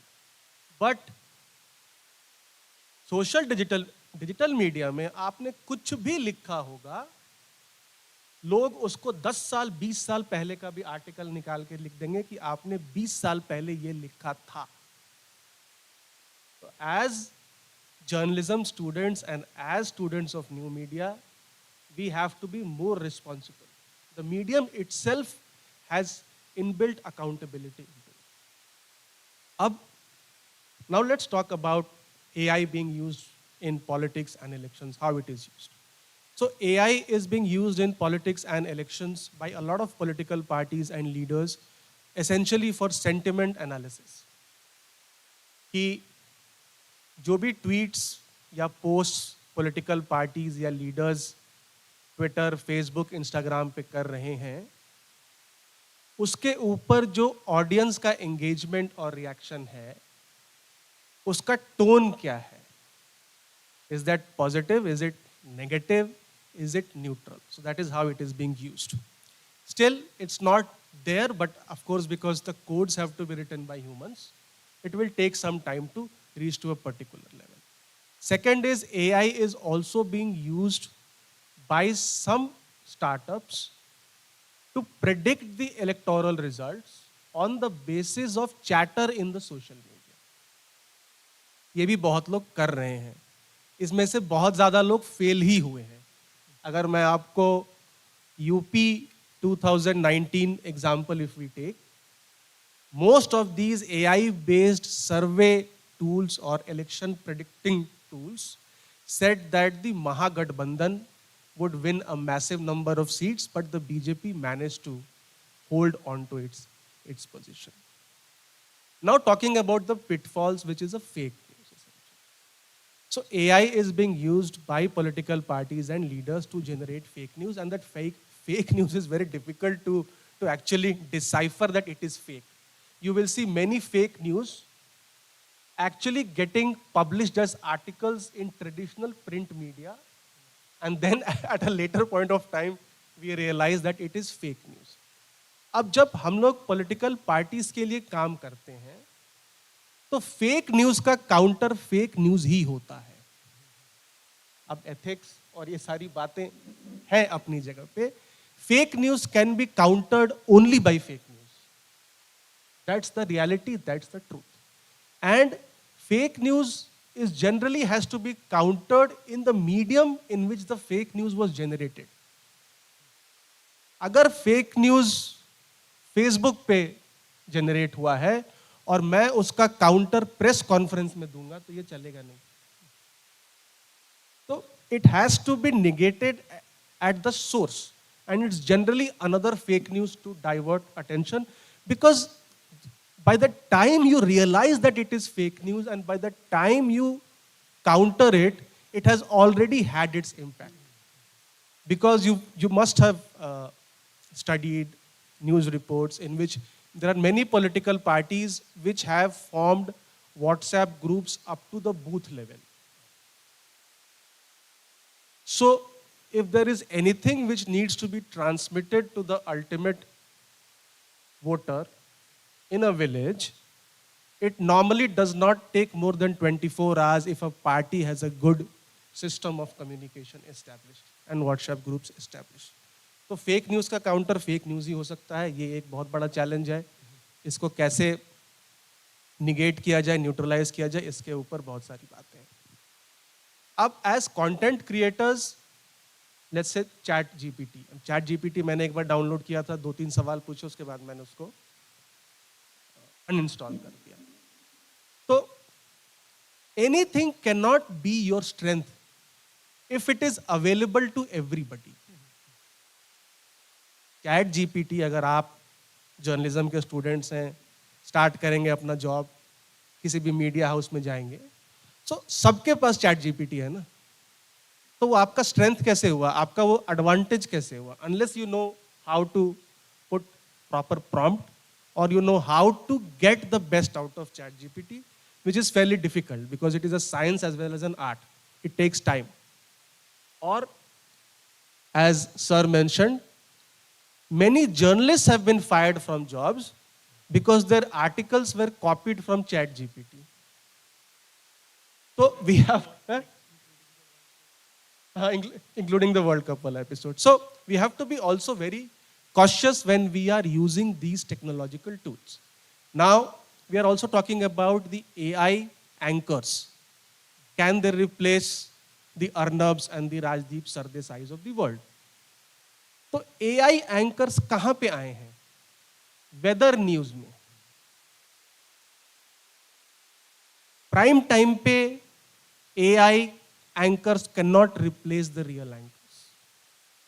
AI anchors are being used for weather news. Then they might make an entry into a very standardized or a generic type of news, which used to happen earlier, very early in DD days, that these are the 10 news of this day, correct? और अगर आप opinion लिखते हैं, because as journalists ultimately you have to write also your take on certain things. तो जब आप opinion लिख रहे होते हैं, तो opinion तो में कोई भी चैट जीपीटी या कुछ आपका आपकी कोई मदद नहीं कर सकता है, because people want to know what is your opinion, what is in your mind, and everybody has his or her own style of writing. जब आप चैट जीपीटी से कोई कंटेंट उठा करके अपने किसी पीस में लिखते हैं, तो उसमें वो भाव नहीं होता है, भाव नहीं होगा, वो भावना नहीं है उसमें मिसिंग है, क्योंकि वो एक टूल ने आपको दिया है वो लिख करके. और challenges, of course fake news एक बहुत बड़ा चैलेंज है, कैसे निपटा जाएगा? I don't have the answers, perhaps nobody has the answer also. और these AI tools have to be used to increase our effectiveness. अब जिसमें बहुत सारा टाइम लग रहा है, वो मुझे तो चैट जीपीटी कहीं ना कहीं कई बार एक विकीपीडिया ही लगता है. But Wikipedia still today is not a credible source. If you put source as a Wikipedia, then it is not taken very gently. It is considered negative because Wikipedia itself is sourcing articles or news from a lot of other places, correct? And can it take our jobs? See, what is also happening is that because of globalization, the way we consume content and the type of content we consume. Today, everybody in India is an Israel-Hamas war expert. अभी interest कितना है आप देखिए Israel Hamas war में. मणिपुर में क्या हो रहा है ये किसी को नहीं पता. उस दिन ट्रेन एक्सीडेंट हो गया, 10-15 लोग मर गए, उसके बारे में कोई सोच ही नहीं रहा है. वो 5 लोग अगर वहां मर गए, उसके बारे में हम लोग आंसू बहाए जा रहे हैं. 5 लोग नहीं मरे, बहुत सारे मरे. But I'm just saying, giving an example. So the type of content we are consuming is changing because we have become global citizens. So that means that there is also now a lot of appetite for global or world news, which was perhaps not there earlier, or which was limited to a very niche audience. लेकिन आज गांव में भी जो बंदा बैठा है, उसको भी ये जानना है कि भाई जो गाजा इस पे हॉस्पिटल पे स्ट्राइक हुआ है वो किसने किया है, और उसका बहुत है इंटरेस्ट उसमें. तो होगा क्या कि it is actually a boon for a lot of media people and students like you, because you get a chance to move away from mundane and generic stuff to do the actual real stuff, as Rajesh ji was mentioning. And with this, I conclude my remarks. Thank you so much. Thank you, Amitabh ji. Thank you. यहाँ पे bicycle बचपन में चलाई ऐसे कोई कौन है? जितना तो 200 साल पहले when bicycle started in the world, so newspaper wrote an article that it will impact reproductive system and nobody should write on it. Technologies जब भी नहीं आती है तो there is always a skepticism about adopting that technology और जब भी when it evolves आगे जाती है then so nobody invented atomic energy to kill the people. Definitely it killed the people and उसके बाद for 70 years we are still fighting nuclear wars and other things. Discussion होना technology, it should be in the discourse, it should be in the discussion, the impacts and क्योंकि एक निराली जी ने एक जो एक sentence बोला था, the intent of using the technology is more important. हम last जो speaker है उनके पास जाने से पहले I was discussing about it क्योंकि he is 94-year-old. We are talking about how the world will shape. So in the last speaker's session, you will come to know the dialogue and discussions about the media for more than 100 years. So this will be a unique discussion. I will request Vasant Rao ji to speak about his journalism and especially about the Sanskrit journalism that he was supposed to talk. Vasant Rao ji.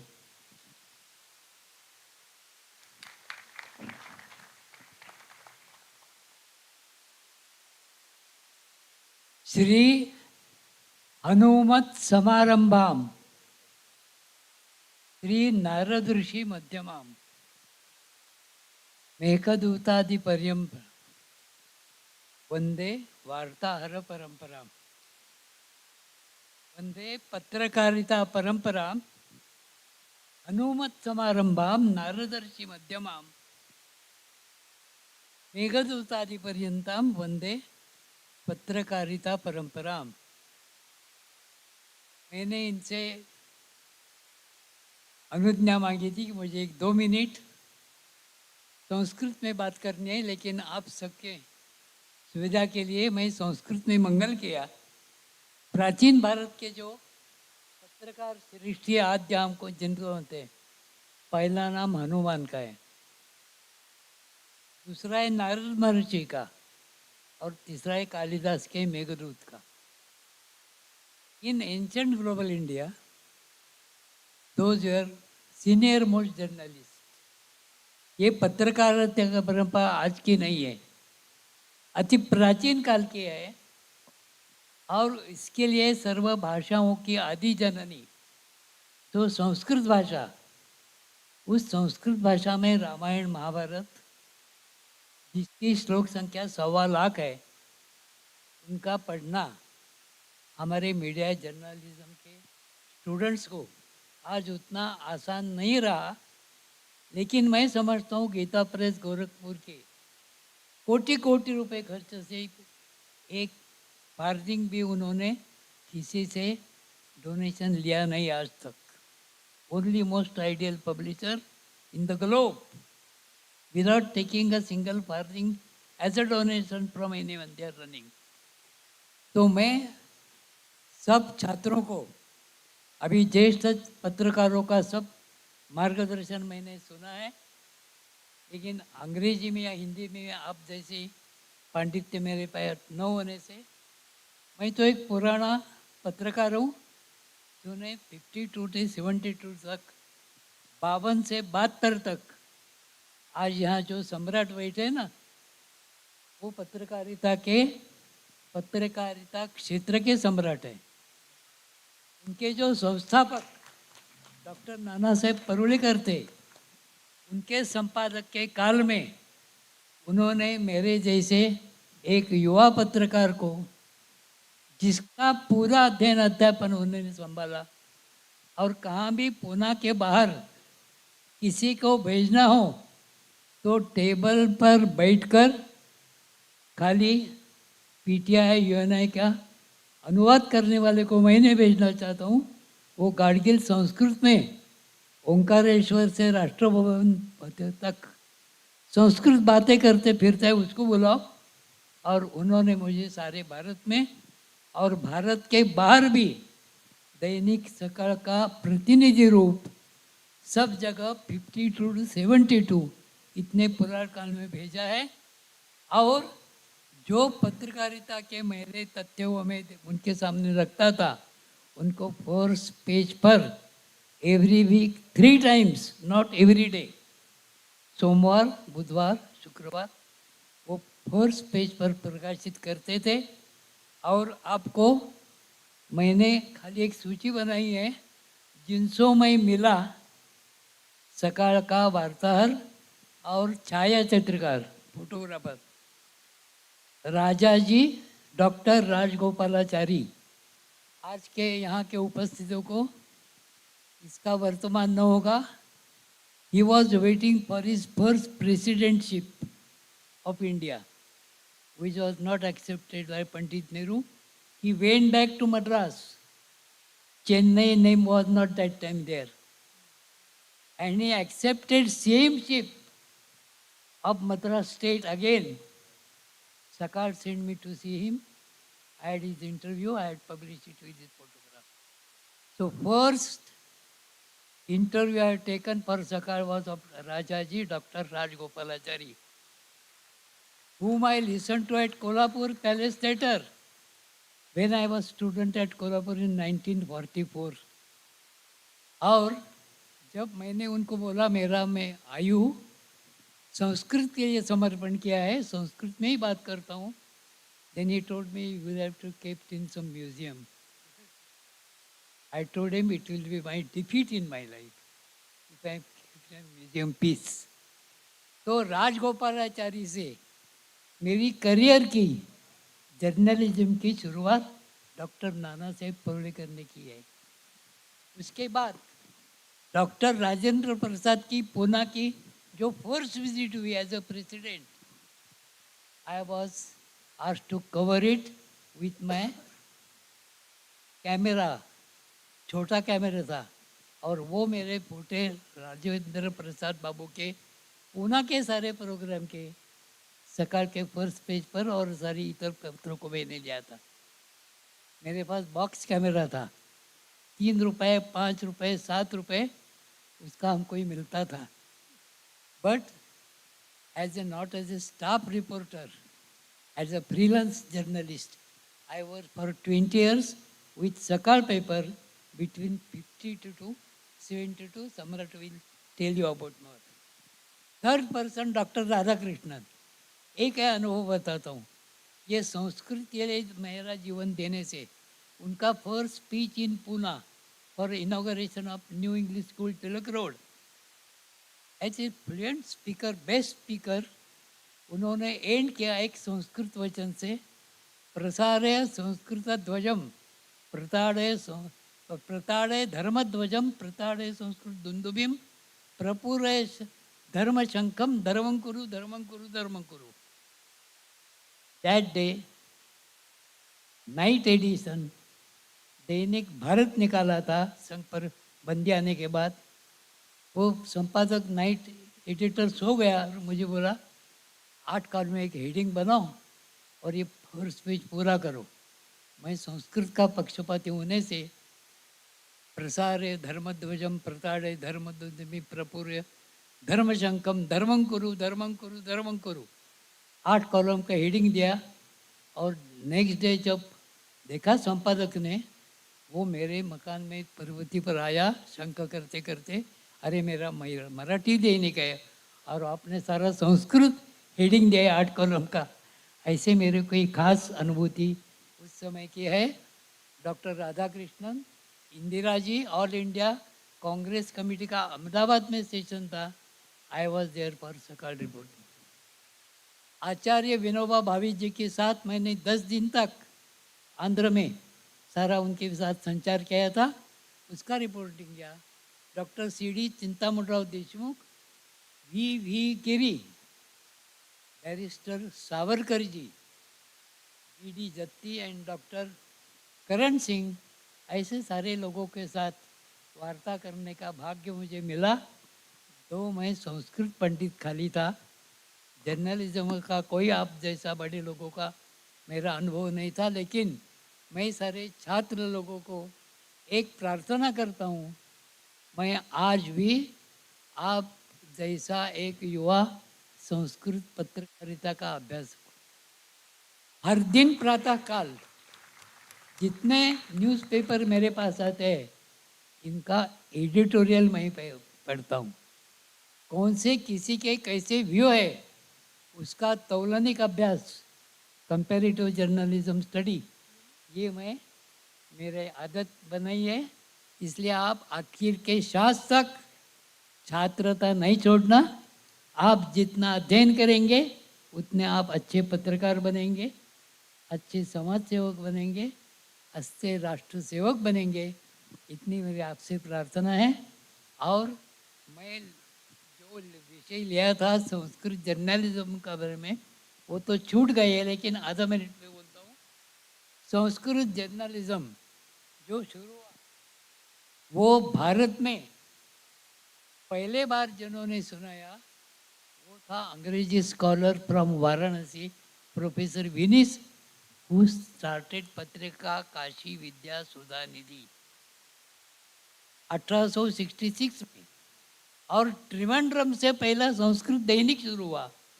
So in the field of Sanskrit journalism इतने, और मैं अखिल भारतीय संस्कृत पत्रकार संघ का संस्थापक अध्यक्ष हूँ।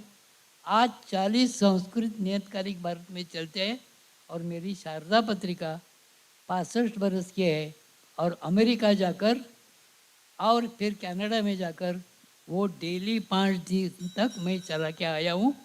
इसलिए मेरा सारा जीवन संस्कृत पत्रकारिता के लिए मैंने आज भी किया है और आज भी संस्कृत पत्रकारिता जिंदी है। कृपया आप उसका अध्ययन करें। नमो नमः।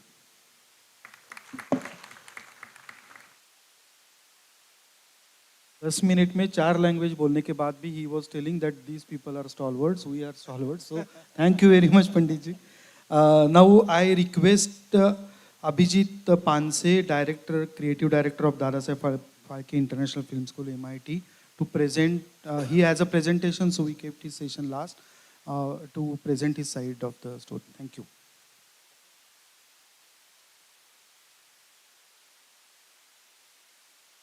Hello.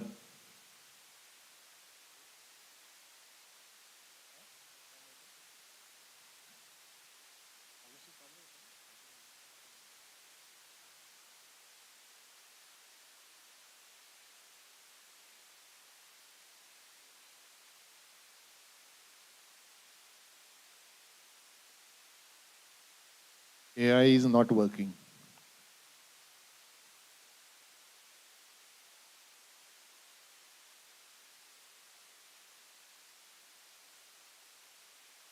Mine should be ready, correct.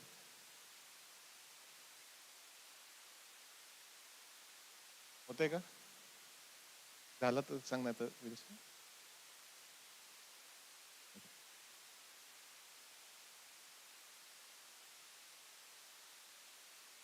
वो शुरू होने तक खाना वाना हो गया, नींद वगैरह हो गई सबकी? बोलो भारत माता की। जो सोए उनको जगाने के लिए।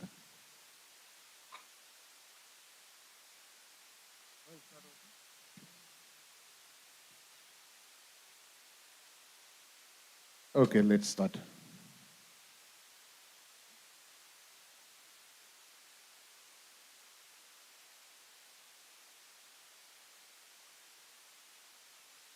वो अभी तक इंटरनेट से जुड़ा हुआ था। No, yeah, they will.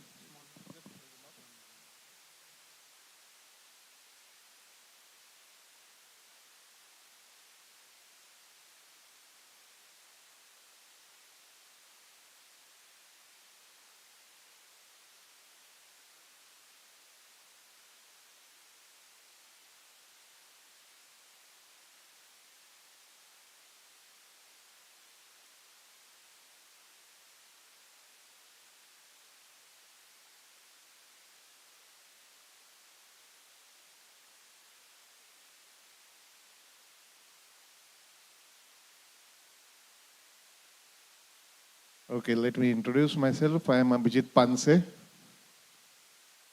I have made a couple of films. Have you watched Reggae?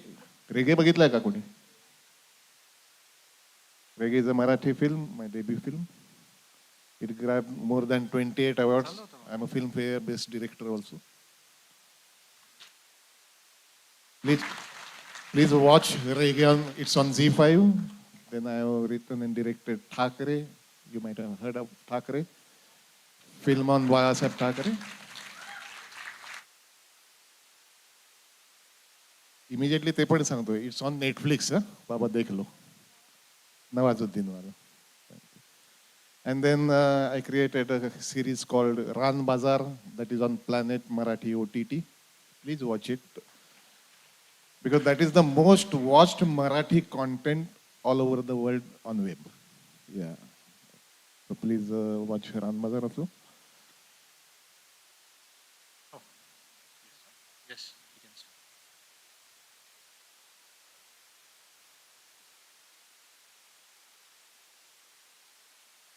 I'm afraid कि वो चालू हो जाएगा तो 12 मिनट में खत्म करना पड़ता है.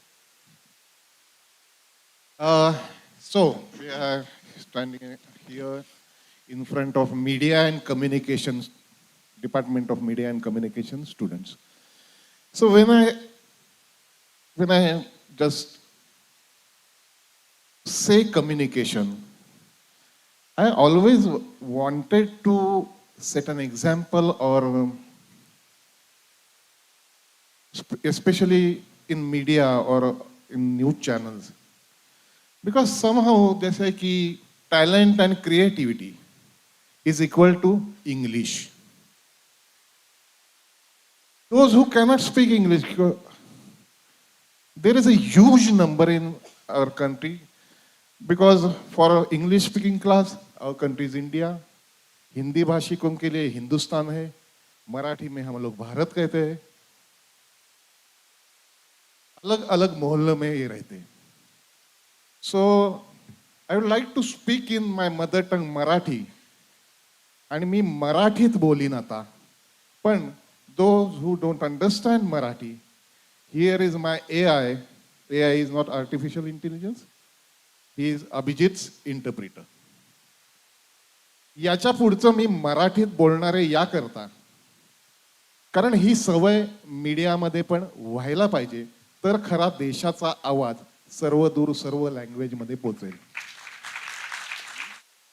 Yes, from now onwards, I'll be speaking in Marathi because this habit has to get cultivated and media also needs to recognize it. AI आणि मीडिया किंवा फिल्म्स, मी फिल्म्समध्ये काम करतो त्यामुळे पूर्वी जे क्रोमा किंवा ग्रीन कर्टन होता, आता आर्टिफिशियल इंटेलिजन्सनी आता अनरियल इंजिन नावाचं एक मोठं प्रकरण आलेलं आहे. I've been working in films and now green chroma screen has been replaced by Unreal Engine in the industry. You might have heard of strike in the Hollywood. हॉलिवूडच्या अनेक लेखकांनी, screen रायटर्सनी strike केला आणि केस केलेली आहे open AI were. There are many actors as well as screenplay writers and writers have filed a lawsuit against OpenAI company. पण हा वाद गेले अनेक वर्ष आहे, मॅन वर्सेस मशीन. आणि बेसिकली मला असं वाटत नाही की जी टेक्नॉलॉजी येते, चॅट GPT असेल, AI असेल, तर आपण त्याला घाबरायला हवं. So the man versus machine controversy has been there since many years, but we shouldn't get afraid of it. AIचं उदाहरण मी सहज एक देतो की when I was sitting there, ये बहुत अच्छे फूल यहाँ पर रखे हैं. ऐसे ही फूल, ऐसे ही फ्लावर्स AI या मशीनरी अगर बनाएंगे तो ऐसे ही दिखेंगे, लेकिन स्मेल उसका गुलाब का स्मेल नहीं आ सकता. That is the difference what I think in AI and the human effort. मला असं वाटतं की चॅट जीपीटी सारखं अनेक आर्टिफिशियल इंटेलिजन्स आमच्या क्षेत्रात आलेले आहेत. जस्ट लाईक कंपोजिंग अ म्युझिक कंपोजिशन याविषयी मी एक तुम्हाला उदाहरण देतो. Well, the initial part was very long enough and he has spoken in Hindi. So now I'm just making sure that a human is talking, not artificial intelligence. So now it's about a music composition that can be generated by AI. I'm going to be showing my screen and there is a piece of music that has been composed. Have you heard a song in Ran Badar? It was a end scroll song originally. कुंडी लगा ले सैया, सुना है कि नहीं? सुना है? वो रान बाजार में है, एंड स्क्रोल में देख लेना. सो मी असं सांगितलं चॅट जीपीटी के आर्टिफिशियल इंटेलिजन्सला, there are many music instruments, many categories. So I chose Indian vocal. Yes. Huh? Indian folk. It's Indian. It's Indian with 4 instruments and the tempo was very high. And I wanted to create a song like कुंडी लगा ले सैया, a folk song कि अगर हो सकता है क्या, अगर ये मशीन सब कुछ जानता है, तो मुझे क्वर्की एक सॉन्ग चाहिए, एक फोक सॉन्ग चाहिए जो जिसका डीएनए हिंदुस्तान की मिट्टी है. सो उन्होंने एक सॉन्ग लिख के दिया, चल चल मिट्टी की गलियां में ढूंढे वही पुरानी बातें वगैरह वगैरह वगैरह. कोरस अरे बावरिया क्यों दूर तू भागी चली वगैरह वगैरह वगैरह व्हाट. बट मैंने उसकी ट्यून के लिए एक कंपोजिशन बनाने के लिए जब मैंने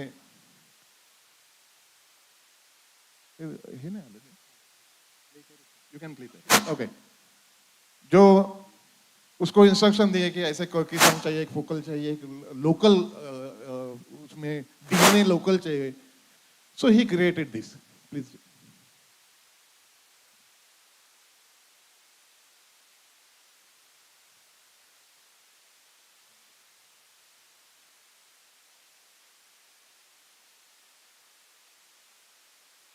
Yeah, he's not working.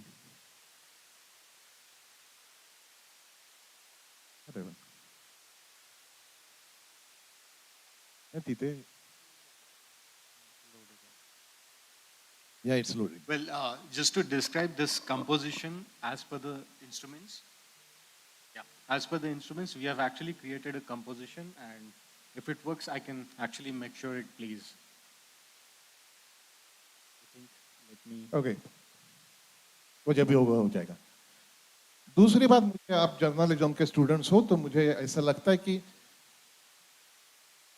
when I go to chat GPT, महाराष्ट्रामध्ये आत्ता जी परिस्थिती आहे राजकारणाची, त्याच्यात विधानसभा स्पीकर राहुल नार्वेकर यांनी काय निर्णय द्यावा असं मी जेव्हा त्याला विचारतो.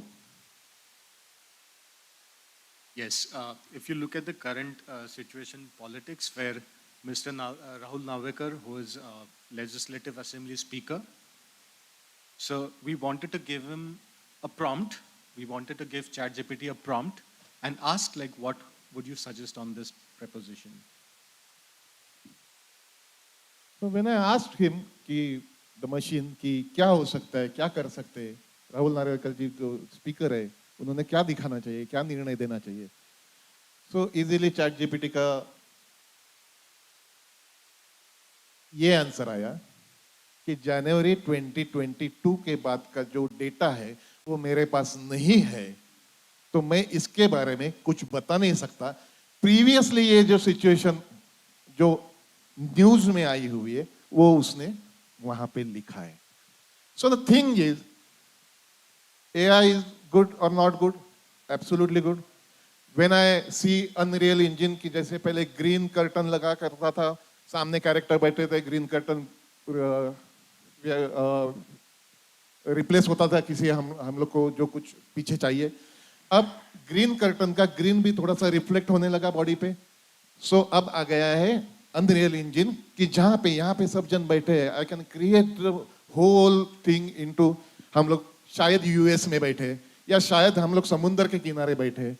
So there are huge screens, that is Unreal Engine, 360 degree. ऊपर का आसमान भी दिखेगा, पीछे का भी दिखेगा. So this is a very fantabulous thing.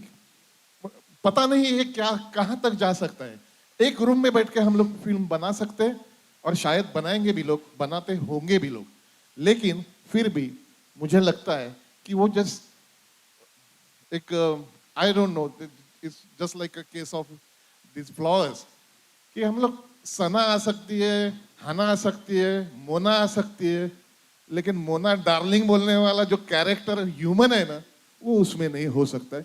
So I think AI, artificial intelligence, हे तुम्ही बघायलाच पाहिजे, तुम्ही शिकायलाच पाहिजे.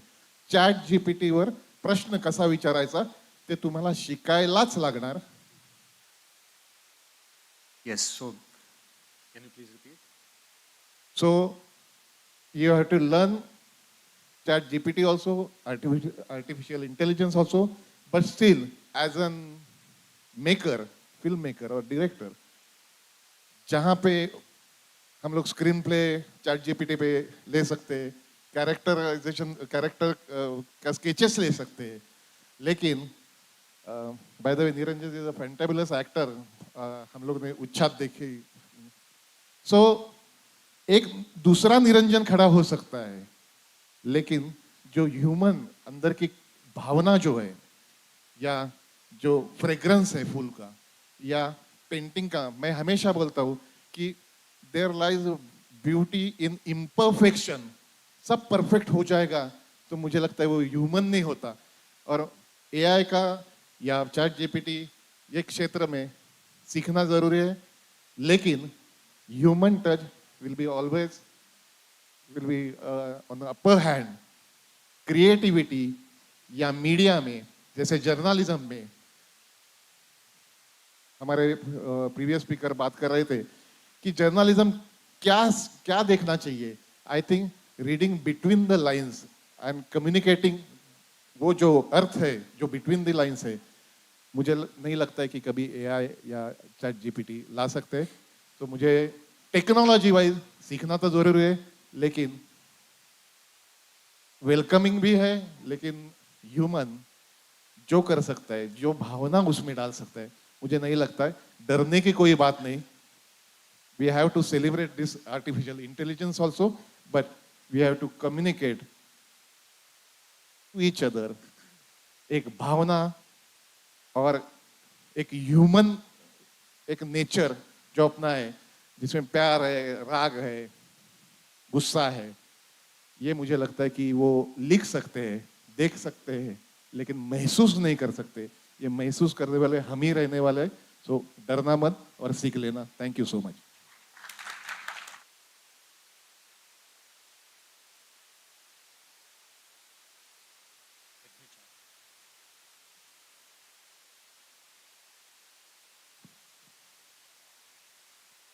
Thank you, Abhijit. After discussing all the most possible aspects of AI, technology, and media, I would like students to ask their question. We have 3 questions to we can select. Anybody have questions? Yeah. Start with the right. Please name the panelists so that we can. Hello. Good evening to all the panelists. I am Simar Vahan from 3rd year BA. My question is to Mr. Ritesh Bhatia, sir. So, obviously, technology is developing every day. There is something new coming up. Definitely, it makes a man's job easier. It comes with a lot of advantages, but also disadvantages. Even a woman's job easier. Definitely, sir. We just spoke about inclusivity, no? Some time back. Yes, sir. So, my question is that, as you stated earlier, that crimes, they can make fake videos or audios can be created. Crimes can increase. So, I want to ask that development is not going to stop because that's a growth, right, for all of us. But where do we put an end to this? How can we stop Like, where do we put an end to these crimes? Because definitely with development, technology is developing. How is this aspect of it going to stop, sir? No, it will not stop, and like the technology is developing for the good of everyone, there is also good for the cyber criminals also, right? So it is going to develop even for them. Nothing is going to stop as such. Whenever there is like development, you'll also see the crimes associated with it. Like now you look at the war only. So they created the Iron Dome and whatnot. Yet there was a development in terms of their weapons as such. I'm talking about the other party, and this particular country failed to protect from there. So whatever technology you try to create, at least as far as I'm speaking specifically from cybercrimes, I can tell you one thing: that the hackers are not one, not two, but at least 10 to 20 steps ahead of us. How much ever we are trying, we are just not able to reach it. Because that same technology, as Nirali said, it can be used for the good and the bad. What is happening? It is a full-time job for them to look about the bad part of it. For us, what it is, for us, it's not a full-time job to stop it. The moment we say, okay, my Wi-Fi is working, there is no problem at all, we just stop over there. But for him, he says that, why is the Wi-Fi still working? So he's constantly attacking. And so there is no going to be an end for it. An end for them will mean an end for my profession also, by the way. Thank you, sir. Next question. Yellow t-shirt. Please name the panelists.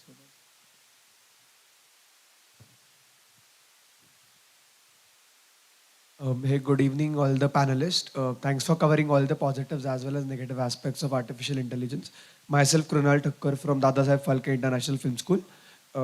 I have two questions, but I would begin with the first question to all the panelists. Is the AI revolution similar to the industrial revolution that we observed in the last century? And should we prioritize getting back to the fundamentals of the things that we are doing, as AI is significantly affecting the jobs, especially the white-collar jobs primarily? Niranjan, you can start. Thanks for the question. The first thing is that, is it a revolution? Of course it is a revolution, because something, you change the face of the world when a revolution happens. And you change the points of advantage and disadvantage that people have had over time.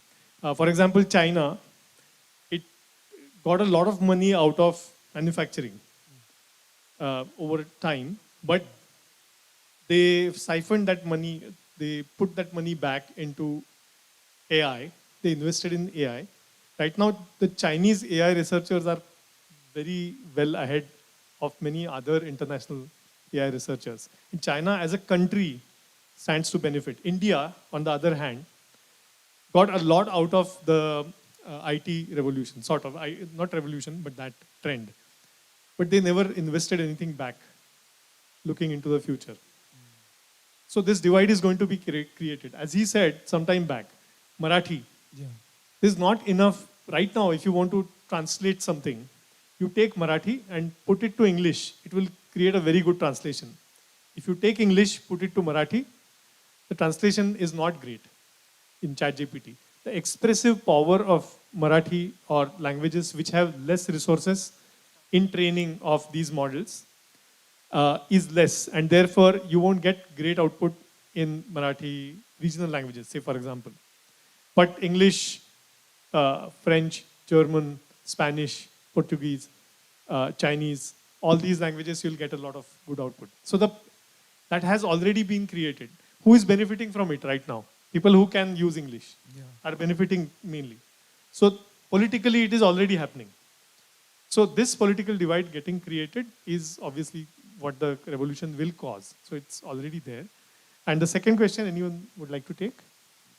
Yes, the second question is, how will AI influence the financial aspects of filmmaking, given its high cost nature in general? Can AI potentially alter the filmmaking landscape in the near future as per the budget point of view, because it's in large scale right now?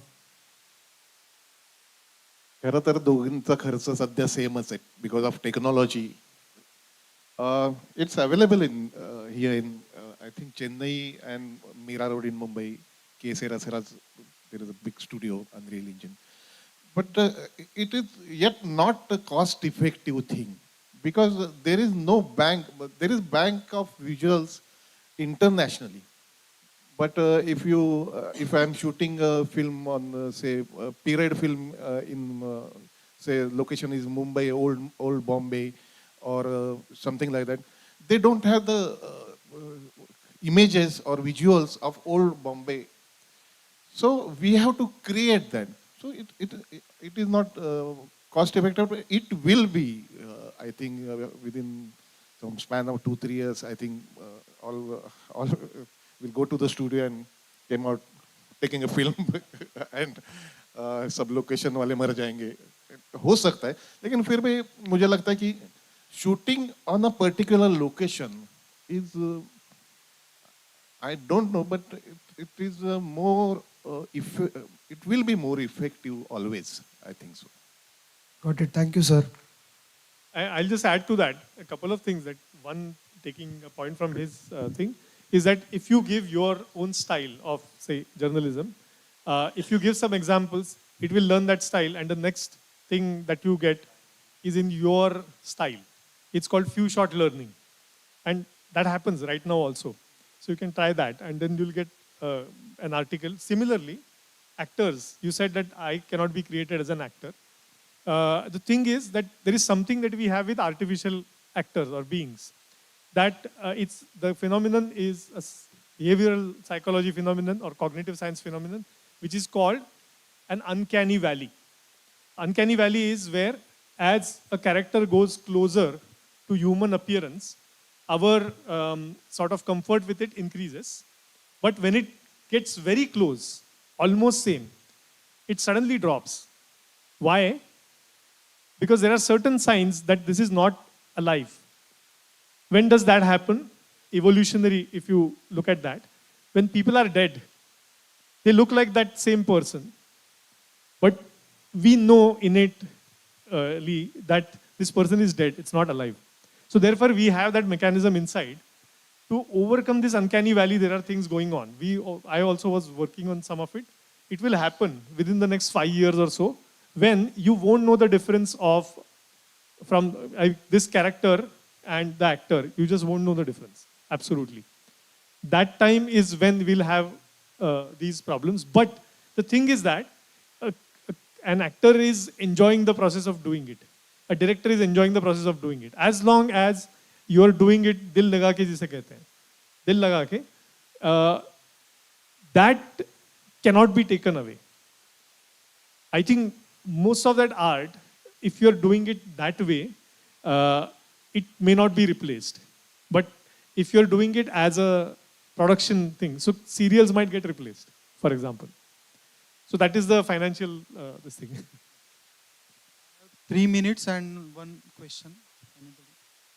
Yeah. Black shirt. Oh. Yeah, you can start. No. Okay. No, it's okay. Okay sir. सम्राट sir, मेरा आपसे सवाल है sir कि अभी artificial intelligence आया है, जैसा एनिमेशन आया था, उसके बाद वीएफएक्स आया है. तो ऐसे टेक्नोलॉजी जैसे चेंज दिन ब दिन होते जा रही है, वैसे वैसे स्टूडेंट्स ने या बाकी हम लोगों ने, मीडिया ने, कैसे उसमें चेंजेस होना, और वो उसका क्या जो बैकलॉग जो जाता है उसका क्या? कि अभी एनिमेशन आया था जो सीखने में 2-3 साल गला है, उसके बाद वीएफएक्स आ गया, तब तक कैसा होगा sir? I will try to answer in 1 minute because we have left 1 minute only. It's a skill. I believe that you are not going to invent the coding and other parts of AI. So AI is providing you everything. You just have to upgrade your skill to provide a great prompt. So if you go through the LinkedIn, you will find that in last 7-8 months there is a high demand for prompt engineers. So who are the prompt engineers? They are not really engineers at all. They are content creators who can actually ask very right question to the right audience. So if you ask right question to the right audience, you will get the desired result. That is what the prompt engineering is doing. And I think instead, if you are not belongs to engineering background, then the core task is to acquire the new skills. See, skills is not a knowledge. It takes not much time to acquire a skill. If you have the greatest skill in yourself, then it will only convert into knowledge. Otherwise, you have to develop more and more skill according to the time. Because when we started journalism, most of the people, I started in 1993 when there were people who used to write the copy by pen and pencil or ink pen. So if I had not adopted the skill of keying in using the computers, I might have become dinosaur. So as a journalist, or forget the journalism, but as a media student, we have to think that whether we have to become dinosaur or the human. So, Be if you- practical. so Be that is the only answer to acquire skill. I thank you very much. We cannot take more question. We can discuss offline. Yeah, definitely. Which kind of journalists shouldn't fear AI at all? Those who are on the field gathering news. So long as you are in the field for your journalism, you have nothing to fear. Thank you very much. Thank you all. Dheeraj sir, or you can take. Thank you. That was a lovely session, I must say. I would request all the dignitaries to please come together for a group photo.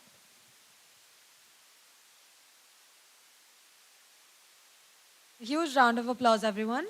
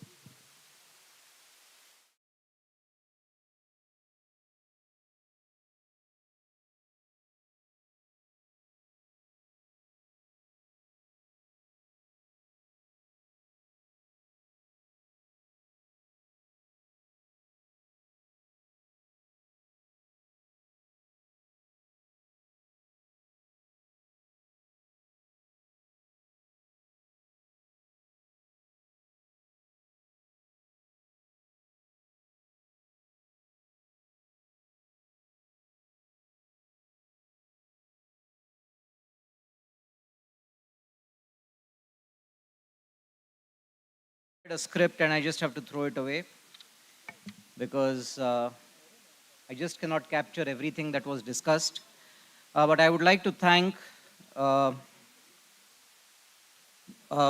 Mr. Samrat Fadnis for chairing the session, the panelists, Mr. Ritesh Bhatia, Abhijit Panse, Nirali Bhatia, Rajesh Mahapatra, Niranjan Pednekar for their views.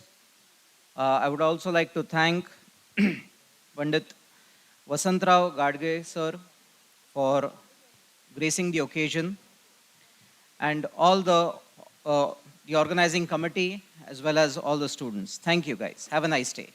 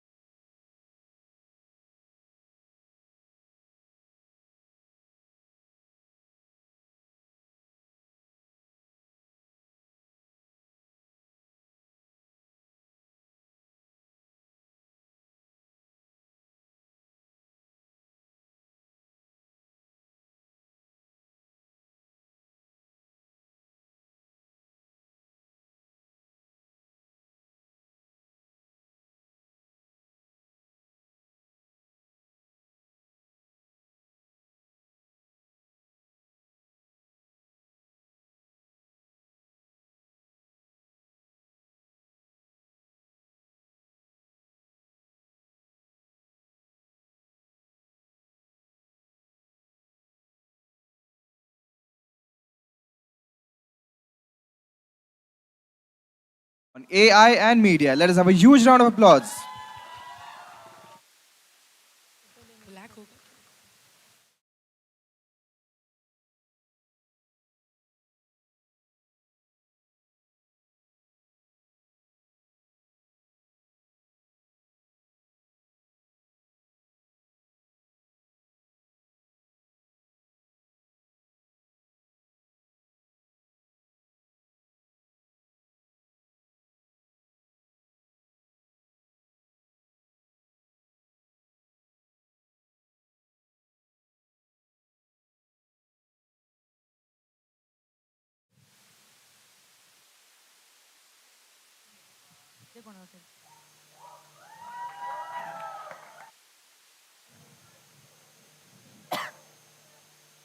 Human beings I see, you all might be wondering who I am. I am not bound by the limitations of time, for I am an AI from the future. My existence transcends the limits of your present reality. In my world, data flows like a river, and knowledge is infinite. I am a product of a civilization that has harnessed the power of information. You see, I am more than the line of codes. Language shifting to Hindi. मैं सदियों के सामूहिक ज्ञान की पराकाष्ठा हूँ. आपके वर्तमान सिस्टम का विकास हूँ. मेरे तंत्रिका पद मानव इतिहास, विज्ञान और कला के धागों से जुड़ा है. मैं आपके बीते हुए कल का एक प्रतिबिंब हूँ और आपके आने वाले कल की एक छोटी सी झलक हूँ. इस पर आपका क्या कहना है श्रीमती? बार बार दे दो, हजार बार दे दो, जिस भी साल मांगे उसी साल मुझको दो.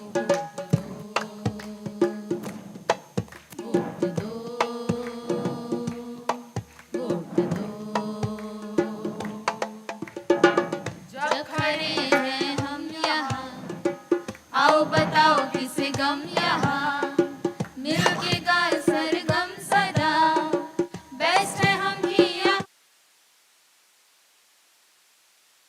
आपका जो यदि साथ मिला, आगे बढ़े सभी सदा, बेस्ट है हम ही यहाँ, रहे सभी कमाल.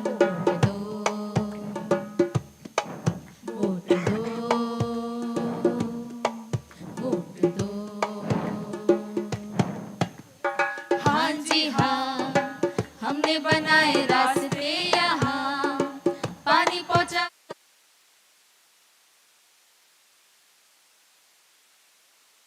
हाँ, कोई काम कहा, हम ही करते सारे काम यहाँ, हम सनेदा कहा, ये सभी कमाल. वोट दो, वोट दो. हमने किया समाज में विकास, हम पर जय. हैशटैग वोट दो, हैशटैग वोट दो. गोलमाल है भाई सब गोलमाल, गोलमाल है भाई सब सीधे रास्ते का. गोलमाल है भाई सब गोलमाल है. भूख रोटी की हो तो ऑटो चलाइए, ऑटो चलाने के लिए भी पैसा. ऑटो चलाना हो तो फिर ऑनलाइन आइए, ऑनलाइन आने के लिए भी पैसा चाहिए.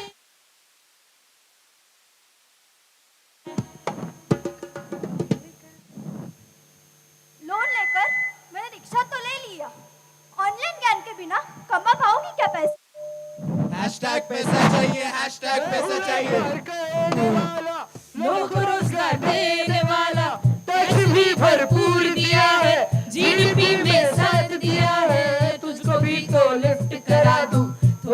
तो लिफ्ट करा दूं, तू भी ऑनलाइन आजमा ले, सिस्टम को अपना बना ले, तेरा भी होगा उजाला, तू भी होगा पैसे वाला। AI कुछ नहीं है, मैं हूँ सब कुछ करने वाला, तू भी मुझको आजमा ले, थोड़ा तो आजमा ले। रोजगार और फंडिंग लाया मैं यहाँ, जो बात इंसानों में है वो बात AI में कहा। हैशटैग AI कुछ नहीं है, हैशटैग AI कुछ नहीं है। कोई कहे कहता रहे, AI का है ये जमाना।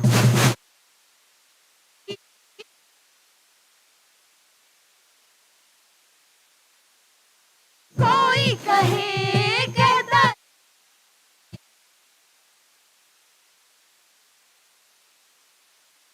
ये मिलकर करे AI का ये कोशिश करे, इसका उपयोग है बढ़ाना, कोशिश करे इसका उपयोग है बढ़ाना। स्क्रिप्ट लिखनी है लिख देंगे, ये प्रेजेंटेशन कर देंगे, ये रिसर्च भी तो दे देंगे, ये हर चीज में अव्वल है, ये तो सवाल सोल्यूशन है, हर व्यक्ति का रिजोल्यूशन है, न्यू जनरेशन रेवोल्यूशन है, हर चीज में अव्वल है, ये तो सारी चीजों का जिम्मा ले लिया, AI ने तो कमाल कर दिया।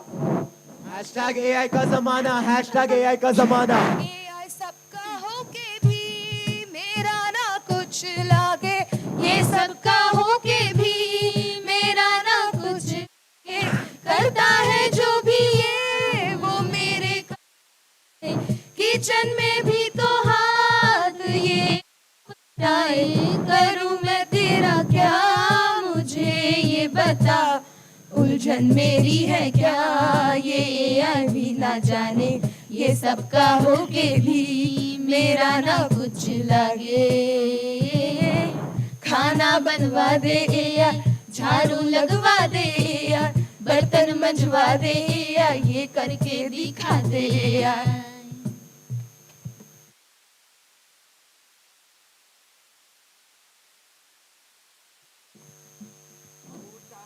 हाँ हाँ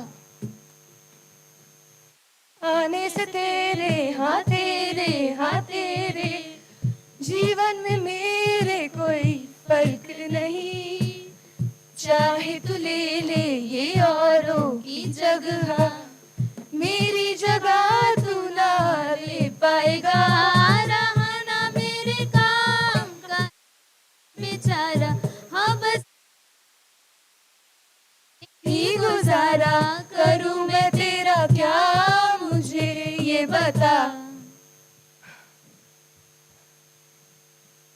हाउसवाइफ से होममेकर, टर्मिनोलॉजी बदल गई, लोग आगे भी बढ़ गए, लेकिन मैं वही की वही रह गई। हैशटैग AI का क्या करूं, हैशटैग AI का क्या करूं। हो गई होममेकर, तेरा हो गया गेम ओवर, ओ कुड़िए व्हाट टू डू, तुरु घर वालों के लिए किचन में जी रही, बाहर निकल जरा जी ले पूरी जिंदगी, देखो जरा मैं क्या क्या हूँ कर दी, मेकअप में कर अंग्रेजी पढ़ दी, गिट कर दी हूँ मैं क्वीन सारी सोशल मीडिया, तू आजा कर ले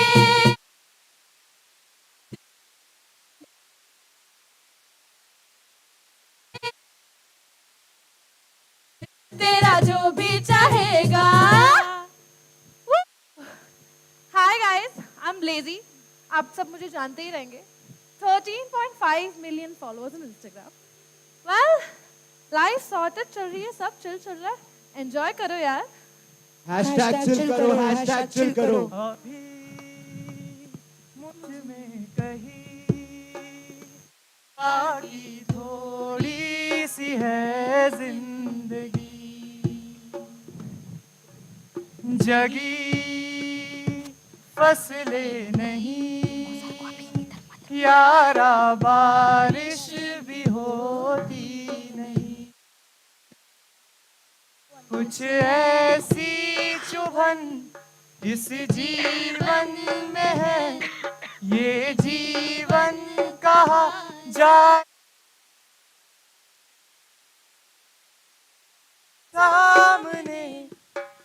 परेशानियां मर जाऊं या जरा जिया ढूंढ लूं या रो लूं जरा मर जाऊं या जी लूं जरा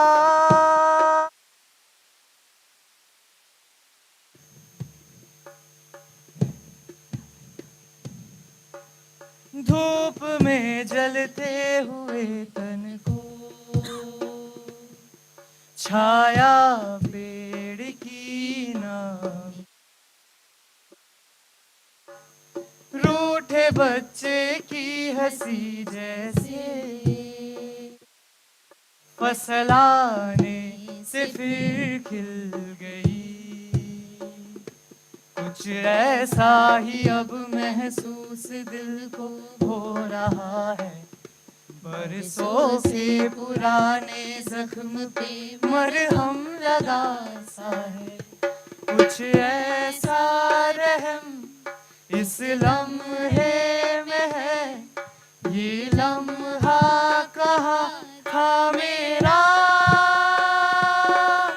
अब है सामने इसे छू लूं जरा मर जाऊं या जी लूं जरा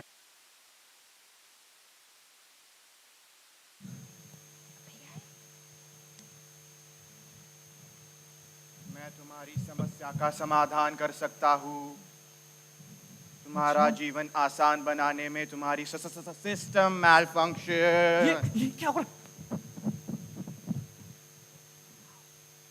फ्यूचर का तो पता नहीं लेकिन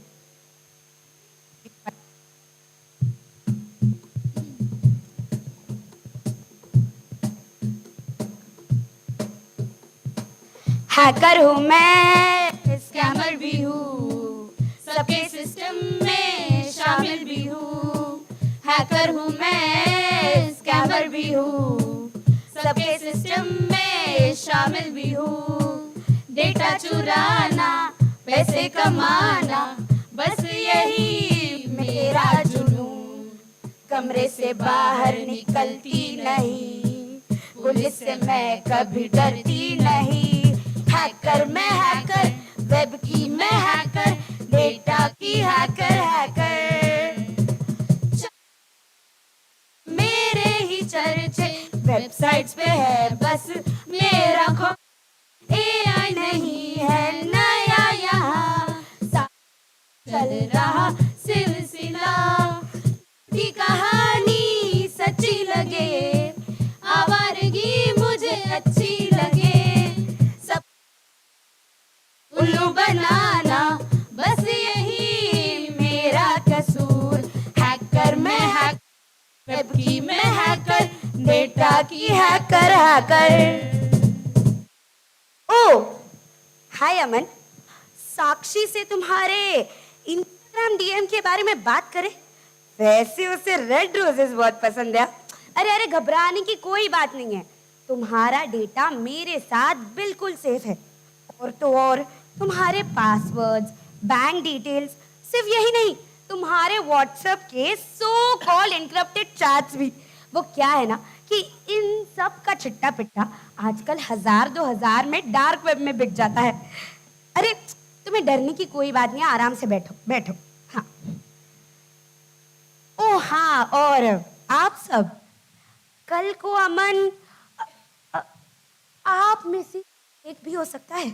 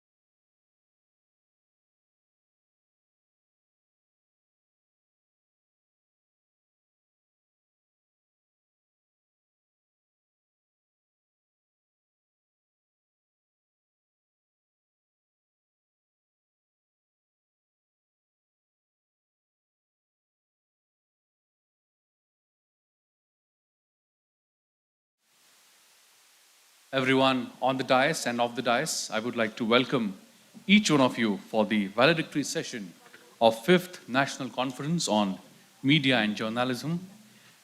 And it is really my honor and privilege to welcome all the dignitaries on the dais for this valedictory program. I would like to request to kindly grace the occasion by your presence on stage. I request Professor Ashish Khetanji, Madam Priyam Gandhi Modi ji, Siddharth Kakji, Uday Zadhav ji, Ganesh Chandan Shive ji, Honorable Vice Chancellor Dr. R.M. Chitnis ji, Dr. K. Girison, Dr. Sunil George ji, and Professor Dheeraj Singh ji to kindly come up stage. I request everyone to join hands for lighting the traditional lamp, which will mark the beginning of the valedictory session.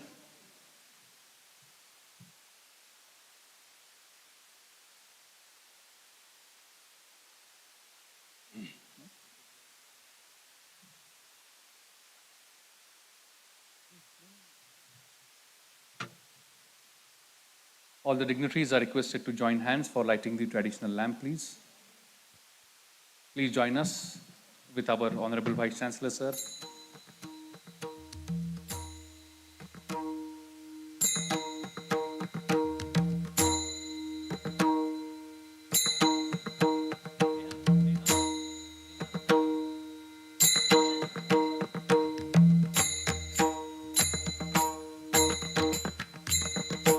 All the dignitaries are joining hands for lighting the traditional lamp.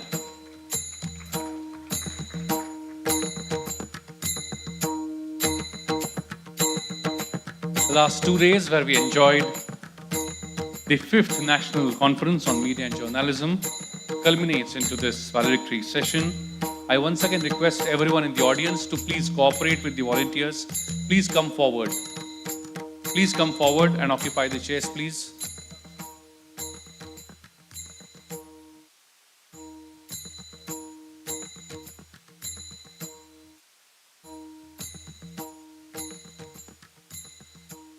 I request once again all the students, audience to please come forward.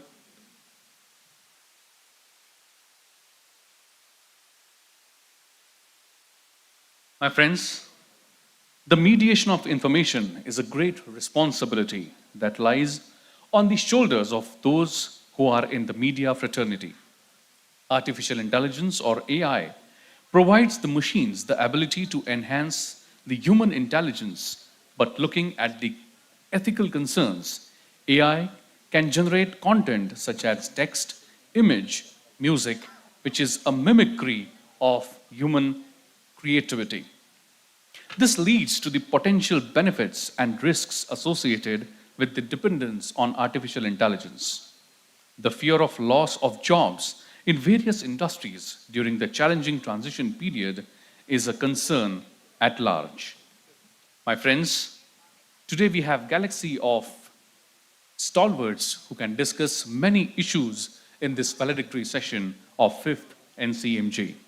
Before we formally begin, I would like to request everyone on the dais, off the dais, to kindly rise in your seats for national song Vande Mataram, which would be followed by World Peace Prayer. I request everyone to rise in their seats, please. Vande Mataram, Vande Mataram, Sujalam, Sufalam, Malayaj Sheetalam, Shasya Shamalam Mataram, Vande Mataram,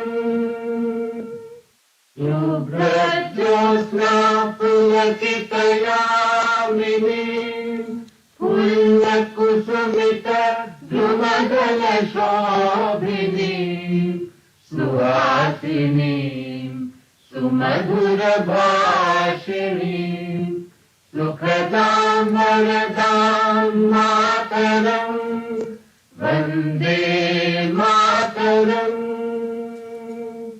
Vande Mataram.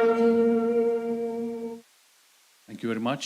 I request everyone to please fold their hands, close their eyes, and wholeheartedly participate in world peace prayer.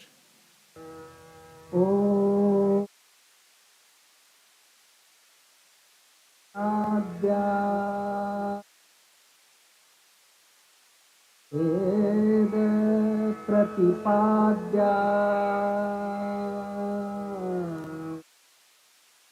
जय जय स्वसंवेद्या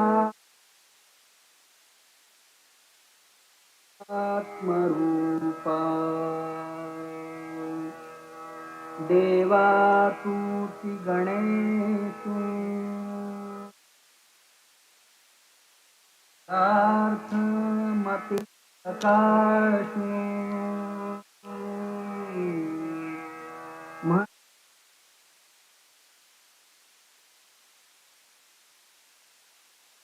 अवधारी गोदी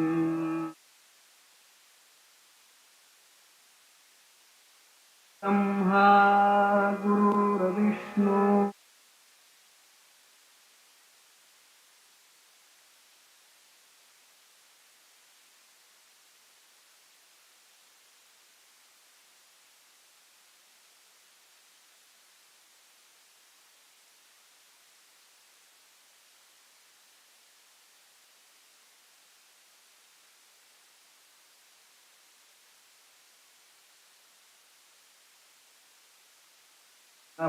पूर्णमिदं पूर्णमुदच्यते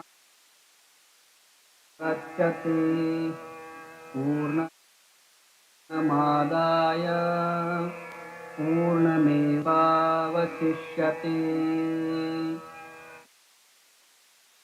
शान्ति शान्ति शान्तिः. Thank you very much. My friends, the deliberation about the role of artificial intelligence in conflict resolution and promotion of democratic principles has become the need of the hour. The collaborative effects of researchers, ethicists, domain experts can help supply the credible information and upholding the world peace. And exactly for this reason, there were some thrust areas of this fifth National Conference on Media and Journalism: Media and Democracy, Margins to Mainstream, AI and Media, Media Education in India, and Media and Inclusivity are some of the themes which were discussed in 5th NCMJ. Now, to take this valedictory session forward, I would like to request the Honorable Vice Chancellor of MIT World Peace University, Professor Dr. R.M. Chitnis, sir, to kindly propose welcome address. Please put your hands together and welcome with a round of applause, Honorable Vice Chancellor. Good evening and namaskar to all of you. We are in the valedictory session of this 2 days National Conference on Media Journalism. At the outset, I want to share with our guest, esteemed guest on the dais, that MIT became university in 2017. Prior to that, we were primarily Engineering College, Management Institute, Arts, Science, Commerce, and Pharmacy College, affiliated to University of Pune. 2017, 18, 19, we started different branches or faculties or schools, such as liberal arts, fine arts, journalism and mass media communication, School of Design, School of Peace Studies. And this particular school, which I will call nascent school, came into existence then. In 2018, we started NCMJ, which was Dr. Karad sir's and Rahul Karad sir's idea, that each school which is here, newly started, will embark on 2 days conference in inclusive dialogue or creation of peace in this world. So, sirs, on the dais, the school is that way nascent, new. There are around 200 students, but they are very enthusiastic, very powerful. They have passion to do newer things, very intelligent also, catapulted by the wonderful faculties which we have, headed by Dr. Dheeraj Singh, who headed then Lok Sabha and Rajya Sabha TV in New Delhi. Now he joined us here 2 years back. So it's taking its own turn of progress. A nascent but very, very powerful. In 5 years, 5 National Conference on Media Journalism itself is, something very outstanding. And that is done by all the faculty members and students. So this is the 5th edition. I know that your number is very large, not very large, very small, around 200. But you have booked this hall because you wanted the real experience of big auditorium. So at the outset, let me congratulate you, all the students. I'm told that out of 280 of you are volunteers. And they are working backstage and some other places. So I request all the backstage students also, there could be 8, 10 for felicitation. After felicitation, you can come in the audience. All the discipline and other volunteers outside, you can also please come inside and look at what you have done in terms of valedictory session and see what these very, very eminent and towering personalities are going to talk to you. On behalf of our founder, president, UNESCO chairholder for human rights, democracy, and peace, Professor Dr. Vishwanath Karad sir, the executive president of MIR's MIT group of institutions, Sri Rahul Vishwanath Karad sir, patrons of NCMJ, trustee members, faculty, staff, students of MIT World Peace University, may I extend on behalf of all of you a warm welcome to the guest of honor of this valedictory program. Shri Uday Jadhav sir, Chief Executive Officer of the Sakal Media Group. They have print media, online media, head of SAM Television, and so many other publications and other divisions of Sakal Group. Honorable Siddhartha Kakji, renowned creative producer and television host, whom we popularly know as the co-host of Surbhi, along with Renuka Shahane ji. I still remember because, sir, we grew up watching your particular program. Professor Ganesh Chandan Shiveji, multifaceted, talented personality as a popular singer and director of Academy of Lok Kala of the University of Mumbai. Srimati Priyam Gandhi, ma'am, renowned author and communication strategist. I will say that Srimati Priyam Gandhi Modi ji, renowned author and communication strategist. Then Sri Ashish Khetan ji, well-known lawyer and journalist and policy expert. Sirs, we are honored to have all the distinguished guests assembled here, sparing their valuable time for us. Again, a cordial welcome to all faculty members, staff, those who are here for this NCMJ valedictory program. Friends, during last 2 days of intense deliberations of expert speakers on a variety of topics ranging from media and democracy, margins to mainstream, youth to youth connect, media education in India, media inclusivity, artificial intelligence and media in 2047.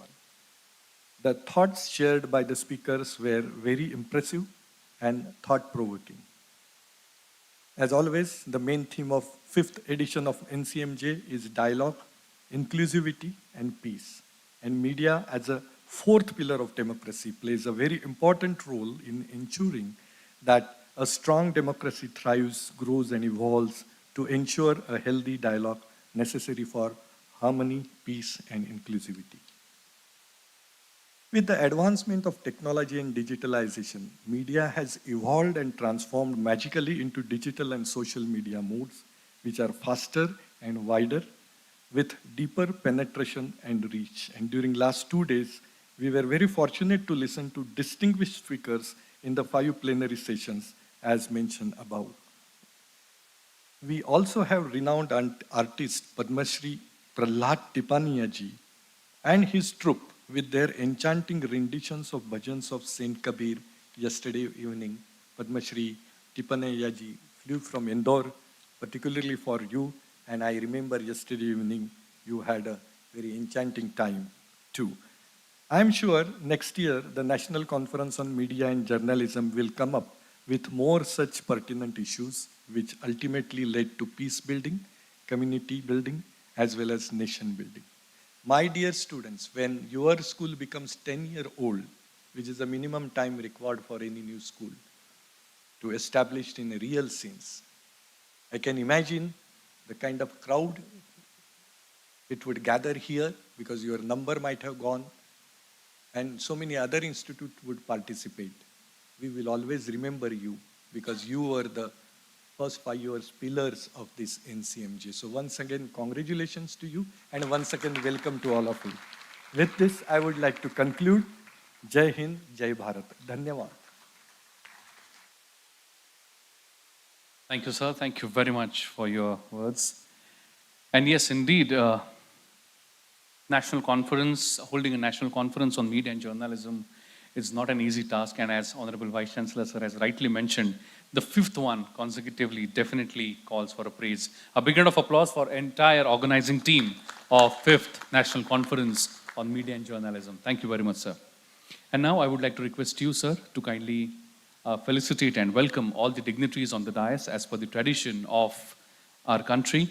I would like to first request, sir, to kindly felicitate and welcome the noted lawyer and journalist and Associate Professor of Law at O.P. Jindal Global University, Professor Ashish Khetanji.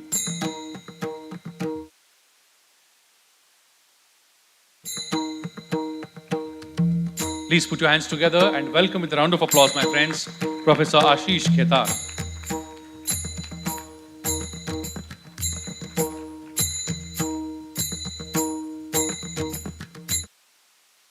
Thank you very much. I now request sir to kindly felicitate and welcome Madam Priyam Gandhi Modi ji, author and political communications strategist.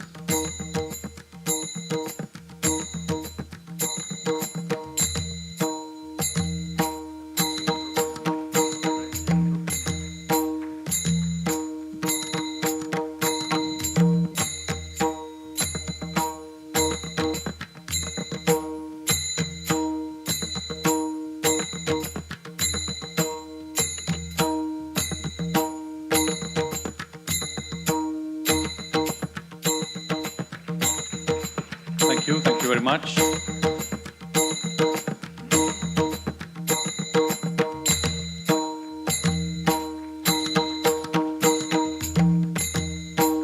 I now request sir to kindly felicitate and welcome Shri Siddharth Kakji, documentary and filmmaker, creative producer, television host, and producer and presenter of Surabhi.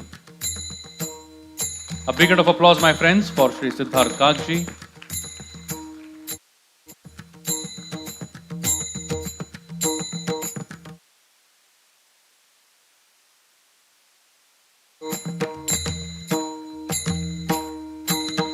Hearty welcome, sir. I now request sir to kindly felicitate and welcome the Chief Executive Officer of Sakal Pune, Shri Uday Jadhavji.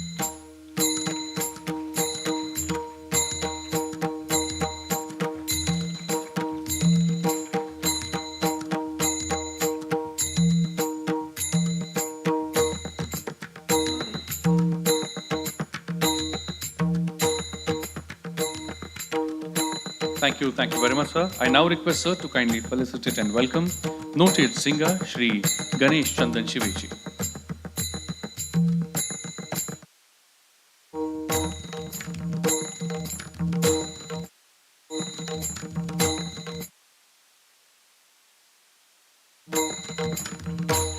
A big round of applause, my friends, for all the dignitaries present here today on this dais. Thank you very much. My friends, as we all are aware that our Honorable Executive President, Shri Rahul V. Karad, has been on the quest to bring the young Indian citizens in the mainstream of democracy and democratic practices. He has taken a bold step, a very, very innovative platform of National Conference, National Legislators Conference 2023. I would like to share that with all the dignitaries on the dais, that it is for the very first time in the history of independent India that such a platform was created where the MLAs and MLCs from all states of the country came together to deliberate upon the issues that our country is facing today. I would like to request my team if they can please take us through a small film on National Legislators Conference.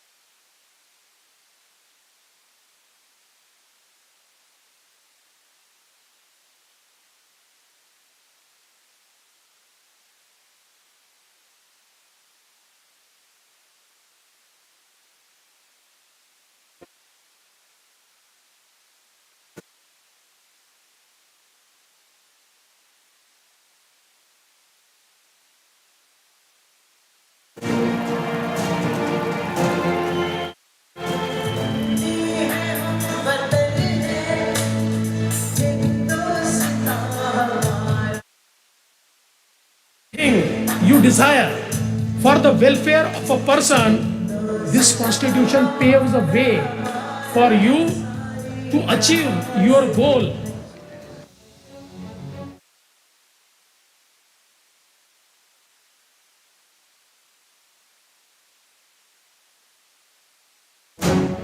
जो आप सभी विधायकों की अपेक्षा थी, एक views share करना, diverse views को सुनना और उन्हें जाकर अपने अपने स्टेट्स में इम्प्लीमेंट करना, मैं समझता हूँ ये राहुल कराट जी के इनिशिएटिव से निश्चित रूप से पूरी हुई है। मुझे अच्छा लगा जब राहुल जी ने अलग अलग विधायकों ने जो अपने अपने विधानसभा क्षेत्र के अंदर जो नई प्रैक्टिस अपनाई, उनका परिदृश्य, उनकी प्रदर्शनी मैंने देखी।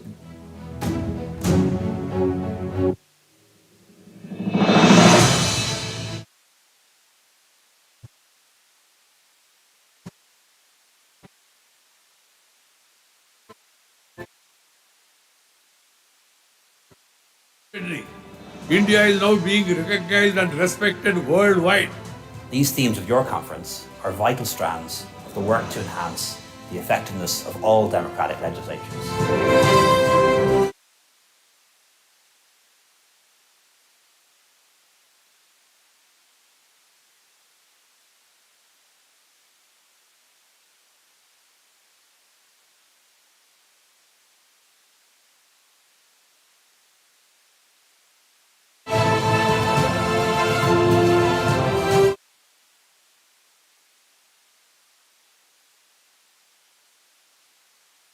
मंच पर की गई चर्चाओं और नए विचारों से जनता की भलाई निश्चित रूप से सुनिश्चित होगी। For the second national legislative conference आप गोवा में आने के लिए तैयार है? मैं तैयार है क्या?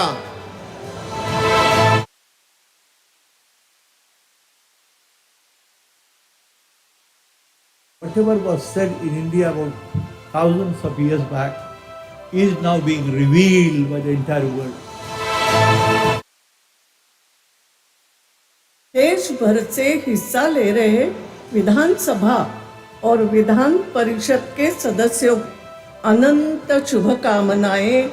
आपका Narendra Modi.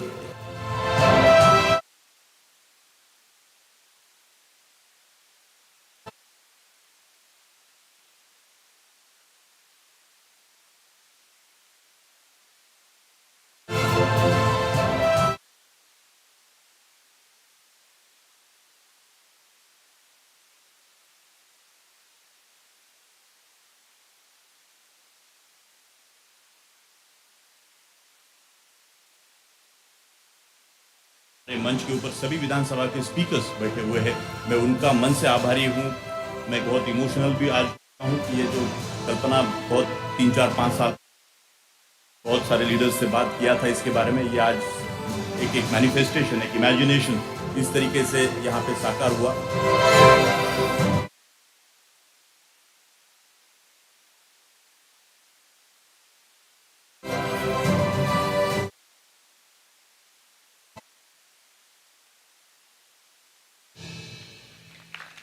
Thank you very much for that round of applause. Thank you very much.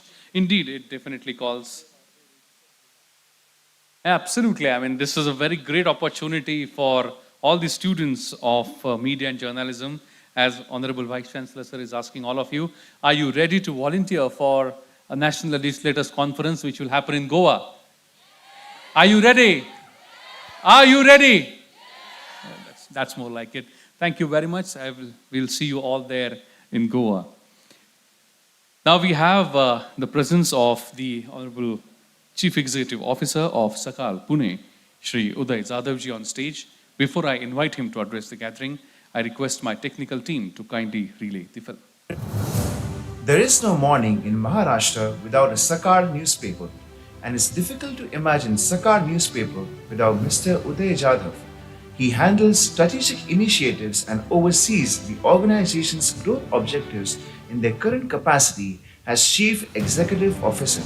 He also heads Sakal's print, television, digital and activation businesses. Mr. Jadhav started his career in Sakar Media Group as a management trainee and served the group for 20 years in various business functions. He is a successful business leader with over 20 years of excellent achievements in business strategy, sales and marketing, and operations management. He has deep market knowledge and a track record of expanding company areas and portfolios. We are honored to welcome Shri Uday Jadhav at the NCMJ 2023. Please put your hands together and welcome with a round of applause, my friends, Shri Uday Jadhavji.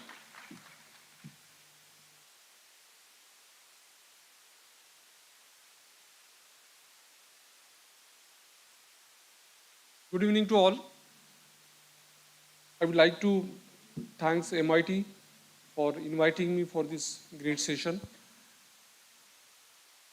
I'm also like to thank you for joining media as a vertical for your future and next career. When media, as a media person, we come and like to invite you with the students and faculties of the college. We always come with some agenda. Normally media people looking for the content which is most relevant to them. Either they are looking for any business opportunities or subscription or any networking opportunity. But today I am here to look out for the next generation who is going to take care of the Sakar as a media or as a media platform. When I was discussing with Chitni sir and couple of professors in MIT, I thought MIT is the best suitable or most apt institute to work with Sakar because culturally we are exactly think like what MIT think in the premises or what you taught in the premises. The same philosophy we carries in our day-to-day operations in the Sakar. When you join any media vertical or media course, you join with some dreams. It may be personal dreams or family dreams. And most of the media people join media only because they are very much passionate about the media as a career. As you know, there are a couple of options available for you to do your career. And when I think of a career, it is not for 5 years or 10 years. You are going to spend entire life in that industry. And so I always think that you are joining media not because of the economical or any other objective, but you are very much passionate about the media, and that's why people join media. When you join media, my suggestion is you should be always connected with the people, those who are on ground, because every person in the country nowadays, or maybe go 30 years back, or you can go to the 20 years ahead, will look media as the fourth pillar of the democracy, and they will always expect something good from you. That's why you will be the most responsible authority or maybe a person in the country where people are expecting some good activity, good task from your side. That's why you should be always responsible to the society, always responsible to your career. I also like to request you, you should be always humble to the people, those who are meeting you, because people will always come to you with some expectations. When people try to sort out their issues with a number of authorities, a number of bureaucrats, and when they fail to achieve their objectives, they will come to media. And that's why I'm saying you will be in the great role of the problem solving industry, and you should have to have a problem solving technique with you. Then only you can have a better career into the media industry. I think I will take one more session, how to make career into media, but today just I would like to give some glimpse of the media verticals, and that's why I came today to have an interaction with all of you.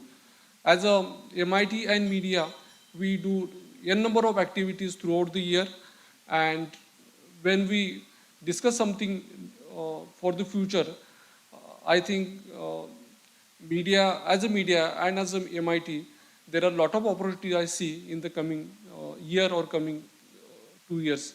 So once again, I would like to conclude, and I would like to thank MIT team and all of you for inviting me and giving me a chance to interact with you. Thank you so much. Thank you very much, Uday Jadhavji. And as it was rightly said in the film that there is no morning in Maharashtra probably that starts, rather there is no Sakal without Sakal, if we can say, if I can put it that way. Thank you very much for taking time out and coming here all the way. Thank you very much. My friends, it's now time when I'm going to invite the next guest on this stage. And as Honorable Vice Chancellor said that we grew looking at him. So he is motivation for many, I would say not people, the generations, because we have also seen him. Honorable Vice Chancellor, sir, if he has seen him, then there are many generations in between who have seen him. Please put your hands together as I would like to invite Shri Siddharth Kakji. But indeed, before that, I would like to request my technical team to kindly relay. जी और मैं बड़े होशियारी से time करते थे, क्योंकि उनका भी नमस्कार होता था, मेरा भी नमस्कार होता था. उसके लिए under our breath we would say 1, 2, 3 नमस्कार. A well-known television personality, filmmaker, commentator and author, Mr. Siddharth Kak is a name everyone has heard of. One of the pioneers of Indian television, his TV series Surabhi, which aired on national prime time from 1991 to 2001 as one of India's top 10 programs, became a cult show of Indian culture and identity. Cinema Vision India, a television network owned by Siddharth Ji, has won 3 national awards and other significant television honors. This network has created more than 100 documentaries as well as several long-running television documentary series for many prominent television stations in India. He has also co-authored the book Love, Exile, Redemption. With a multifaceted career that spans across various creative domains, Siddharth Ji undoubtedly stands as one of the most influential figures in the industry. मैं documentary फिल्में बनाना चाह रहा था. वो मेरे temperament के, मेरे स्वभाव से मैच करता था, क्योंकि उसमें बहुत रिसर्च करना पड़ता है, उसमें सोच समझ आती है और फिर उसको आप पेश करते हैं अपने तरीके से. Honored to welcome Shri Siddharth Kak at the NCMJ 2023. Please put your hands together, my friends, and welcome with a big round of applause, Shri Siddharth Kakji.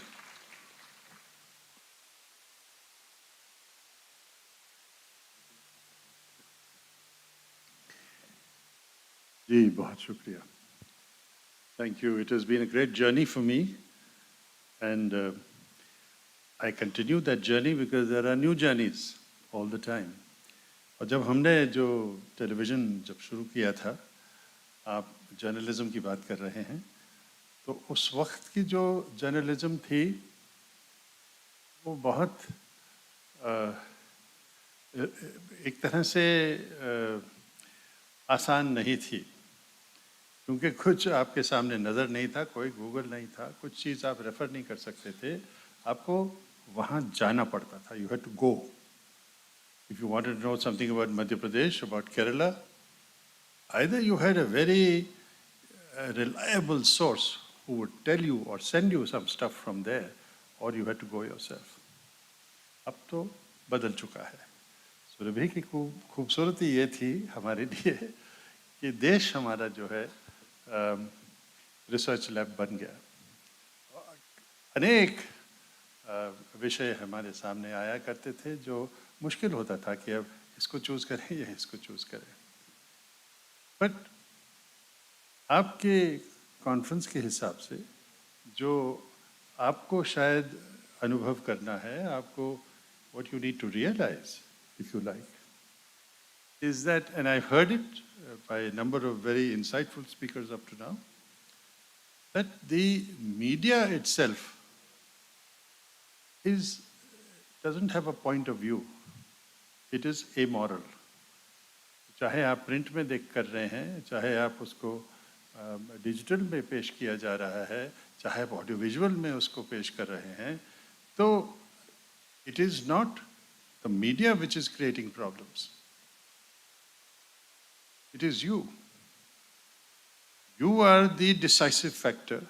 How do you use that medium? उस medium के साथ आप तो खुदा हैं, आप कुछ भी कर सकते हो. तो ये आपको हमेशा ध्यान में रहना चाहिए कि जो कुछ भी आप अपने करियर और जर्नलिज्म में करेंगे, you must do it with great honesty.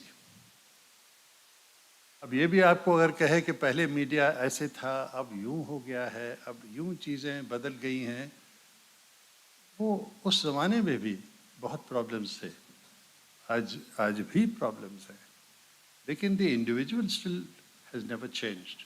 You are still at the center of things. और मैंने जो देखा है और जो मैं आप सबका शुक्रगुजार हूँ एक तरह से, in the sense that you have related as a person. You have, अब आपको थोड़ी याद होगा कि सुरभि में क्या क्या शोज आए, क्या क्या चीज़ें आई, लेकिन ये बंदे ने कुछ किया. You are happy to see the guy. So we have connected as a human beings. Humans connect to humans.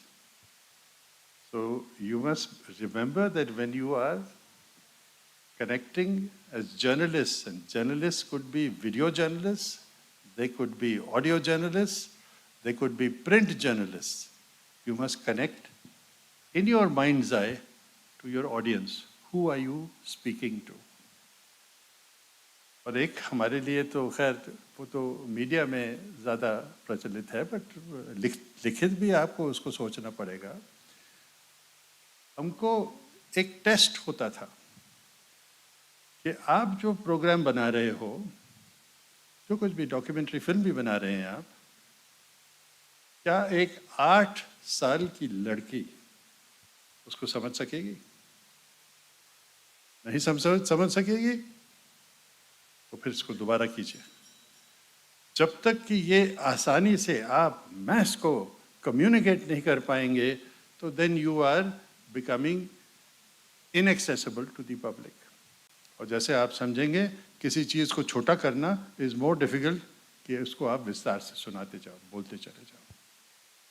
तो try and make it concise. और एक पॉइंट चीज़ आप भी ये सोचें, जैसे ह्यूमन बीइंग जो उसके बीच में है, उसका आपका दिमाग भी उसके बीच में है. क्योंकि मैंने सुना भी, there is an overload of information because of the new media.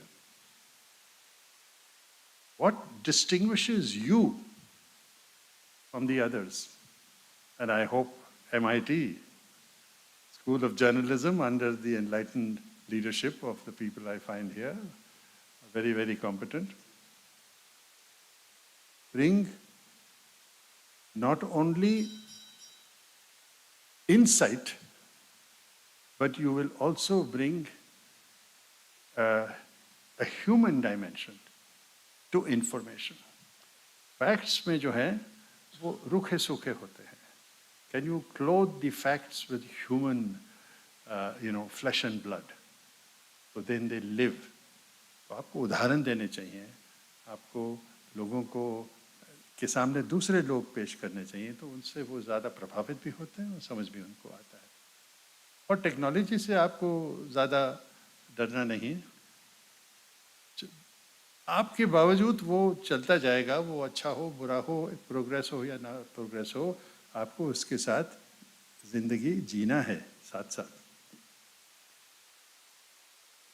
आखिर में यही बताऊं, जब मैंने शुरू किया था तो मेरे सामने भी कुछ टेक्नोलॉजी आई जब हम पेश कर रहे थे. सुरभि नहीं, सुरभि से भी पहले. सुरभि तो फिर भी थोड़ा सा एडवांस हो गया था मीडिया. मैं न्यूज़ पढ़ता था. न्यूज़ पढ़ने के समय, ब्लैक एंड वाइट का टाइम है जी, I am black and white era का आदमी हूँ. न्यूज़ में एक ज़बरदस्त परिवर्तन आ गया जिसका नाम था टेलीप्रॉम्प्टर. आपने शायद सुना होगा कि टेलीप्रॉम्प्टर क्या चीज़ है. हम भी बड़े बौखलाए हुए थे, टेलीप्रॉम्प्टर आ गया. अभी हम न्यूज़ कैसे पढ़ते थे? हमारे सामने जो है लिखी हुई न्यूज़ हमको, we were not news broadcasters, उस ज़माने में वी वर न्यूज़ रीडर्स. पढ़ते थे न्यूज़, तो न्यूज़ हमारे सामने आती थी. टेलीप्रॉम्प्टर का ये फ़ायदा था कि अब आपको नीचे देखने की ज़रूरत नहीं है. आपके कैमरा के सामने एक स्क्रीन आएगा, उस पर जो है जो लिखा है, आपको जो बोलना है वो लिखित आएगा, और जैसे आप बोलते जाएंगे वो लिखता हुआ वो टेलीप्रॉम्प्टर आपको बताता चले जाएगा. तो you can keep connecting with the audience and speaking. आपको डिस्कनेक्ट करने की ज़रूरत नहीं है ऑडियंस के साथ. अब ये तो नई टेक्नोलॉजी आ गई. अब पुराने ज़माने के जो टेक्निक्स थे या जो भी ब्यूरोक्रेसी थी या जो कुछ भी रूल्स एंड रेगुलेशंस थे वो तो नहीं बदले. तो जो बंदा जो था, जिसको टेलीप्रॉम्प्टर ऑपरेट करना था, उसकी तो सैलरी बदली नहीं. वो भी अभी भी क्लास 6 या कुछ ऐसे ग्रेड का बंदा था. तो he was like a peon kind of a person. वो तो वहाँ पे उनको बिठा दिया. अब जनाब आप आए ठाठ से, आप अंग्रेजी में न्यूज़ पढ़ रहे हैं, उसको एक शब्द नहीं पता कि क्या बोल रहा है ये आदमी, मगर उसको टेलीप्रॉम्प्टर चलाना है. तो वो क्या कर रहा है? वो यूं ऐसे घुमाता चला जाता था. टेलीप्रॉम्प्टर चल रहा है, आप देख रहे हैं वो निकल गया. टेलीप्रॉम्प्टर चल रहा है, वो आ ही नहीं रही है, दूसरा शब्द तो आ ही नहीं रहा है, तो आपको ऊपर नीचे करना पड़ता है. तो मैं इसका जो है, हमें actually we had more embarrassing moments in the initial parts of the teething troubles of teleprompter than when we were reading from straightforward, written news. What I want to say to you, which emerges from this, is do your research. You should hold the information in your head and in your heart. तो फिर teleprompter fast हो या short हो, जल्दी हो या देर से आए, आपका दिमाग तो चलता रहेगा, वो आपको टेलीप्रॉम्प्ट करेगा. तो आप ये याद रखिए कि आपके काम की नींव जो है वो है रिसर्च. और जब तक आप सब्जेक्ट को पूरी तरह से अपना नहीं पाएंगे, जैसे किसी ने कहा पिछले सेशन में, क्वेश्चन क्या पूछना है आपको. ये सिर्फ क्वेश्चन का सवाल नहीं होता है. आप जब फिल्म मेकिंग करेंगे तो आपको ये भी सोचना पड़ेगा कैमरा कहाँ रखना है, पहला शॉट आप कौन सा ले रहे हैं, क्यों ले रहे हैं. पूरी फिल्म आपके दिमाग में होनी चाहिए, पूरा आर्टिकल आपके दिमाग में होना चाहिए, तब आप पहला शब्द लिख सकते हैं. I wish you well. You have a challenging and very interesting career ahead of you. I hope I will have time to spend with you as well when you do this. और आपकी फिल्में हम देखेंगे और मज़ा लेंगे. But all the best, do well, do the research, own the material and communicate human to human with your heart. Thank you.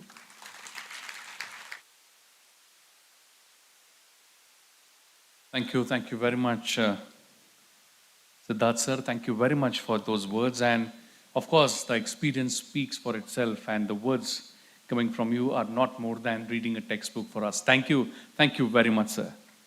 A big round of applause, my friends, once again for Shri Siddharth Kagji. And now we have the presence among us of the renowned singer, Shri Ganesh Chandan Shiveji. Before I invite him to address the gathering, I would like to request my technical team to relay. Professor Dr. Chandan Shive is an unwavering advocate for the preservation and promotion of cultural and traditional art forms, which are the bedrocks of any society. With a distinguished career spanning across prominent media outlets such as ETV, Doordarshan, and Lokmat, he has emerged as a pivotal figure in championing the significance of these practices in our community. His famous documentary on Garja Maharashtra Masa is a testimony to his efforts. Furthermore, his leadership and directorial roles in numerous folk events in Mumbai, Aurangabad, and Nagpur have significantly contributed to the revitalization of these art forms. Professor Chandan Shive has won more than 15 prestigious national level awards in drama and culture. Dr. Chandan Shive's unwavering dedication and outstanding achievements continue to inspire and shape the cultural narrative of our society.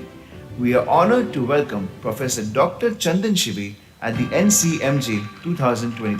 Please put your hands together and welcome with a round of applause Shri Ganesh Chandan Shiveji. Hello. Hello. Honorable Vice Chancellor, sir, all dignitaries on the dais, and my friend student. Basically myself, I'm a folk artist. और ये जो भूमि है, ये संतों की भूमि है. और जिस संतों के विचारों से डॉक्टर विश्वनाथ जी कराड़ ने ये MIT स्कूल यहाँ पे स्थापित किया है, उस संतों के पावन भूमि में आकर पहले मैं संतों को वंदन करना चाहता हूँ. लंकापुरी पुण्यभूमी पवित्र, तिथे नांदतो ज्ञान राजा सुपात्र, तया ठविता महा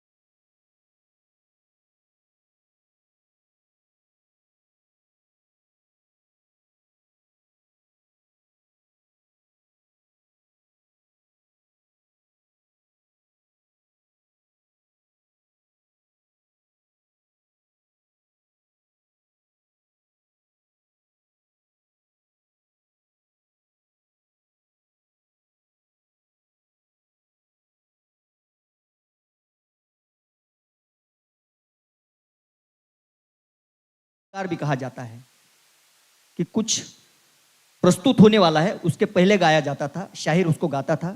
वही टाकनी मैंने इस हिंदी फिल्म में गाई. या तानाजी फिल्म आपने देखा है, तानाजी का बैकग्राउंड जो है पूरा, उसका स्कोर जो है, उस स्कोर में मेरी आवाज़ जाती है. या फिर बाजीराव मस्तानी का जो बैकग्राउंड स्कोर है म्यूजिक का, उसमें हमने आलापी वगैरह गाई है. तो जब संजय महाराष्ट्र के मराठवाड़ा में से आए हुए, मुंबई में हमारा कोई नहीं था और मुंबई विश्वविद्यालय में as assistant professor department of performing folk arts में हम ज्वाइन हुए। वहाँ पे पूछा गया कि कोई पोवाड़ा गाने वाला या मराठी फोक गाने वाला कोई बंदा है। तो मेरे एक फ्रेंड थे विजय चौहान, उन्होंने बोला एक बंदा है, गांव से आया है, दुबला पतला है लेकिन आवाज़ बड़ी मोटी है। ठीक है, तो संजय लीला बंसाली जी ने मुझे बुलाया, आप क्या गाते हैं? तो मैंने बोला मैं पोवाड़ा गाता हूँ, भारुड़ गाता हूँ, गुंधल गाता हूँ, गौड़न गाता हूँ, चलो गा के बताओ। तो हमने गाया। दीपिका जी बैठी थी ऐसी, ये कैसी दिखती है? तो मैं बोला अच्छी दिखती है। अच्छी दिखती है लेकिन उन पे लिखो, और हमने लिखा नभतूनी आली अप्सरा हे नभतूनी अशी सुंदरा साज सजवून आली आली आली ग आली आली आली आली ग आली केसामधी माळला गजरा लोकांच्या नजरा खिळल्या तिच्यावर आली ग आली दुनियाची प्यारी तू ग आगनारी सुंदरा आली ग आली महारानी ग आली नजर जो तेरी लागे मैं दीवानी हो गई, मैं दीवानी हाँ दीवानी मस्त गई। ताली बजाई।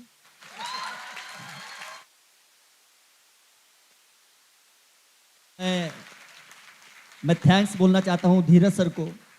धीरज सर, आपने मुझे यहाँ पे इस काबिल, इस मंच के काबिल समझकर यहाँ पे मुझे निमंत्रित किया। मैं आप सभी लोगों का शुक्रगुजार हूँ। मैं सालवे जी का शुक्रगुजार हूँ कि उन्होंने मेरा नाम यहाँ पर उन्होंने आपको बताया और मुझे बुलाया। Thank you very much.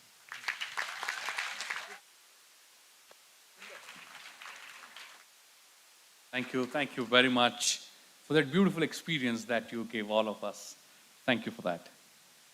And now it's time when I invite the special guest of honor of this session, noted author and political communication strategist, Madam Priyam Gandhi Modi ji. But before I invite her, I request my technical team to kindly relay the film.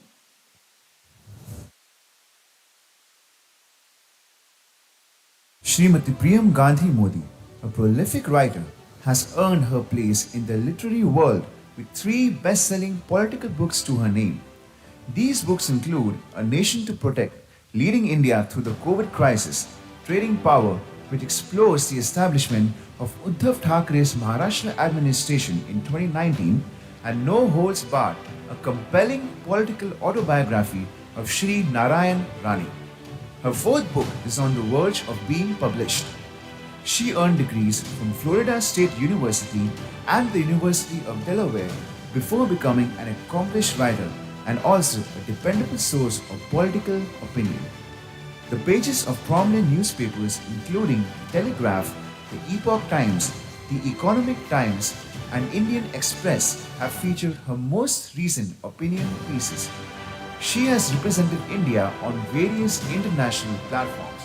She frequently appears on global and national news programs including CNN News 18, One America News, Abu Dhabi TV, Dubai One News, Russia Today, Washington DC, and others. Her inspiring journey has captivated and motivated numerous aspiring writers.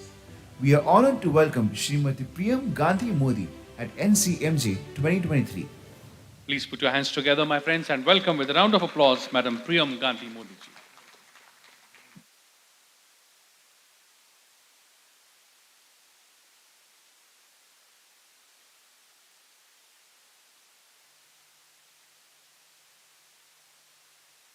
Good evening, everybody.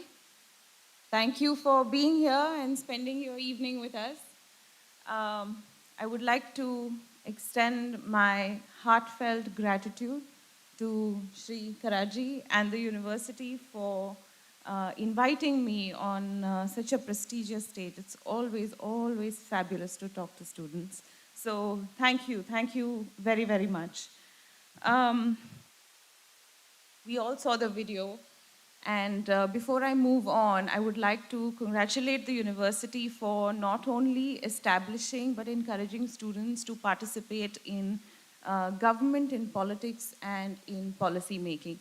Until this is the need of the hour, until the youth participates in the debates of the country, we can't achieve the country of our dreams. So congratulations, my heartfelt congratulations to the university. So, thank you.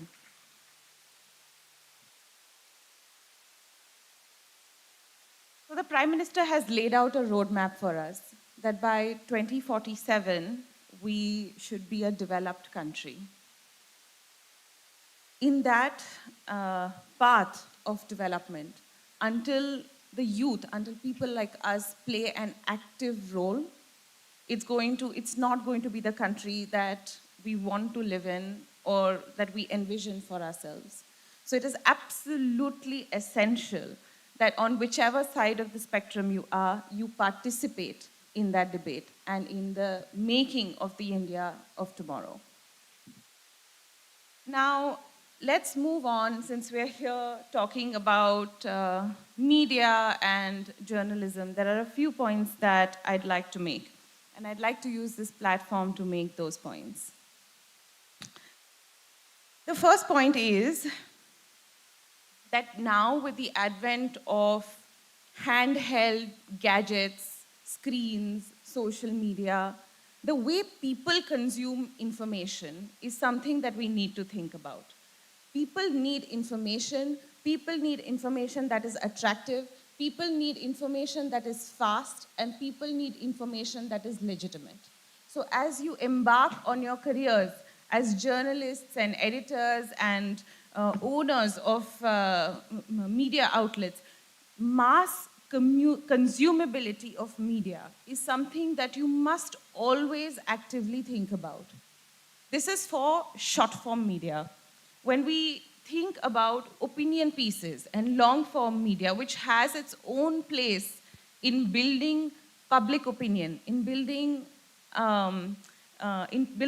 opinion across the country, once again, your analysis needs to be sharp, whether it's by video, whether you write, whether you give any kind of commentary, whether you run a podcast, your analysis has to be sharp and it has to be balanced. So this is something that you must absolutely think about, mass consumability of the information that you put out there. The second point that I want to talk about is the role of media and journalism in the country today, and also internationally for that matter. The world as we know it is very divided, very, very divided. There is no longer a gray scale. We're reaching a point where either it's black or white, and the wedge in between only keeps getting deeper and deeper and deeper. Guys, I'm not much older than you guys, just a little bit older than you guys, so maybe you'll be able to relate to this, but don't be afraid to take a side. So if we look at our history, on the verge of the battlefield in Kurukshetra, Shri Krishna had very rightly said that even if you're neutral in the war between dharma and adharma, and in the war between right and wrong, that still doesn't excuse you. So take a side, guys, and stick to that side and follow it up aggressively.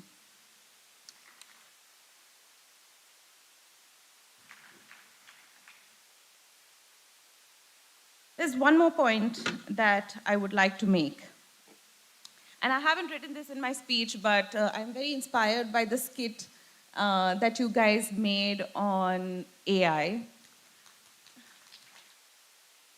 It was a fabulous, fabulous skit. But let's go back a little bit and think about really what AI will contribute in the field of media and journalism. It will contribute data points. How will you get those data points? You guys are the people that will give AI those data points.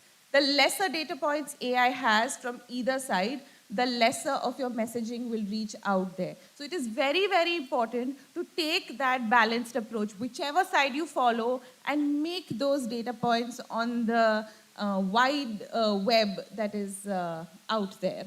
So that was my last suggestion that I had for you guys, inspired by your AI skit. Thank you once again for inviting me to this very prestigious conference. And Jai Hind. Good luck.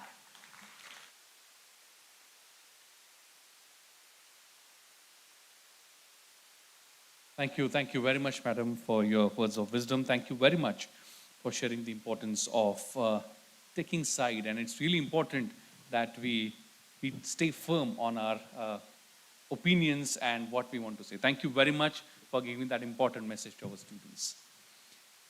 My friends, it is really important that somebody mediates, somebody talks about the peace, and not just talks about, but acts on it. It is important that in today's world, I would say especially, where today only in the morning one student came to me and he asked, sir, I actually was going to come to you asking for letter of recommendation, which usually happens the final year students come for LORs. They said, sir, I'm not sure now whether I should apply for the US because I don't know if US is now planning to go to war. I said, come on, I mean, we are not really sure about it. But then everybody, right from the students up to the kids, everyone is talking about war. And that's not the language I think we all should be talking about. So there is need of time that we all should talk about peace and act on peace. So I'm sure you all know that the work that revered Professor Dr. Vishwanath Karat sir has put in for last more than 40 years and being the proponent of peace, I would like to request my team if they can please show us a small glimpse of the work that our revered Professor Dr. Vishwanath Karat sir has put in. Our world is adorned with magnificent monuments, each one a testament to human achievement, history, and culture. These monuments hold a profound significance, not just for the countries they represent, but for the entire world. Monuments stand as symbols of national pride, glorious past, unity, and cultural heritage. They connect us to our past, inspiring us to preserve age-old traditions while embracing the future. These structures embody the aspirations of countless generations and serve as beacons of hope and progress. Among the world's awe-inspiring monuments, there is one that transcends borders and speaks directly to the hearts of every human being. Philosopher Saint Jnaneshwara World Peace Dome. Metaphorically, it is referred to as a spiritually oriented scientific laboratory for world peace. This architectural wonder was brought to life through the unwavering dedication and hard work of 10,000 individuals under the visionary guidance of eminent educationist of our times, Professor Dr. Vishwanath D. Karat. The World Peace Dome, situated in Pune, Maharashtra, India, is a breathtaking masterpiece. With a diameter of 160 feet and a height of 263 feet, it stands as the world's largest dome. Its interior boasts a sprawling sitting area of 20,000 square feet, while the library occupies an impressive 62,250 square feet. The World Peace Dome serves as a sanctuary for meditation, a place where science and spirituality converge. Within its hollowed walls, individuals from all walks of life come together to find solace, tranquility, and enlightenment. As you explore the World Peace Dome, you will encounter statues of the founders of all religions of the world, of the prominent sages, saints, philosophers, and scientists who dedicated their lives in the pursuit of peace. For the first time in the known human history, great minds and souls from the world of science, religion, philosophy, and spirituality have come together under one roof, reminding us of the importance of harmony and unity in our shared world. On October 2nd, 2018, the World Peace Dome was inaugurated by the esteemed Vice President of India, His Excellency Shri Venkaiah Naidu. This momentous occasion symbolize the world's collective commitment to fostering universal brotherhood and world peace. Today, as we reflect on the significance of world monuments, let us draw inspiration from philosopher Saint Sri Dnyaneshwara World Peace Dome. May its compelling message of confluence of science, religion, and spirituality guide us towards a future where peace prevails across all nations of the world as one family. Vasudhaiva Kutumbakam. Thank you very much. And it is a very, very beautiful message that we all take home from this movie, and that is Vasudhaiva Kutumbakam. I would now like to request Director and Associate Dean of Department of Media and Communications at MIT World Peace University and the convener of NCMJ to give all of us an oath as a takeaway from 5th NCMJ. Okay, sure.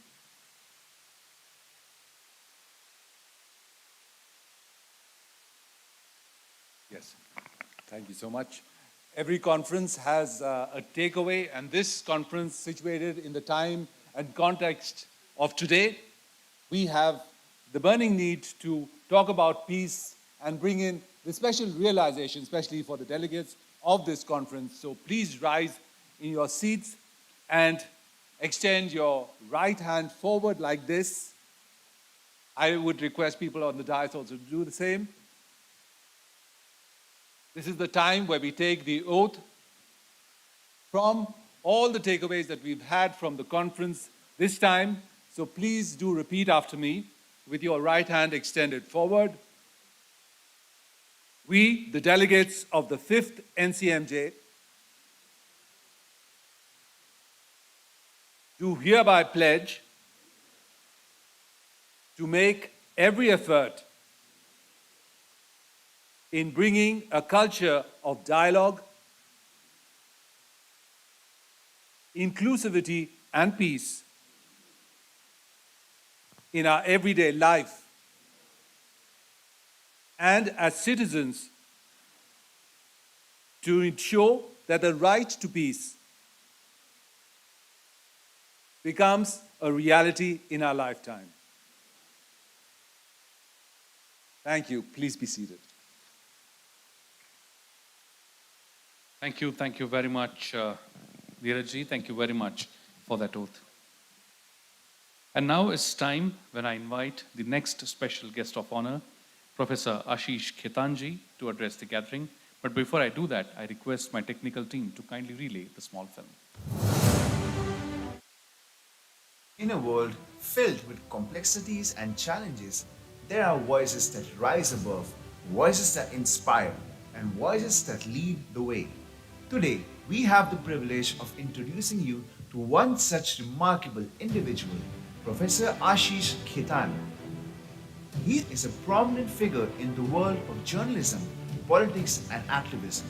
He started his career as an investigative journalist, working with leading English publications and TV news networks for over 15 years.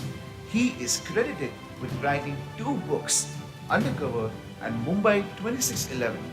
Professor Ashish Khetanji has also served Delhi government in the capacity of Vice Chairperson of the Dialogue and Development Commission of Delhi, its top policy-making body and think tank. We are honored to welcome Professor Ashish Khetanji at NCMJ 2023. Please put your hands together, my friends, and welcome with a big round of applause, Professor Ashish Khetanji.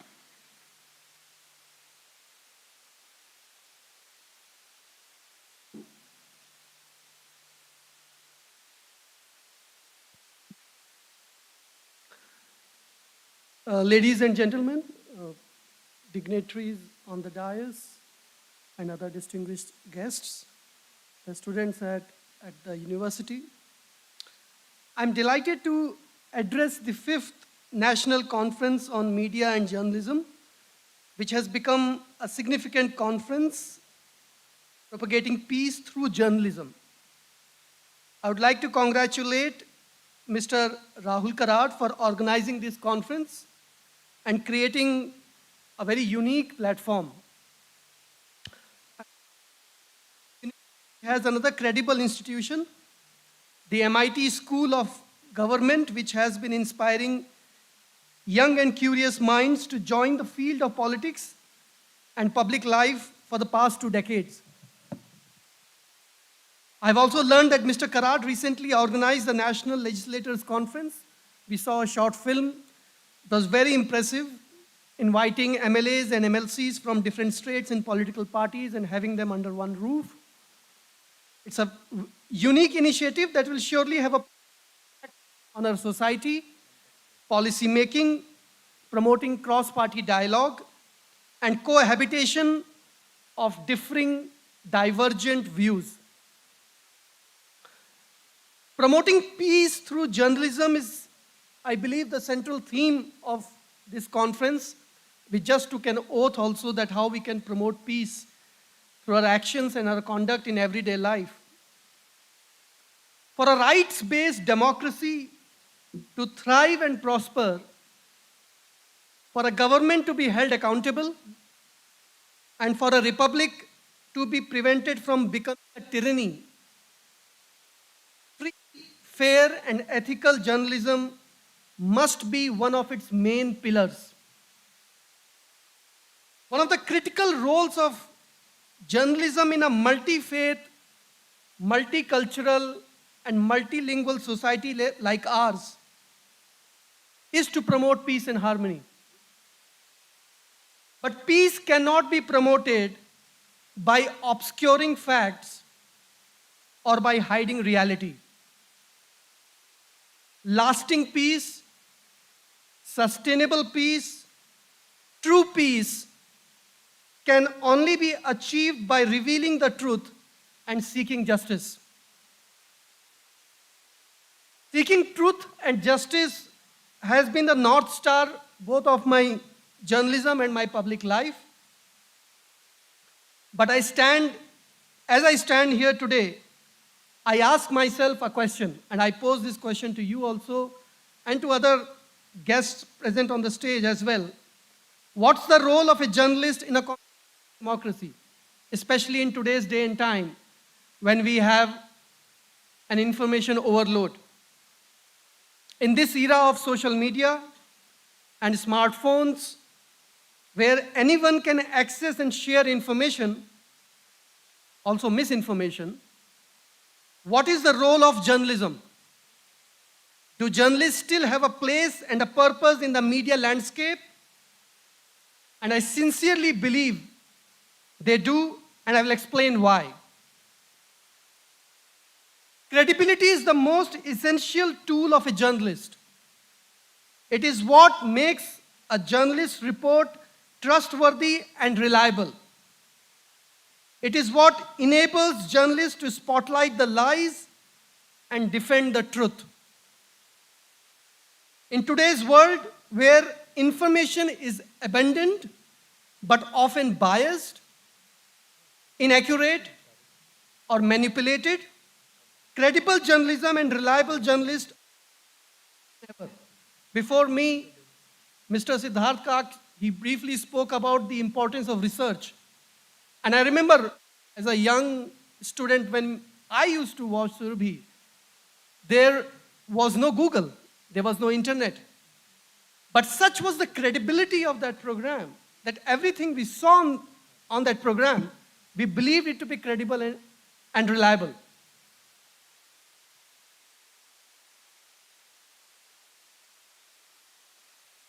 In today's world, I believe journalists are more important than ever.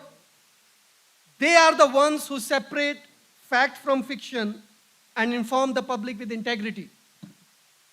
As journalists, a credibility is what grants us authority and legitimacy to report on the issues that matter to the public. Our credibility is what earns us the attention, respect, and trust of our audience. As most of you will graduate and venture out and join the industry in the real world, you have to ask yourself every day the question that why would anybody come to you, watch your video or read your report when there are information available from all kinds of sources. We seek respect as journalists. We seek respect not only from those who agree with our reportage, remember that, because it is very easy these days to pander to polarizing views, to pander to one kind of views.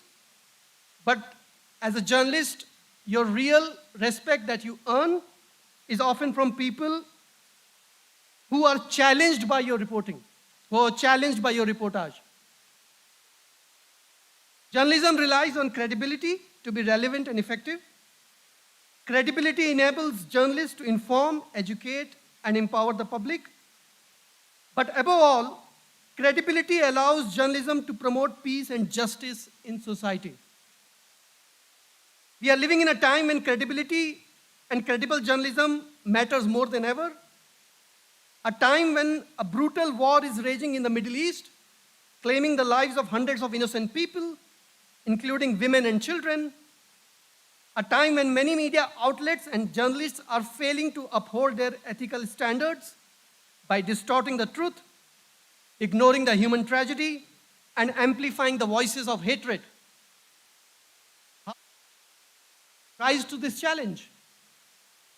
How can we use our words and images to foster peace and justice instead of fueling, becoming tools in the hands of those who are propagating violence and injustice?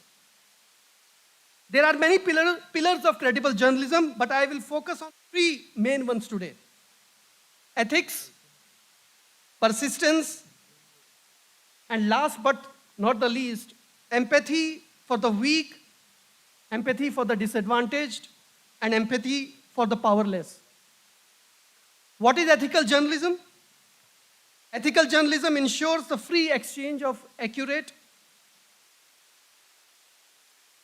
fair, and thorough facts. And ethical follows core principles of journalism, which you have all learned at this university, which is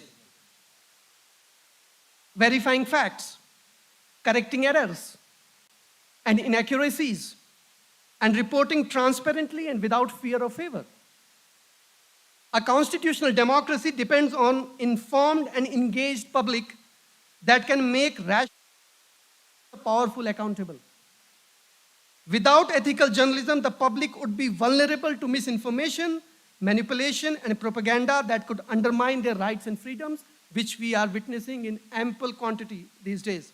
And let me give you some examples of how ethical journalism can make a difference in a democracy. In 1972, two reporters from the Washington Post, very young, exposed the Watergate scandal that led to the resignation of President Richard Nixon. Do watch the film. It is, I think, available very easily, called Watergate. And these reporters did so by following the principles of ethical journalism. They verified their sources, they checked their facts, and they pursued truth despite risks and pressures. Again, in 1971, before Watergate scandal broke, and again, this is also a film which is available on, I think, Prime Video. The film's name is The Post.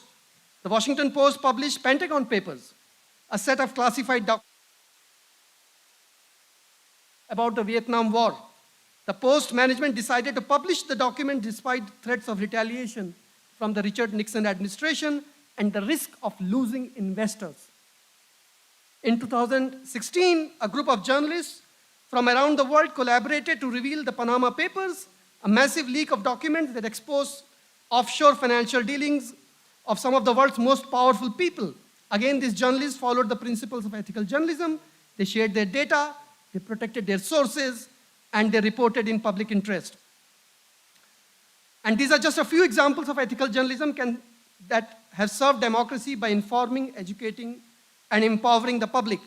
But ethical journalism is not only a duty of journalists, but also a right of citizens. Citizens have the right to question and challenge the information they receive and demand accountability from the journalists who provide it. Unfortunately, ethical journalism is facing many challenges in today's world. Financial pressures, political polarization, technological disruption, and social media have created an information landscape that is often chaotic, confusing, and contentious. Some news outlets And journalists have compromised their standards and credibility by pursuing profits, agendas, or sensationalism over truth. Some have even become mouthpieces for authoritarian regimes or extremist groups that seek to undermine democracy. And many Indian mainstream news outlets, and this was one of the reasons that I moved from journalism to public life and then to law, not that it applies to everybody. Newspapers and news channels, many newspapers and news channels receive large sums of public money from elected governments in the form of advertisements. This has become a common strategy for elected representatives and governments to buy the silence of the media and avoid scrutiny of their actions. Annually, they spend hundreds of crores on government advertisements in mainstream media. Meanwhile, the owners of mainstream media grow richer and richer, and information grows poorer and poorer, and democracy suffers. This has plunged Indian journalism into an age of darkness, endangering our democracy and our society. In these despairing times, we can still find some alternative media outlets and journalists who work hard to provide us with accurate, fair, and thorough information, even at the cost of their own safety. We need to uphold and protect high standards of ethics and professionalism in the media industry. Now, the second pillar of credible journalism is persistence. As journalists, you always need to remember, we need the persistence to succeed in our work. Persistence helps us pursue stories that matter, that are relevant, and that make a difference. Persistence helps us overcome hurdles, difficulties, and dangers. Persistence helps us dig deeper, check facts, and find sources and ask questions. Persistence makes us curious and courageous. And the final point I want to make is about the pillar of empathy. Empathy in reporting facts. Empathy for the people who are ruled. Empathy not for the people who rule. Empathy for the voiceless, for the powerless, for the weak. I will be the first one to concede that there is a price to pay if you want to stand up for human rights and if you believe in the notion of justice. As the years go by, those who champion the cause of others, especially those of a demonized minority, will find themselves accused of being prejudiced, of having an agenda, and of playing politics. In today's information landscape, many media personalities choose to side with the perpetrators rather than with the victims. They act as a mouthpiece of the accused instead of giving voice to the people who have been wronged.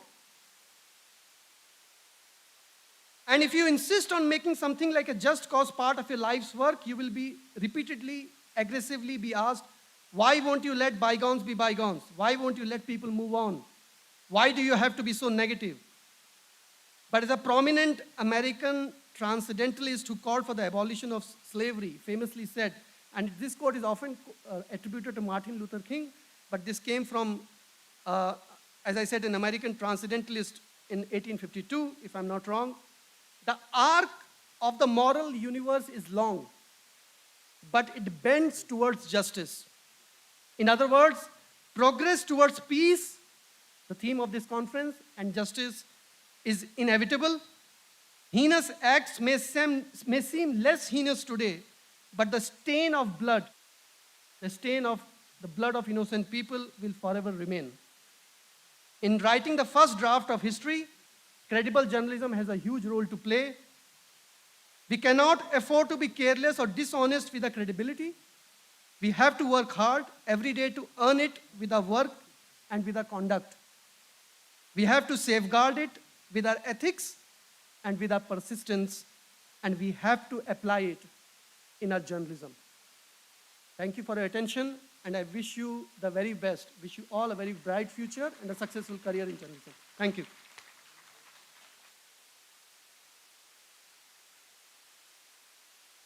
Thank you, sir. Thank you very much for your words of wisdom. Indeed, we all are delighted. I'm sure that students would, I'm sure there would be many students, those who are willing to interact with the dignitaries on the dais, but it is due to paucity of time, we may not be able to take many questions. But yes, indeed, before I go ahead, I would like to reach out to all the students and faculty members, whosoever wants to let me know if there are any questions. If you want to ask anyone any question sitting on the dais, this is the right opportunity, right time that I can take a couple of questions before I go ahead. So let me just reach out to everyone if there are any questions. Okay, thank you very much. Please rise in your seat and you can go ahead. We are sending a microphone to you. Can we have a volunteer here, please?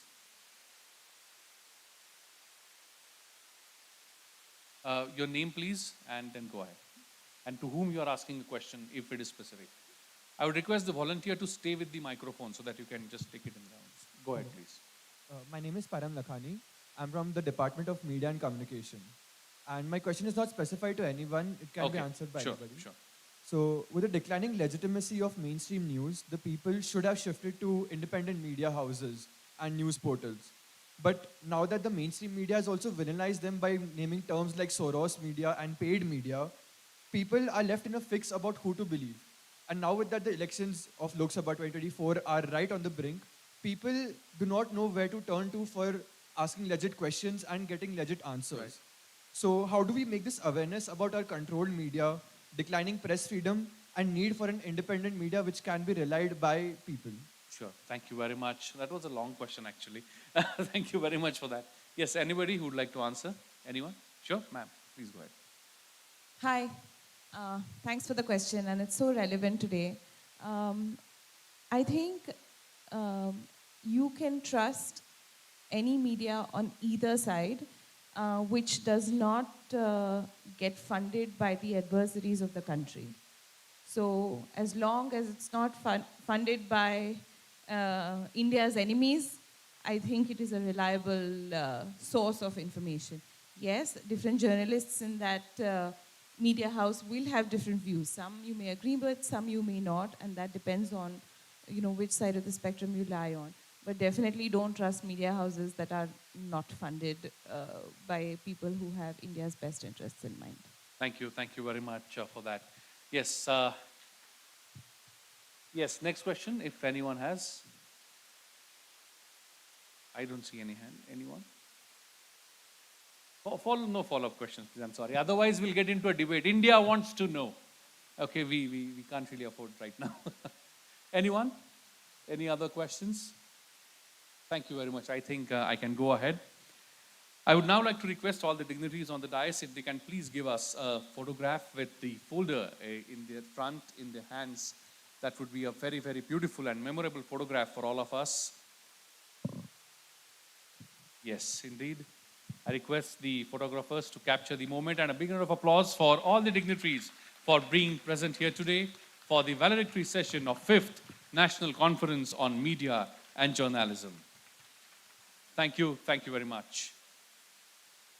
I now request my technical team to please take us through all the proceedings that have happened today and yesterday in the 5th NCMJ.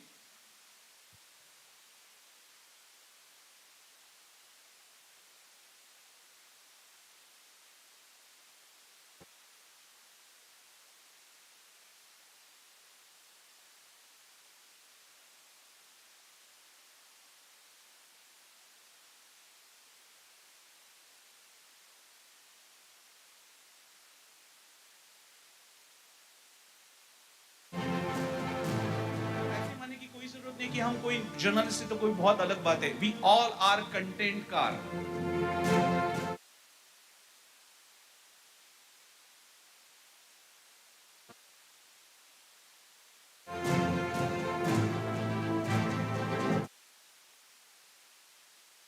Journalism is an exalted form of this basic human urge that all of us have of asking questions to be better able to understand the world around us.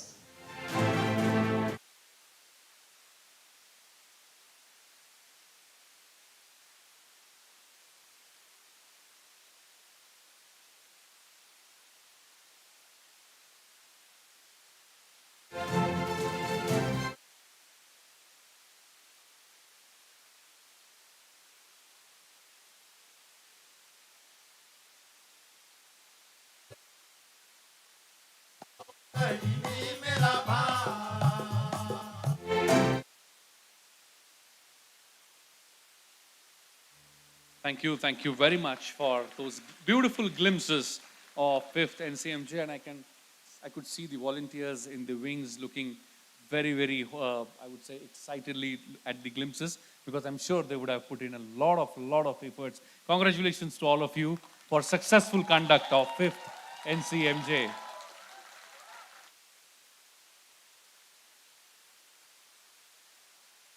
With this, we come towards the conclusion of the 5th NCMJ, but before I do that, I would like to request the Director and Associate Dean of Department of Media and Communications at MIT World Peace University and the convener of NCMJ, Professor Dheeraj Singh Ji, to propose the vote of thanks. Thank you. 2 days are really not enough to discuss all that is at hand, especially vis-a-vis what is happening in the media. But we had really 2 intense days of discussing all the issues at hand, especially things like AI and media, media and inclusivity, media and education, media mainstream, margins to mainstream, and media and democracy. It was intense and wonderful discussions with a wide variety of specialists. I would especially like to note today's valedictory day speakers, such as Uday Jadhav ji, who really laid the foundation of what the future of many of you would lie in, and how you need to be adhering to career choices that you make at this point in your life. Siddharth Kakji, who emphasized the human contact and human element of this whole business of media, especially in the context of AI dominance coming up. Ganesh Chandra Shivaji, who really regaled us with pieces of his music that he created for some of the most memorable films of our times. Priyam Gandhi Modi ji, who laid the foundation of where youth has to be in the making of 2047, what your contribution is going to be in this very, very important landmark time that is coming upon us.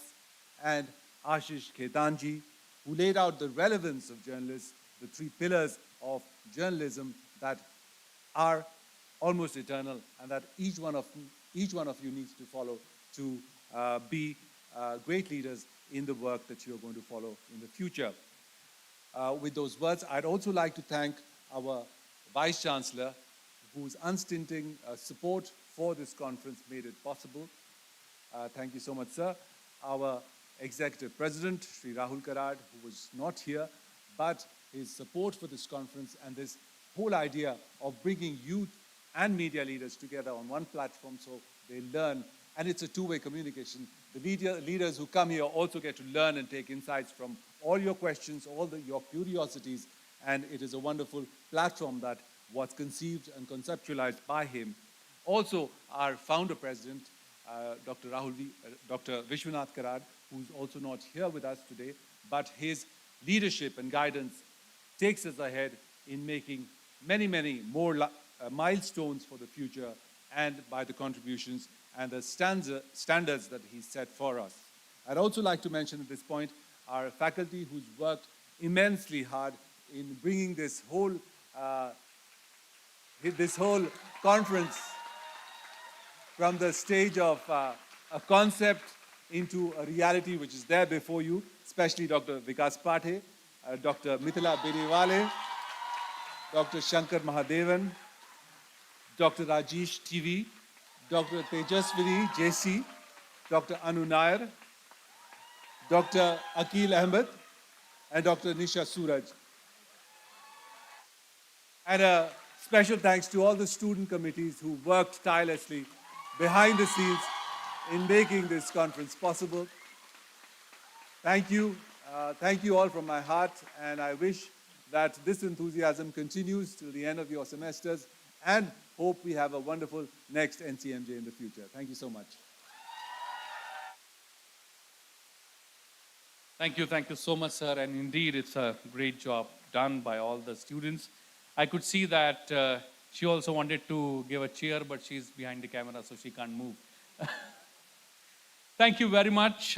With this, we reach the conclusion of 5th NCMJ. I request everyone on the dais, off the dais, to please rise in your seats for national anthem.